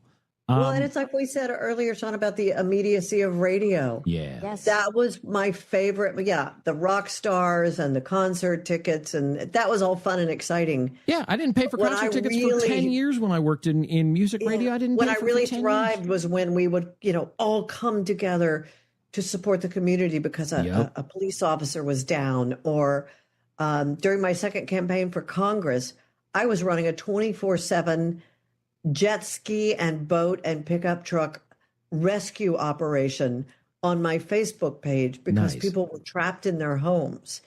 Because of all the floodwaters, yeah. And people are like, you got to get back to campaigning. I'm like, where? First of all, I'm like surrounded by water, but I'm like, I have a pickup. I had a campaign. I bought a big giant ass pickup truck, wrapped it in the U.S. Constitution, and we called it Lady Liberty.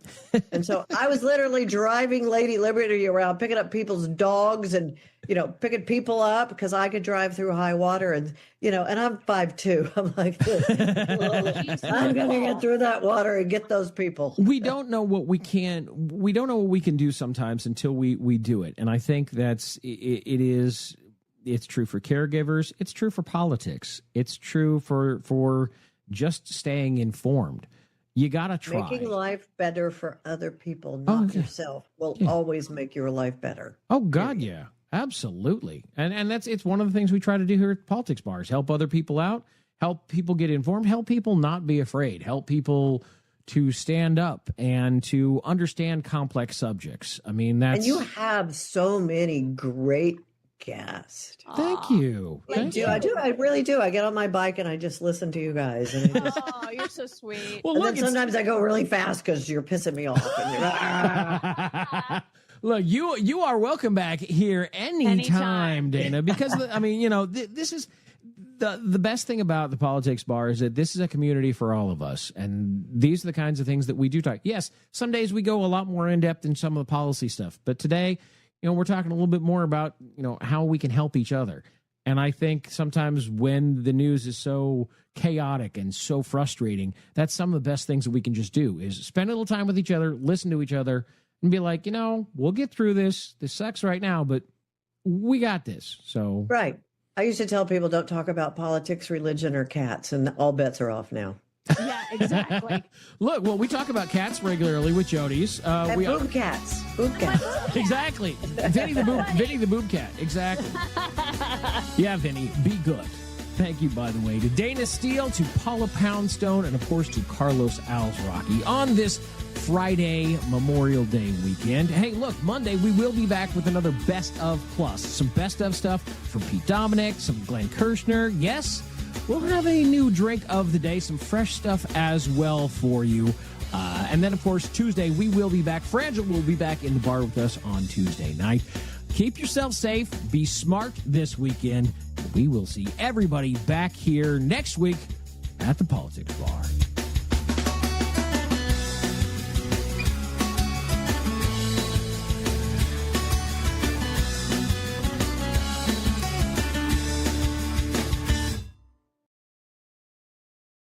For the longest time, it was hard for me to even get out of the house, much less do a backside 180.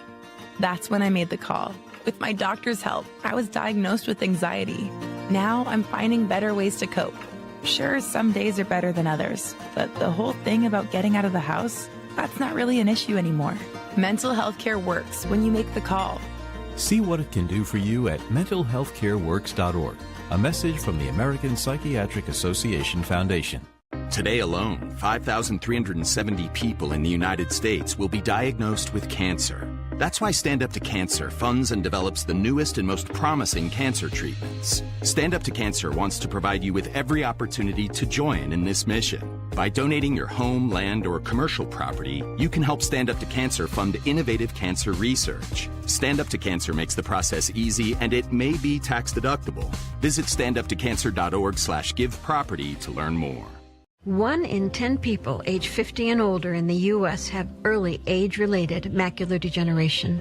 Because macular degeneration often has no early symptoms, many don't know they have it until irreversible vision loss has already occurred. Don't miss life's most beautiful moments. Schedule a comprehensive eye exam to protect your sight. Macular Degeneration Research, a Bright Focus Foundation program, offers free resources and tips for healthy vision. Go to stopamd.org to learn more. When I first had Jordan, I'd get comments all the time about how happy I must be. I remember thinking, there must be something wrong with me because I don't feel all this joy I'm supposed to be feeling. That's when I made the call. My doctor told me I have postpartum depression, and treatment is available. These days, things are feeling right, even if they don't always go that way. Mental health care works when you make the call. See what it can do for you at mentalhealthcareworks.org. A message from the American Psychiatric Association Foundation. From the heart of Chicago, it's WCPT 820. Progressive Talk Radio, where facts matter and voices fight for change. WCPT 820. This is Chicago's Progressive Talk. AM 820 WCPT Willow Springs. AM 1240 WSBC Chicago. And streaming worldwide at WCPT820.com. I never considered myself to be a heavy drinker. At first, I only drank with friends, then to get through the day. I hit rock bottom when I realized I was choosing alcohol over my family. That's when I made the call. With my doctor's help, I was diagnosed with alcohol use disorder. Now, I'm getting to the root of my addiction and finding better ways to cope. Mental health care works when you make the call. Visit mentalhealthcareworks.org. A message from the American Psychiatric Association Foundation. Hear that? That's the sound of your life. Perfectly imperfect. Beating in rhythm to the world you've created. But every time you drive after drinking, the music gets drowned out.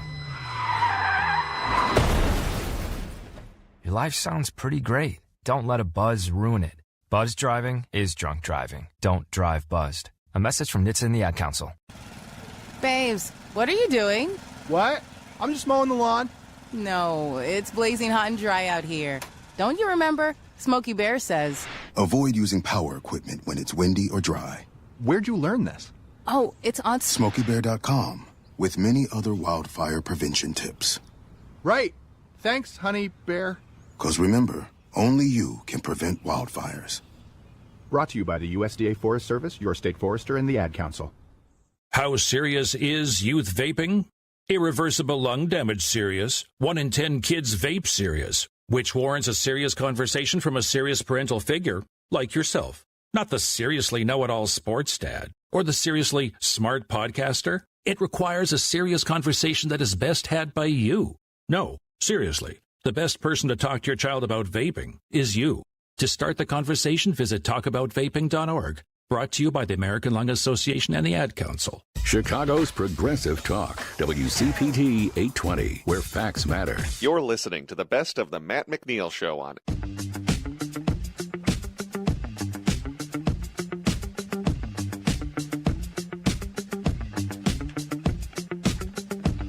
Broadcasting live on AM 950, the Progressive Voice of Minnesota. In the evenings on WCPT 820, Chicago's Progressive Talk. And in the nighttime hours in Seattle, 1150 AM KKNW. It is the Matt McNeil Show here on your Friday. Good to have you with us here today. Matt and the birthday boy, Brett, is here today. Damn right I'm going to embarrass you. He is 24 years old. That is correct. That is... I look 24 at like 12. I don't know why. I looked a lot older at a younger age. Yeah, this is happy birthday to you, my friend. Do you have any fun plans for this weekend? Yeah, going out with some friends and family. So, hey, happy birthday. Congratulations. And I can just tell you right now, you are the best damn producer I've ever had, man. I can't tell you how much I've enjoyed working with you. And I'm not going to – you better be freaking recording this now, because I guarantee you got 364 days of the year that you're not going to hear this. Depends on if there's a check involved. So send you one later. Not this time. That's the holiday. That's Christmas. Well, it's free on my birthday, right? Birthdays, I'm a compassionate human being. Happy birthday. And congratulations on another year. And we actually, I think, have to start actually saying that at this point. So let's be honest about it. 952-946-6205. 952-946-6205. I've got, well, first of all, I want to make sure I get a little housekeeping out of the way. I am not going to be here for the next week and a half after today. I'm going to be taking some time off. My girls are home from college. And yes, I heard something. You can apparently, once your kids are no longer in high school, take vacations in May. Who knew? So I am going to be taking some time off here. Yeah, I'm looking forward to doing that. I will say that it's really nice to have some pretty good people that are going to be able to fill in here for us. Philip Anthony from the Downright Upright Show is going to be here on Monday and Tuesday. Greg Bakken from Ghostbox Radio is going to be in here on Wednesday and Thursday of next week. Ellie Krug going to be here on Friday. TBD, we always love TBD. He is fantastic. One of the best broadcasters ever, TBD. Or is it still TBD for the Monday, week from Monday? Yeah, Tom is still going to be there. Tom, Barry. Danielson, yes.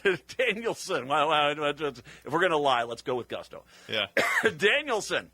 TBD on Monday, and then Bruce Klopfleisch coming in on Tuesday and Wednesday. I'll be back on the 21st with a new show, and trust me, I'm going to have a lot of things to talk about at that point. You'll understand when I come on back. I always do. So thanks to them. Thank you to these guys for taking care of this, pick up the slack, and like I said, have a nice next week and a half after this show here. We'll get done with this. 952-946-6205, 952-946-6205. I made a post this morning. And it actually has kind of resonated a little bit here.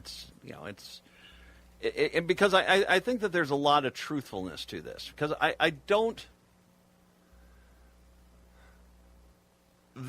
we have to wake up to what is happening to this country.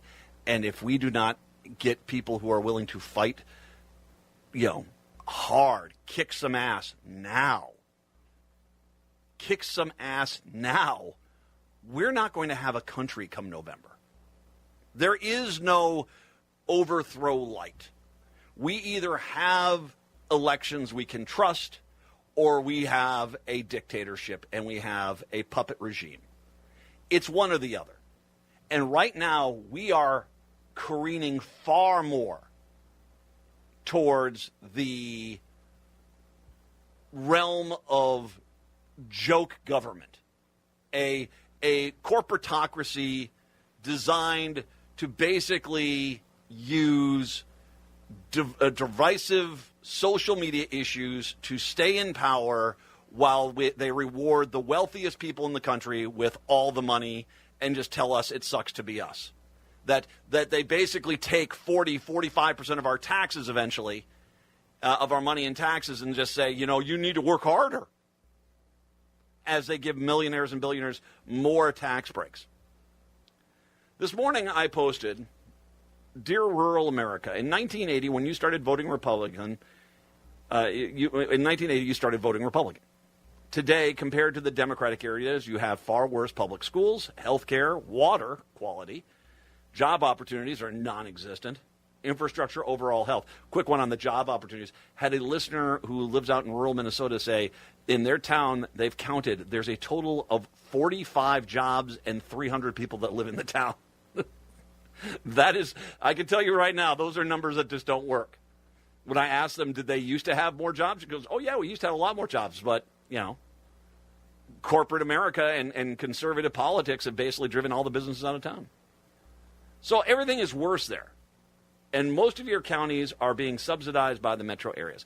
They did this because, let's go back to that social media thing, or the social issue stuff.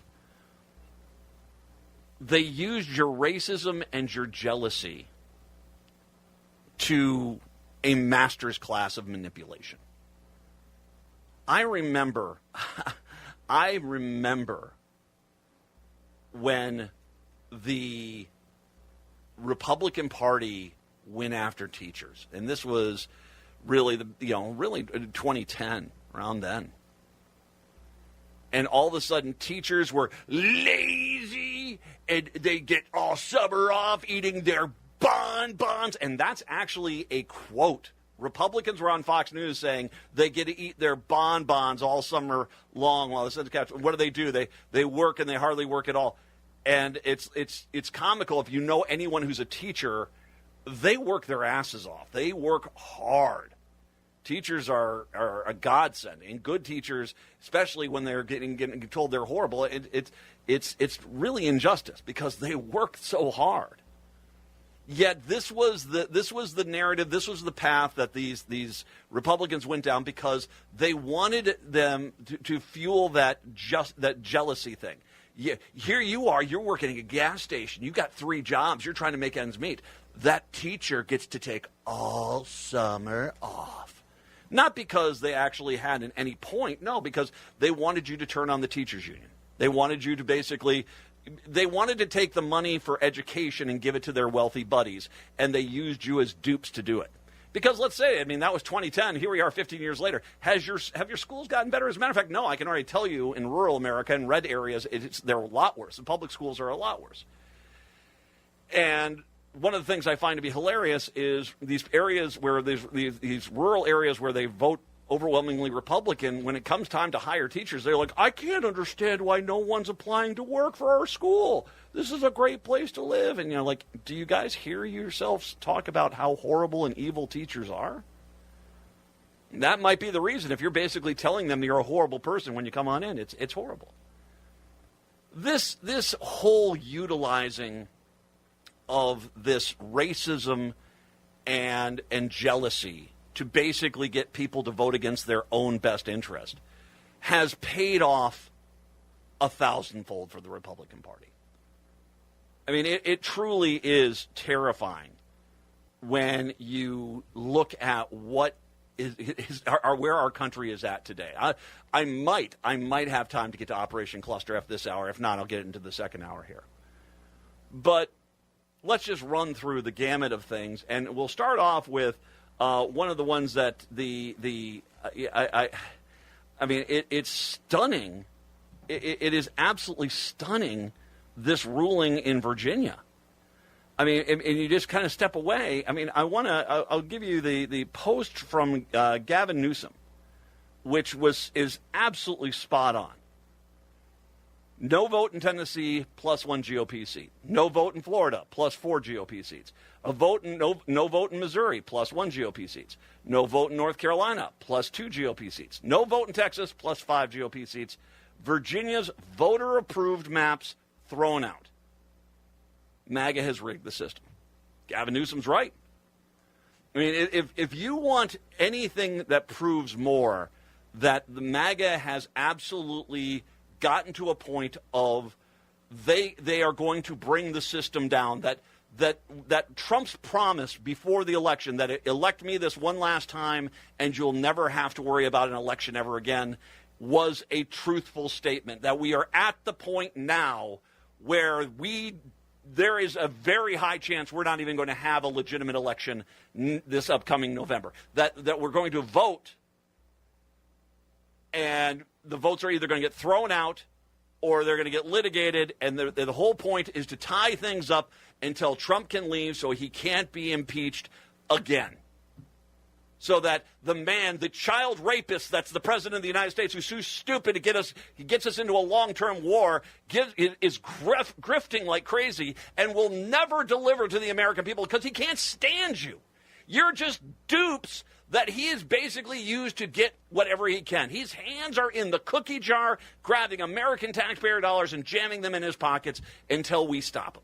And right now he's realized, well, If we basically throw out, we declare an election completely illegitimate and throw it aside, sure, it might mean the end of democracy, but I'll be gone before they sort this whole thing out.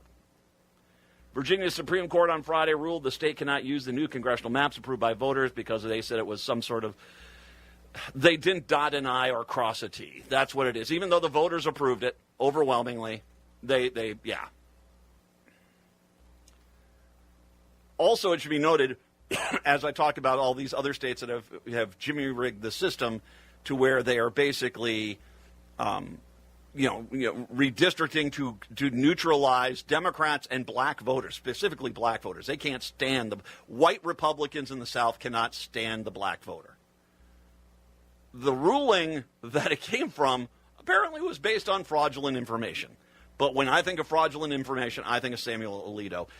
The Supreme Court justice made the claims he made about voter turnout in Louisiana and Landmark Voting Rights Act were based on misleading data analysis. No, he outright they created a new way of looking at data and basically used that as opposed to the actual data. The turnout and racial data in Louisiana reveals that the assertion relies on an unusual methodology. The Justice Department briefed that Alito cited calculated black and white voter turnout in Louisiana as a proportion of the total population of each racial group over the age of 18. Such an approach is not preferred by experts in calculating statewide turnout because the general over 18 population may include non-citizens, people with felony convictions, and others who cannot legally vote. But it does yield Alito's conclusion that black voter turnout exceeds the white voter turnout in 2012 and 2016. The widely more accepted approach is to consider voter turnout as a proportion of the citizens' voting age population of the voter-eligible population, the latter of which excludes non-citizens as well as people that cannot vote.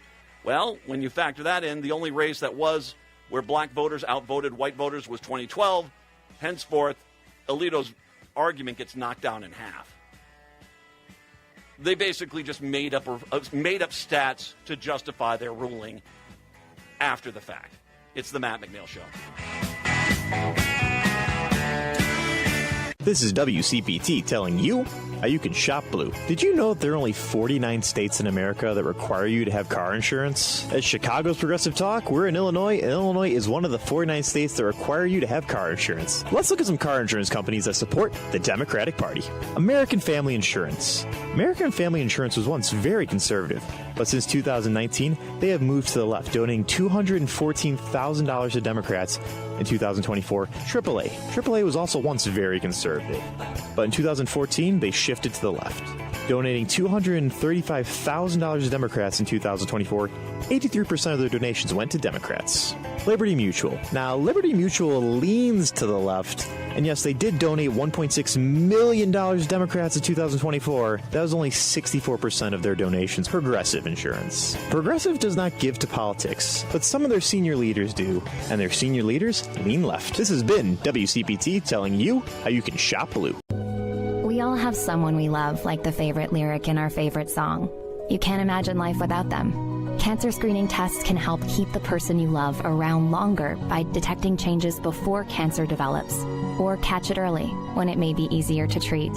And many tests are available for free or covered by insurance. It's time to sound like a broken record. Tell all your friends and family, I love you. Get screened. Visit cancer.org/getscreened to learn. I thought it was just stress. But then it felt like I was stuck in a state of panic, obsessed with worry that something bad would happen if I didn't complete endless rituals. I couldn't solve this on my own. So I made the call. I found a doctor who diagnosed me with OCD. Now I'm able to live more in the present. Mental health care works when you make the call. Visit mentalhealthcareworks.org. A message from the American Psychiatric Association Foundation. This is Chicago's Progressive Talk, 820 AM, WCPT Willow Springs, and online at WCPT820.com, where facts matter.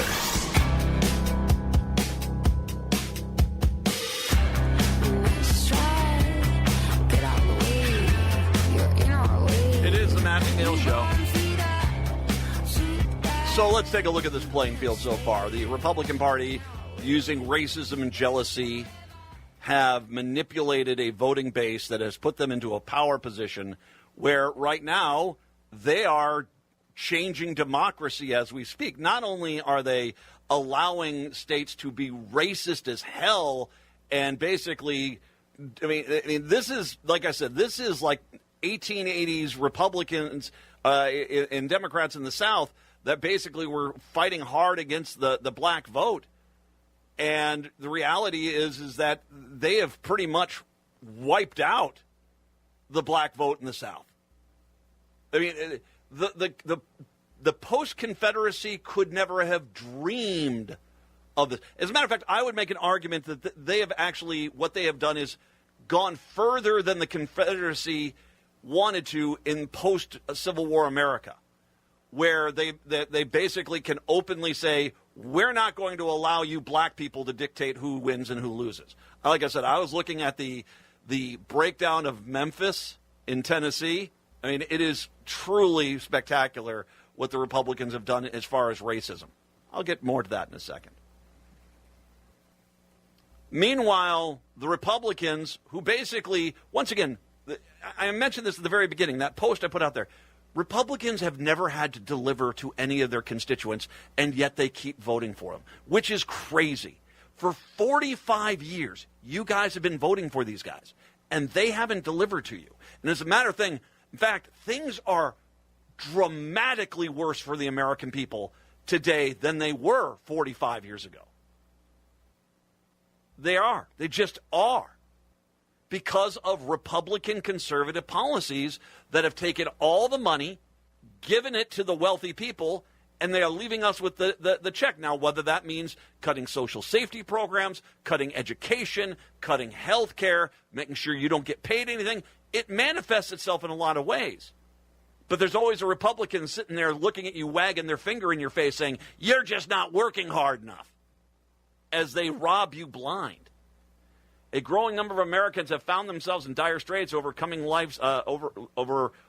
life's essentials. Some of the country's most powerful CEOs are actually also sounding the alarm. This is so bad that even the CEOs of companies are at the point where they are like, wow, this is pretty rough.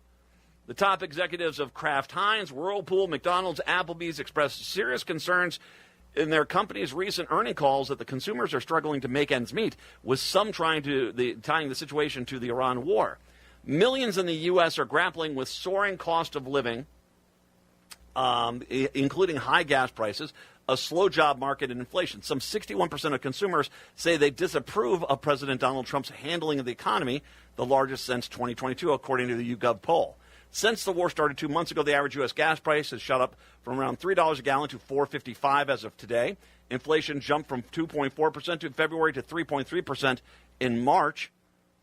Trump's top economic advisor, Kevin Hassett, sparked outrage last week when he boasted that credit card spending is through the roof right now. He was saying this in a "this is great" mentality. After stating the jobs market is going to be very, very strong, Hassett told Fox News, in fact, I had the head of one of the big 5 banks in my office yesterday going through the credit card data. And just as Secretary Bessent said, credit card spending is through the roof. They're spending more on gasoline, but they're also spending more on everything else too, because they can't afford anything else. You can't afford anything else. So you've rigged the system now. You and I can't afford anything. But we don't really have any recourse because they're setting up a system where poors don't have the right to question the wealthy. That's it. And they're able to do this, and you willingly, you MAGA idiots, went along with this. You Republican voters went along with this because they fed on your racism and your jealousy at others. And here we are. The corruption in this administration is off the charts. I want to remind you that every single Republican for 4 years screamed, Burisma! And the fact that Biden's son, it was a completely made-up story, but their argument was, if it wasn't made up, that him having connections to this company while also having access to the president was a conflict of interest. Now it's the Republican Party that was all upset about Burisma is applauding as Trump, his kids, his family, his buddies use the United States government as a cash out. And I am still standing by my theory. I think that Donald Trump has rolled some trucks up to Fort Knox, and he's actually taken our gold. And he's taken it, and he said, and the same Republicans who screamed out Burisma will sit there and say, well, the Constitution doesn't say the president can't steal all the gold in the Federal Reserve. I guess we should have written that into the Constitution.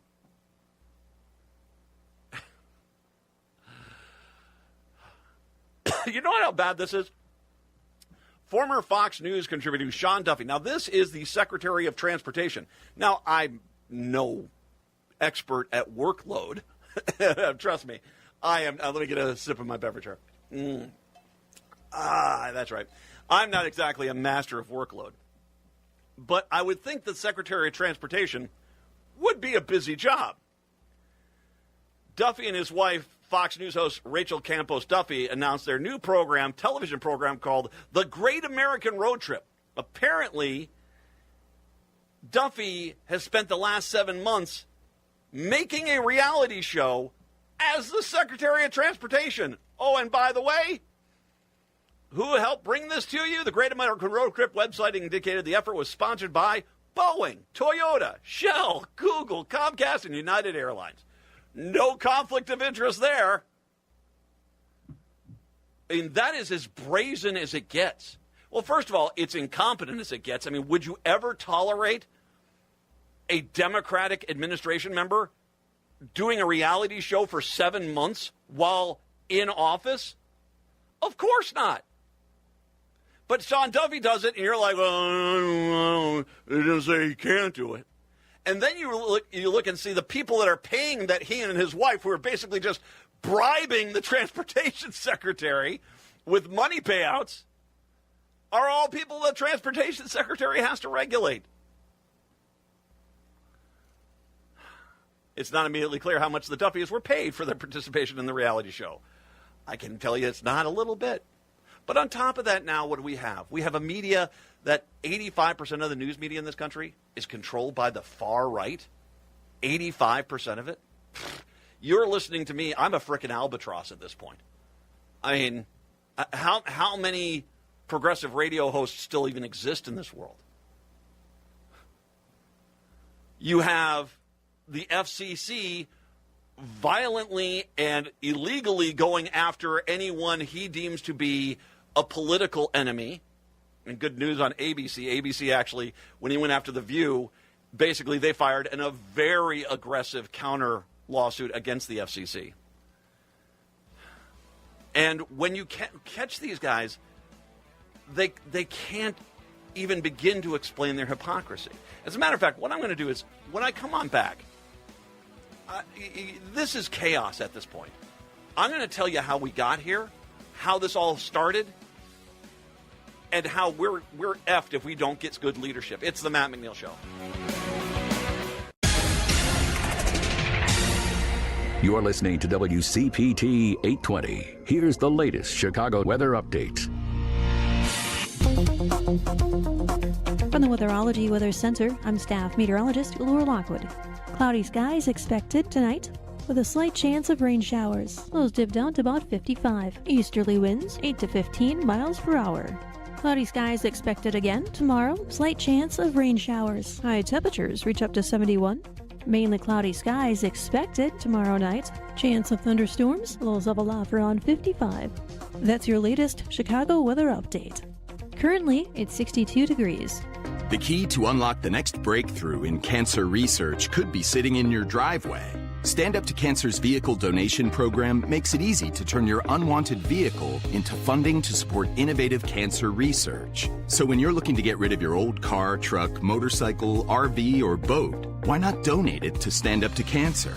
You can be a driving force in cancer research. Donate your car today. Visit standuptocancer.org/cars to learn more.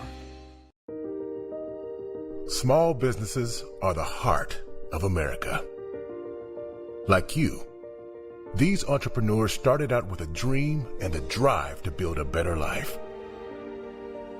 If you have a small business idea to grow or challenge to face, you don't have to go it alone.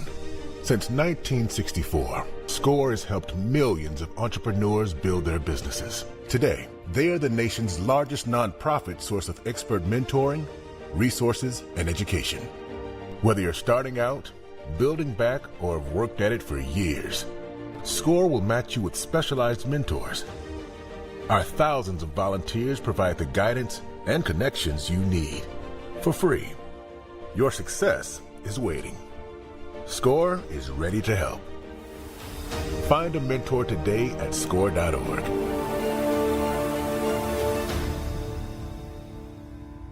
There's danger out there. It lurks on highways and quiet neighborhood streets. It's more likely to kill you than a shark and more terrifying than the biggest snake. Distracted driving claims lives every day. Every notification, swipe, social post, video, or selfie while driving risks your life. So while you might think public speaking or the zombie apocalypse is scary, what's really terrifying and even deadly is distracted driving. Eyes forward, don't drive distracted. Brought to you by NHTSA and the Ad Council. When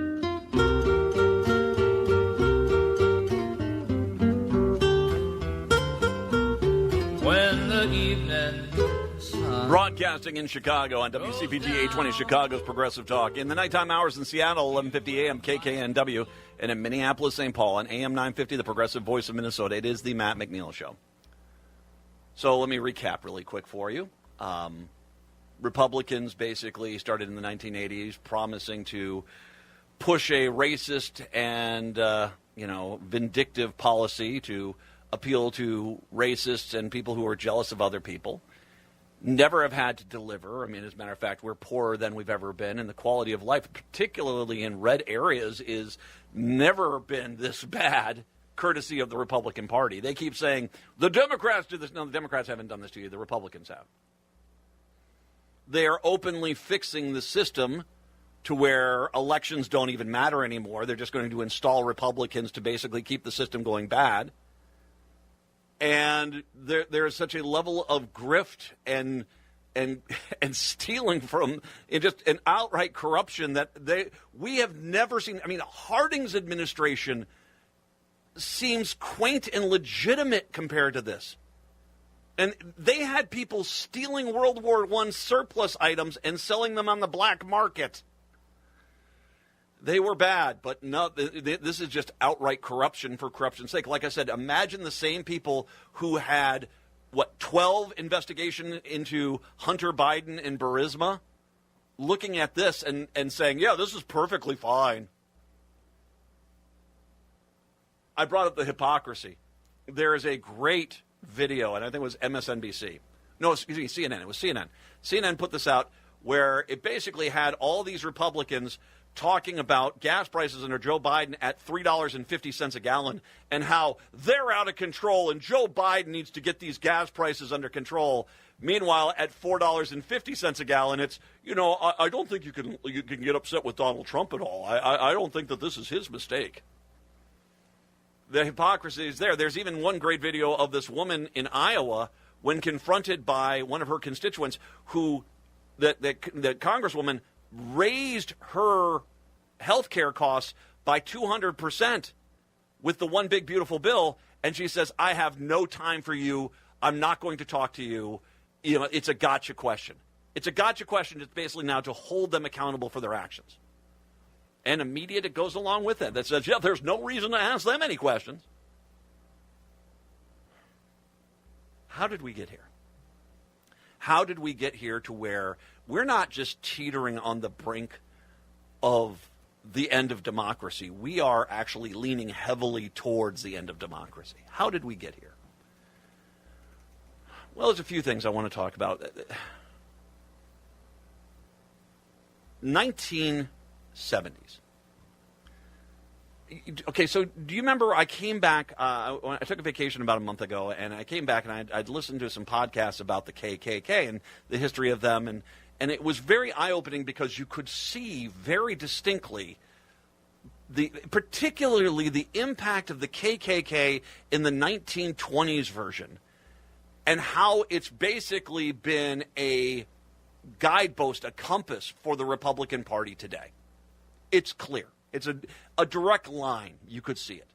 And particularly as Donald Trump started going after Catholics, which were a add-on to the 1920s. In the original KKK, they were mainly against the African-American population, but the 1920s, the Catholics were an enemy too, and to watch Trump basically go back down the Catholics are evil and need to be persecuted route was kind of wild. The KKK started to realize in the 1970s they were not going to win this war with sheets and burning crosses.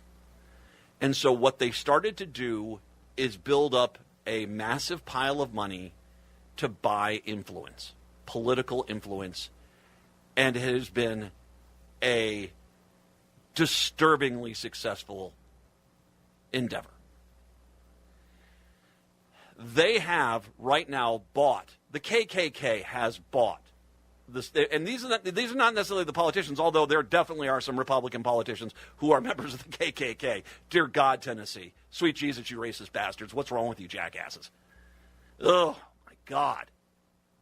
But there clearly are members of the Republican Party who are the KKK. But the KKK and their surrogates today, through the amount of money that they have been able to amass, have created, like I said, a world which, in a post-Civil War America, the former Confederates could have never dreamed of. They control the Supreme Court because, yeah, they do. All those 6 justices, they're getting bought and paid for by the KKK. Clarence Thomas, his best buddy, his benefactor, if you didn't see Last Week Tonight with John Oliver, his biggest benefactor is a guy that collects Nazi crap. Nazi crap. And all it took was buying Clarence Thomas a new RV, and he was more than willing to go along with it. They might not be members of the KKK, but they are more than willing to, and well, Alito might. Alito, there's a decent chance Alito could be. But just an observation, watching what he does. But the other, they're at the very least, they are willingly taking the money to basically push this pro-KKK agenda. Republican Party is gone. And they have been wildly successful because, once again, what is the basis for their appeal in Republican areas? Racism and jealousy. They've got something you don't. You better stop them. Never is the question asked, well, why don't we try to give everybody the same thing? And by the way, they usually have to misrepresent that other person supposedly having something you don't have, when it's not really what there isn't anything. It's just, it's a way to get you because you're jealous and you're angry and you're racist to go vilify other people. That's where we're at today. That's a major part of it. But there is an other side of this which we have to get to. My real frustration. I mean, racists are going to racist. I'm not saying that we can't do anything about it. We should have stopped these clowns years ago. Years ago. And we hadn't. And do you know why? Because the Democratic Party is an absolute freaking failure right now. It is. It is. Do you know how easy... Okay, well, let me step back here. 16 years ago, I started making the point, hey, guys, you do realize the Republicans are buying up all the news media. You know what? We're thinking we're still going to get a fair shake. Really? You still think that now? You still think that as they openly go against and drive a specific narrative, that you're going to get a fair shake? Democrats, there's a lot of things about Democrats which really make me mad. One of them is this feeling of resentment towards anyone that points out a reality that they just don't like. Hey, by the way, that could actually be my job title. I point out the reality that other people do not like. Ta-da! Radio. I am somewhat persona non grata within the Democratic Party, the DFL here in the state of Minnesota. And the reason why is because I'm tired of this crap. I want fighters, not acquiescing. I want people that are going to go out there and act like democracy itself is on the verge of freaking collapse, not acting like, I'm going to work with the other side of the aisle. Do you know what you never hear a Republican say? That. They never say that. No moderate Republican has ever said, I can't wait to get to D.C. and work with my friends in the Democratic Party. Yet, you stooges are too stupid to see how you get played. Right now, a few years back, Republicans used to try to re-clarify someone. Rod Grams was a senator for a long time from Minnesota, first one term from Minnesota. They tried to play Rod Grams that he was a moderate, and he got elected. Well, he wasn't a moderate. He was one of the most far-right votes in Congress. When it came time for his re-election campaign, he was all of a sudden came the money. It's like he's really a middle-of-the-roader, and it didn't work. What did the money people figure out? They figured out it's easier to pay, they're bankrolling Republican politicians for millions and millions of dollars. But they figured out they can take $50K, give it to a Democrat, and that Democrat will throw his or her own party under the damn bus. That is a reality. The Fettermans, the cinemas, the mansions, my concerns about Angie Craig. They figure out, they sit down, they're going to say, well, if the Democrats take over the Senate, how many senators do we need to basically turn into multimillionaires so that they basically do what we want? Fetterman, cinema, mansion.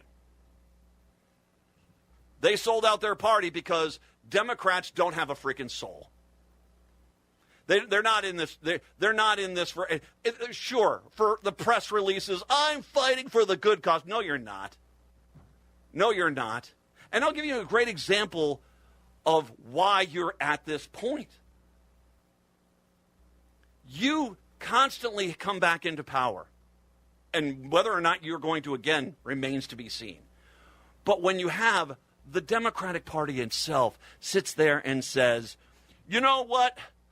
We're going to let bygones be bygones. I'm not endorsing what they did, but I think it's time for us to move on. You guys have created a world where there is zero accountability for the Republicans and constant accountability for the Democrats. Do you see what he's doing with the DOJ? The investigations, the pettiness, the smallness. Do you see this?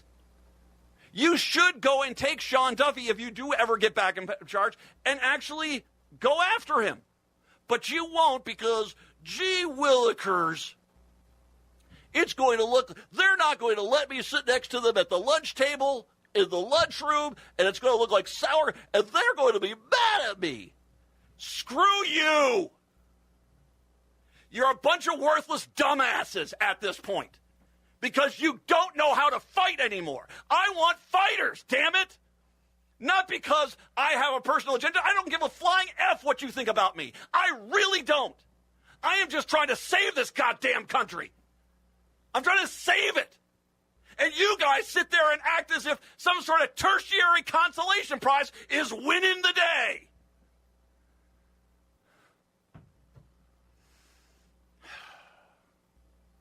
You're worthless right now because you got no fight, got no spirit, and because of your weakness, your pettiness, your milquetoast attitude towards this whole damn thing, we're on the verge of losing it. And I can already tell you, there's already Democrats out there getting ready with their, I'm ready to work with the other side of the aisle. We're not going to investigate them. You're worthless. We're all getting effed right now. All of us. Unless you're ultra-rich or one of the Republican leaders. And you guys sit there and talk about, well, they won't let me sit with them in the lunchroom. Like it's some sort of thing. They don't care about you. Donald Trump could come out tomorrow with a bill saying, we get to eat everyone's first child. And they'll get every freaking Republican to vote along with it. There won't be any of this reciprocity back across the aisle, which never exists. You're easy, you're dupes, you're stupid, you don't see how the game's being played. You ignore the fact that all your media outlets were being wiped out, and now you're sitting there and wondering, like, gee willikers, the Supreme Court's bought and paid for. Yeah, it is, isn't it? Hell, you idiots don't even know that you could come on this show.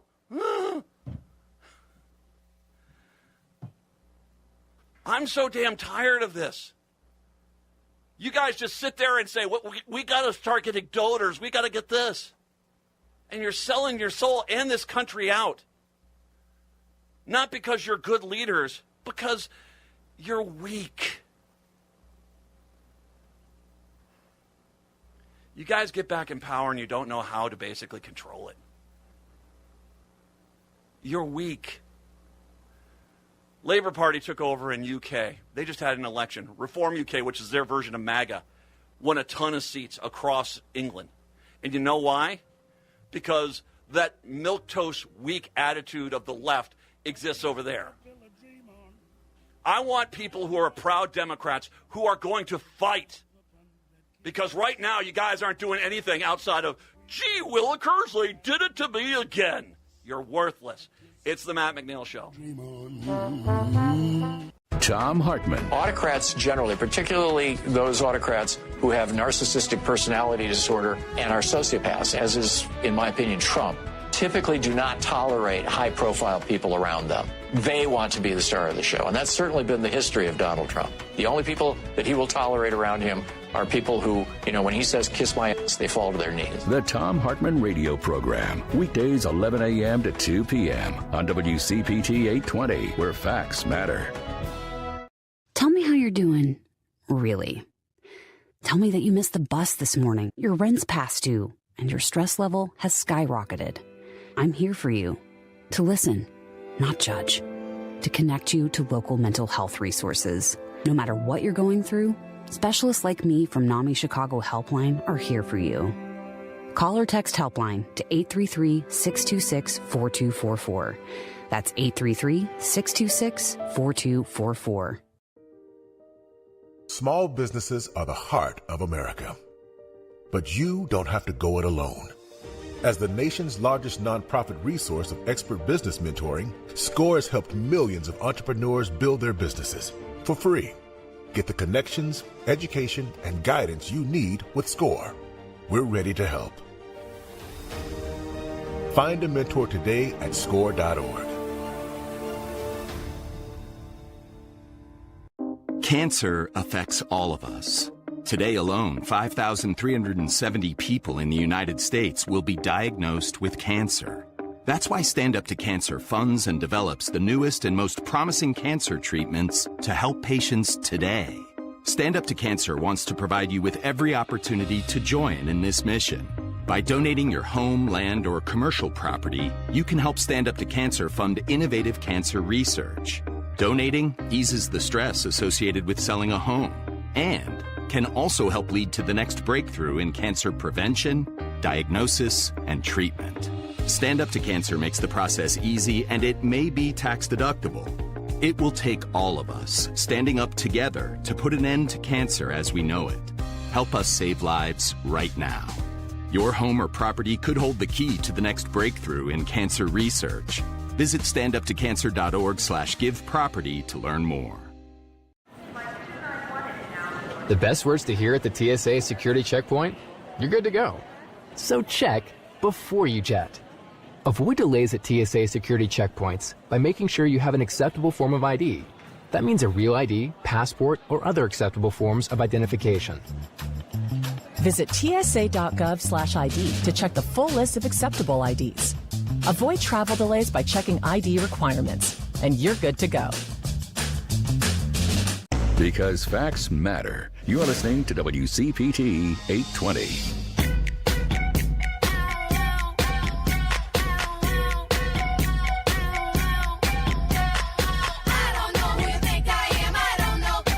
It is the Matt McNeil Show. I really don't care what you think about me. I don't care. I really don't. Seriously, I really don't care. That's actually what made me somewhat, I think, successful in this business, is the minute I stopped caring about what other people thought and just kind of doing what I thought was right.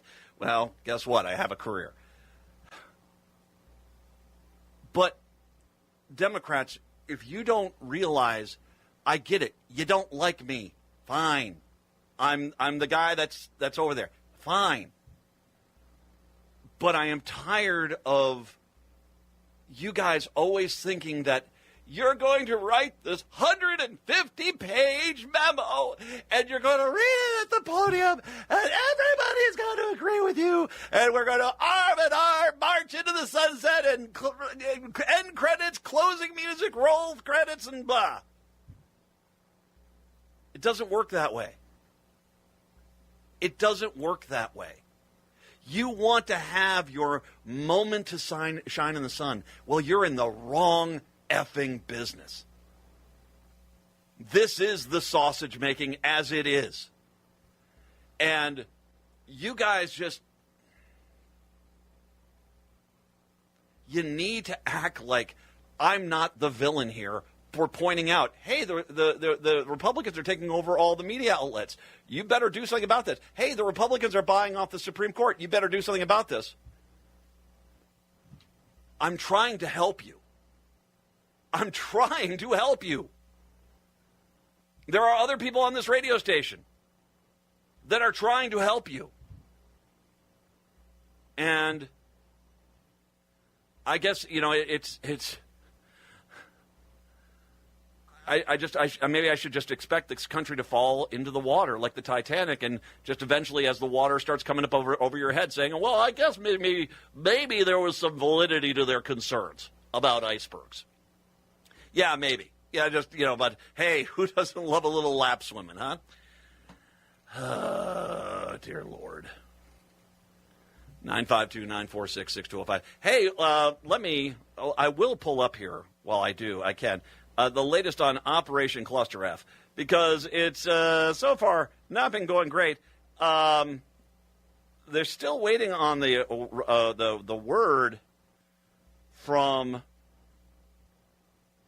They're still waiting on the word from the Iranians.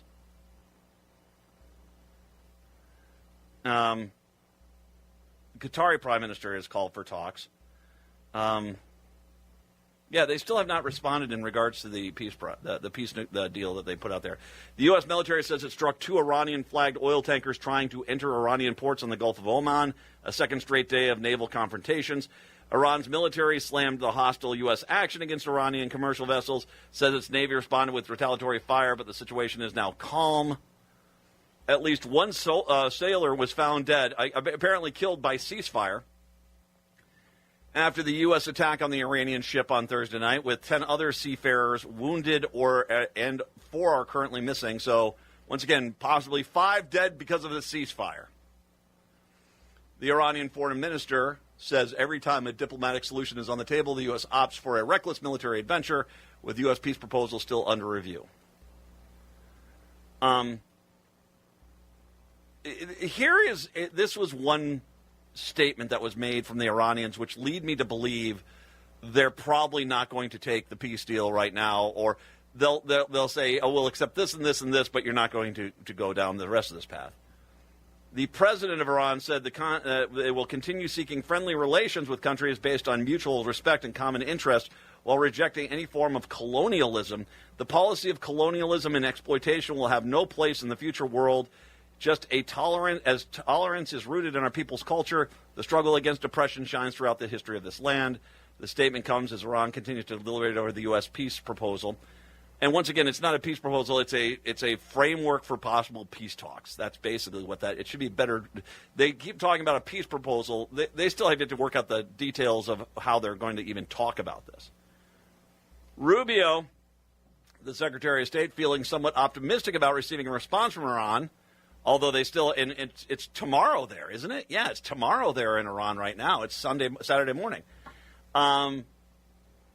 Basically, he's optimistic about receiving a response from Iran about the latest U.S. peace proposal over the next few hours, because Tehran has not rejected it outright.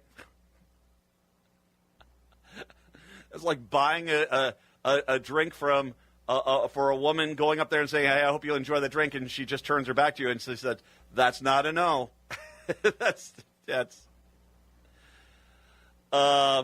Ex-General Mark Kibbett, also former U.S. Assistant Secretary of State, said he expects Iran will say it rejects most of the proposal, but there are areas it would be willing to discuss. If Iran isn't prepared to discuss their nuclear program, then they are not prepared to have peace. That's what Kimmett went on to say. Iran's foreign minister spokesperson has given a consistent message to local media in recent days on the negotiations with the U.S. He said the Iranian officials were seeking permanent declared end of the war on all fronts. Tehran also wants guarantees that the war will not resume. Iranian officials say Iran's sovereignty over the Strait of Hormuz is not negotiable, that Tehran could reopen the strait if the U.S. lifts the blockade. And regarding the nuclear file, Iranian officials say they will not make any concessions regarding the country's highly enriched uranium. Tehran is insisting U.S. demands to hand over its enriched uranium stockpile and to dismantle its entire nuclear program are just not going to be starting points. So you step back. What are you hearing here? They're not going to give up control of the Strait of Hormuz. They're not going to give up their nuclear program. They're not going to give up their surface-to-air missiles. And they want a complete end to any kind of conflict or fighting in Israel right now with either Lebanon or the Gaza there. And once again, I can look at what Netanyahu's doing to the Palestinians. I'm bothered by that. What they want is basically Hezbollah, which is, once again, it's complicated. They're a terrorist organization, but there's also a political element to it, a community element to it. They want them to have safe, passage. And, well, I'm sorry, if Hezbollah is attacking Israel, that's non-starter either. This is a mess. As I just trying to explain that, this is a mess. There's a reason why I've called it Operation Cluster F. I'm about to leave for 12 days, and I will come back. I am going to bet you that in 12 days, there still is going to be an Operation Cluster F. Although Trump will say it's over 18 times. Chicago, Seattle, talk to you soon. Minneapolis, St. Paul, hour 2 up next.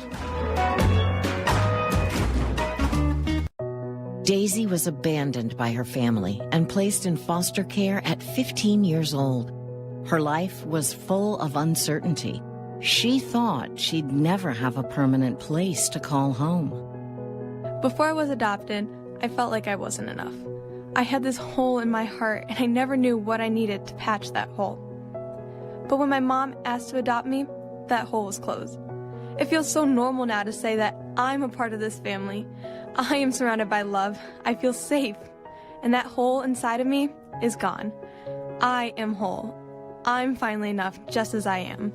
The Dave Thomas Foundation for Adoption is changing the lives of teenagers at risk of aging out of foster care. Like Daisy, every child deserves a permanent, loving home. You can help. Learn more at davethomasfoundation.org. Tune into the Thom Hartmann radio program, your home for news, opinion, and insight, right here on WCPT 820, where facts matter. This is Chicago's Progressive Talk, AM 820 WCPT Willow Springs, AM 1240 WSBC Chicago, and streaming worldwide at WCPT820.com. The best words to hear at the TSA security checkpoint? You're good to go. All it takes is a little preparation. Get to the airport early. Bring a carry-on bag that fits in the overhead, and have an acceptable ID. Not all state-issued IDs will cut it. Check out tsa.gov/ID and see which TSA acceptable IDs make the grade, like a real ID or passport. Before you jet, do a little prep, and you're good to go. Check out tsa.gov/ID or the MyTSA app. A loved one owns a gun, and for a while now, you've been concerned about their behavior. They're just not acting like themselves. They've been distant, they've been unpredictable, they've been lashing out. They've been saying things that make you worried they might harm themselves or friends or family. Or you're worried this loved one might hurt you.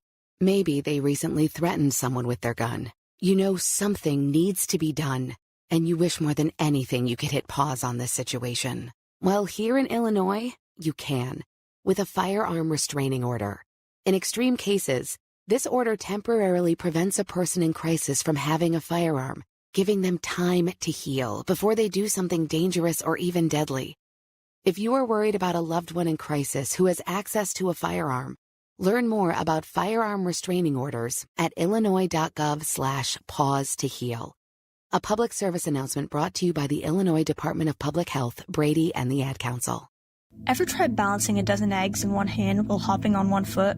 Or maybe juggling cats while riding the unicycle? Sounds ridiculous, right? But guess what? That's exactly what texting while driving is like. Your human brain only has the capacity to focus on one thing at a time. So when you're behind the wheel, give driving your undivided attention. Don't drive distracted. A message brought to you by the National Highway Traffic Safety Administration, Project Yellow Light, and the Ad Council. Hey Google, play WCPT. Streaming Chicago's progressive talk from TuneIn.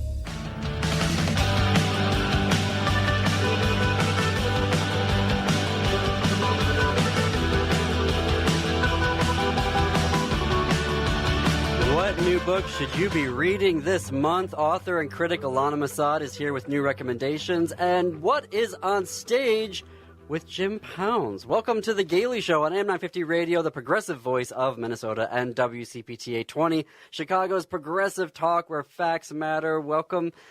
We are the only daily LGBTQ news and talk show on the radio in the United States. I am your host, John Parker. Jim Pounds, my executive producer, here on the show in the studio with me. Hey, all.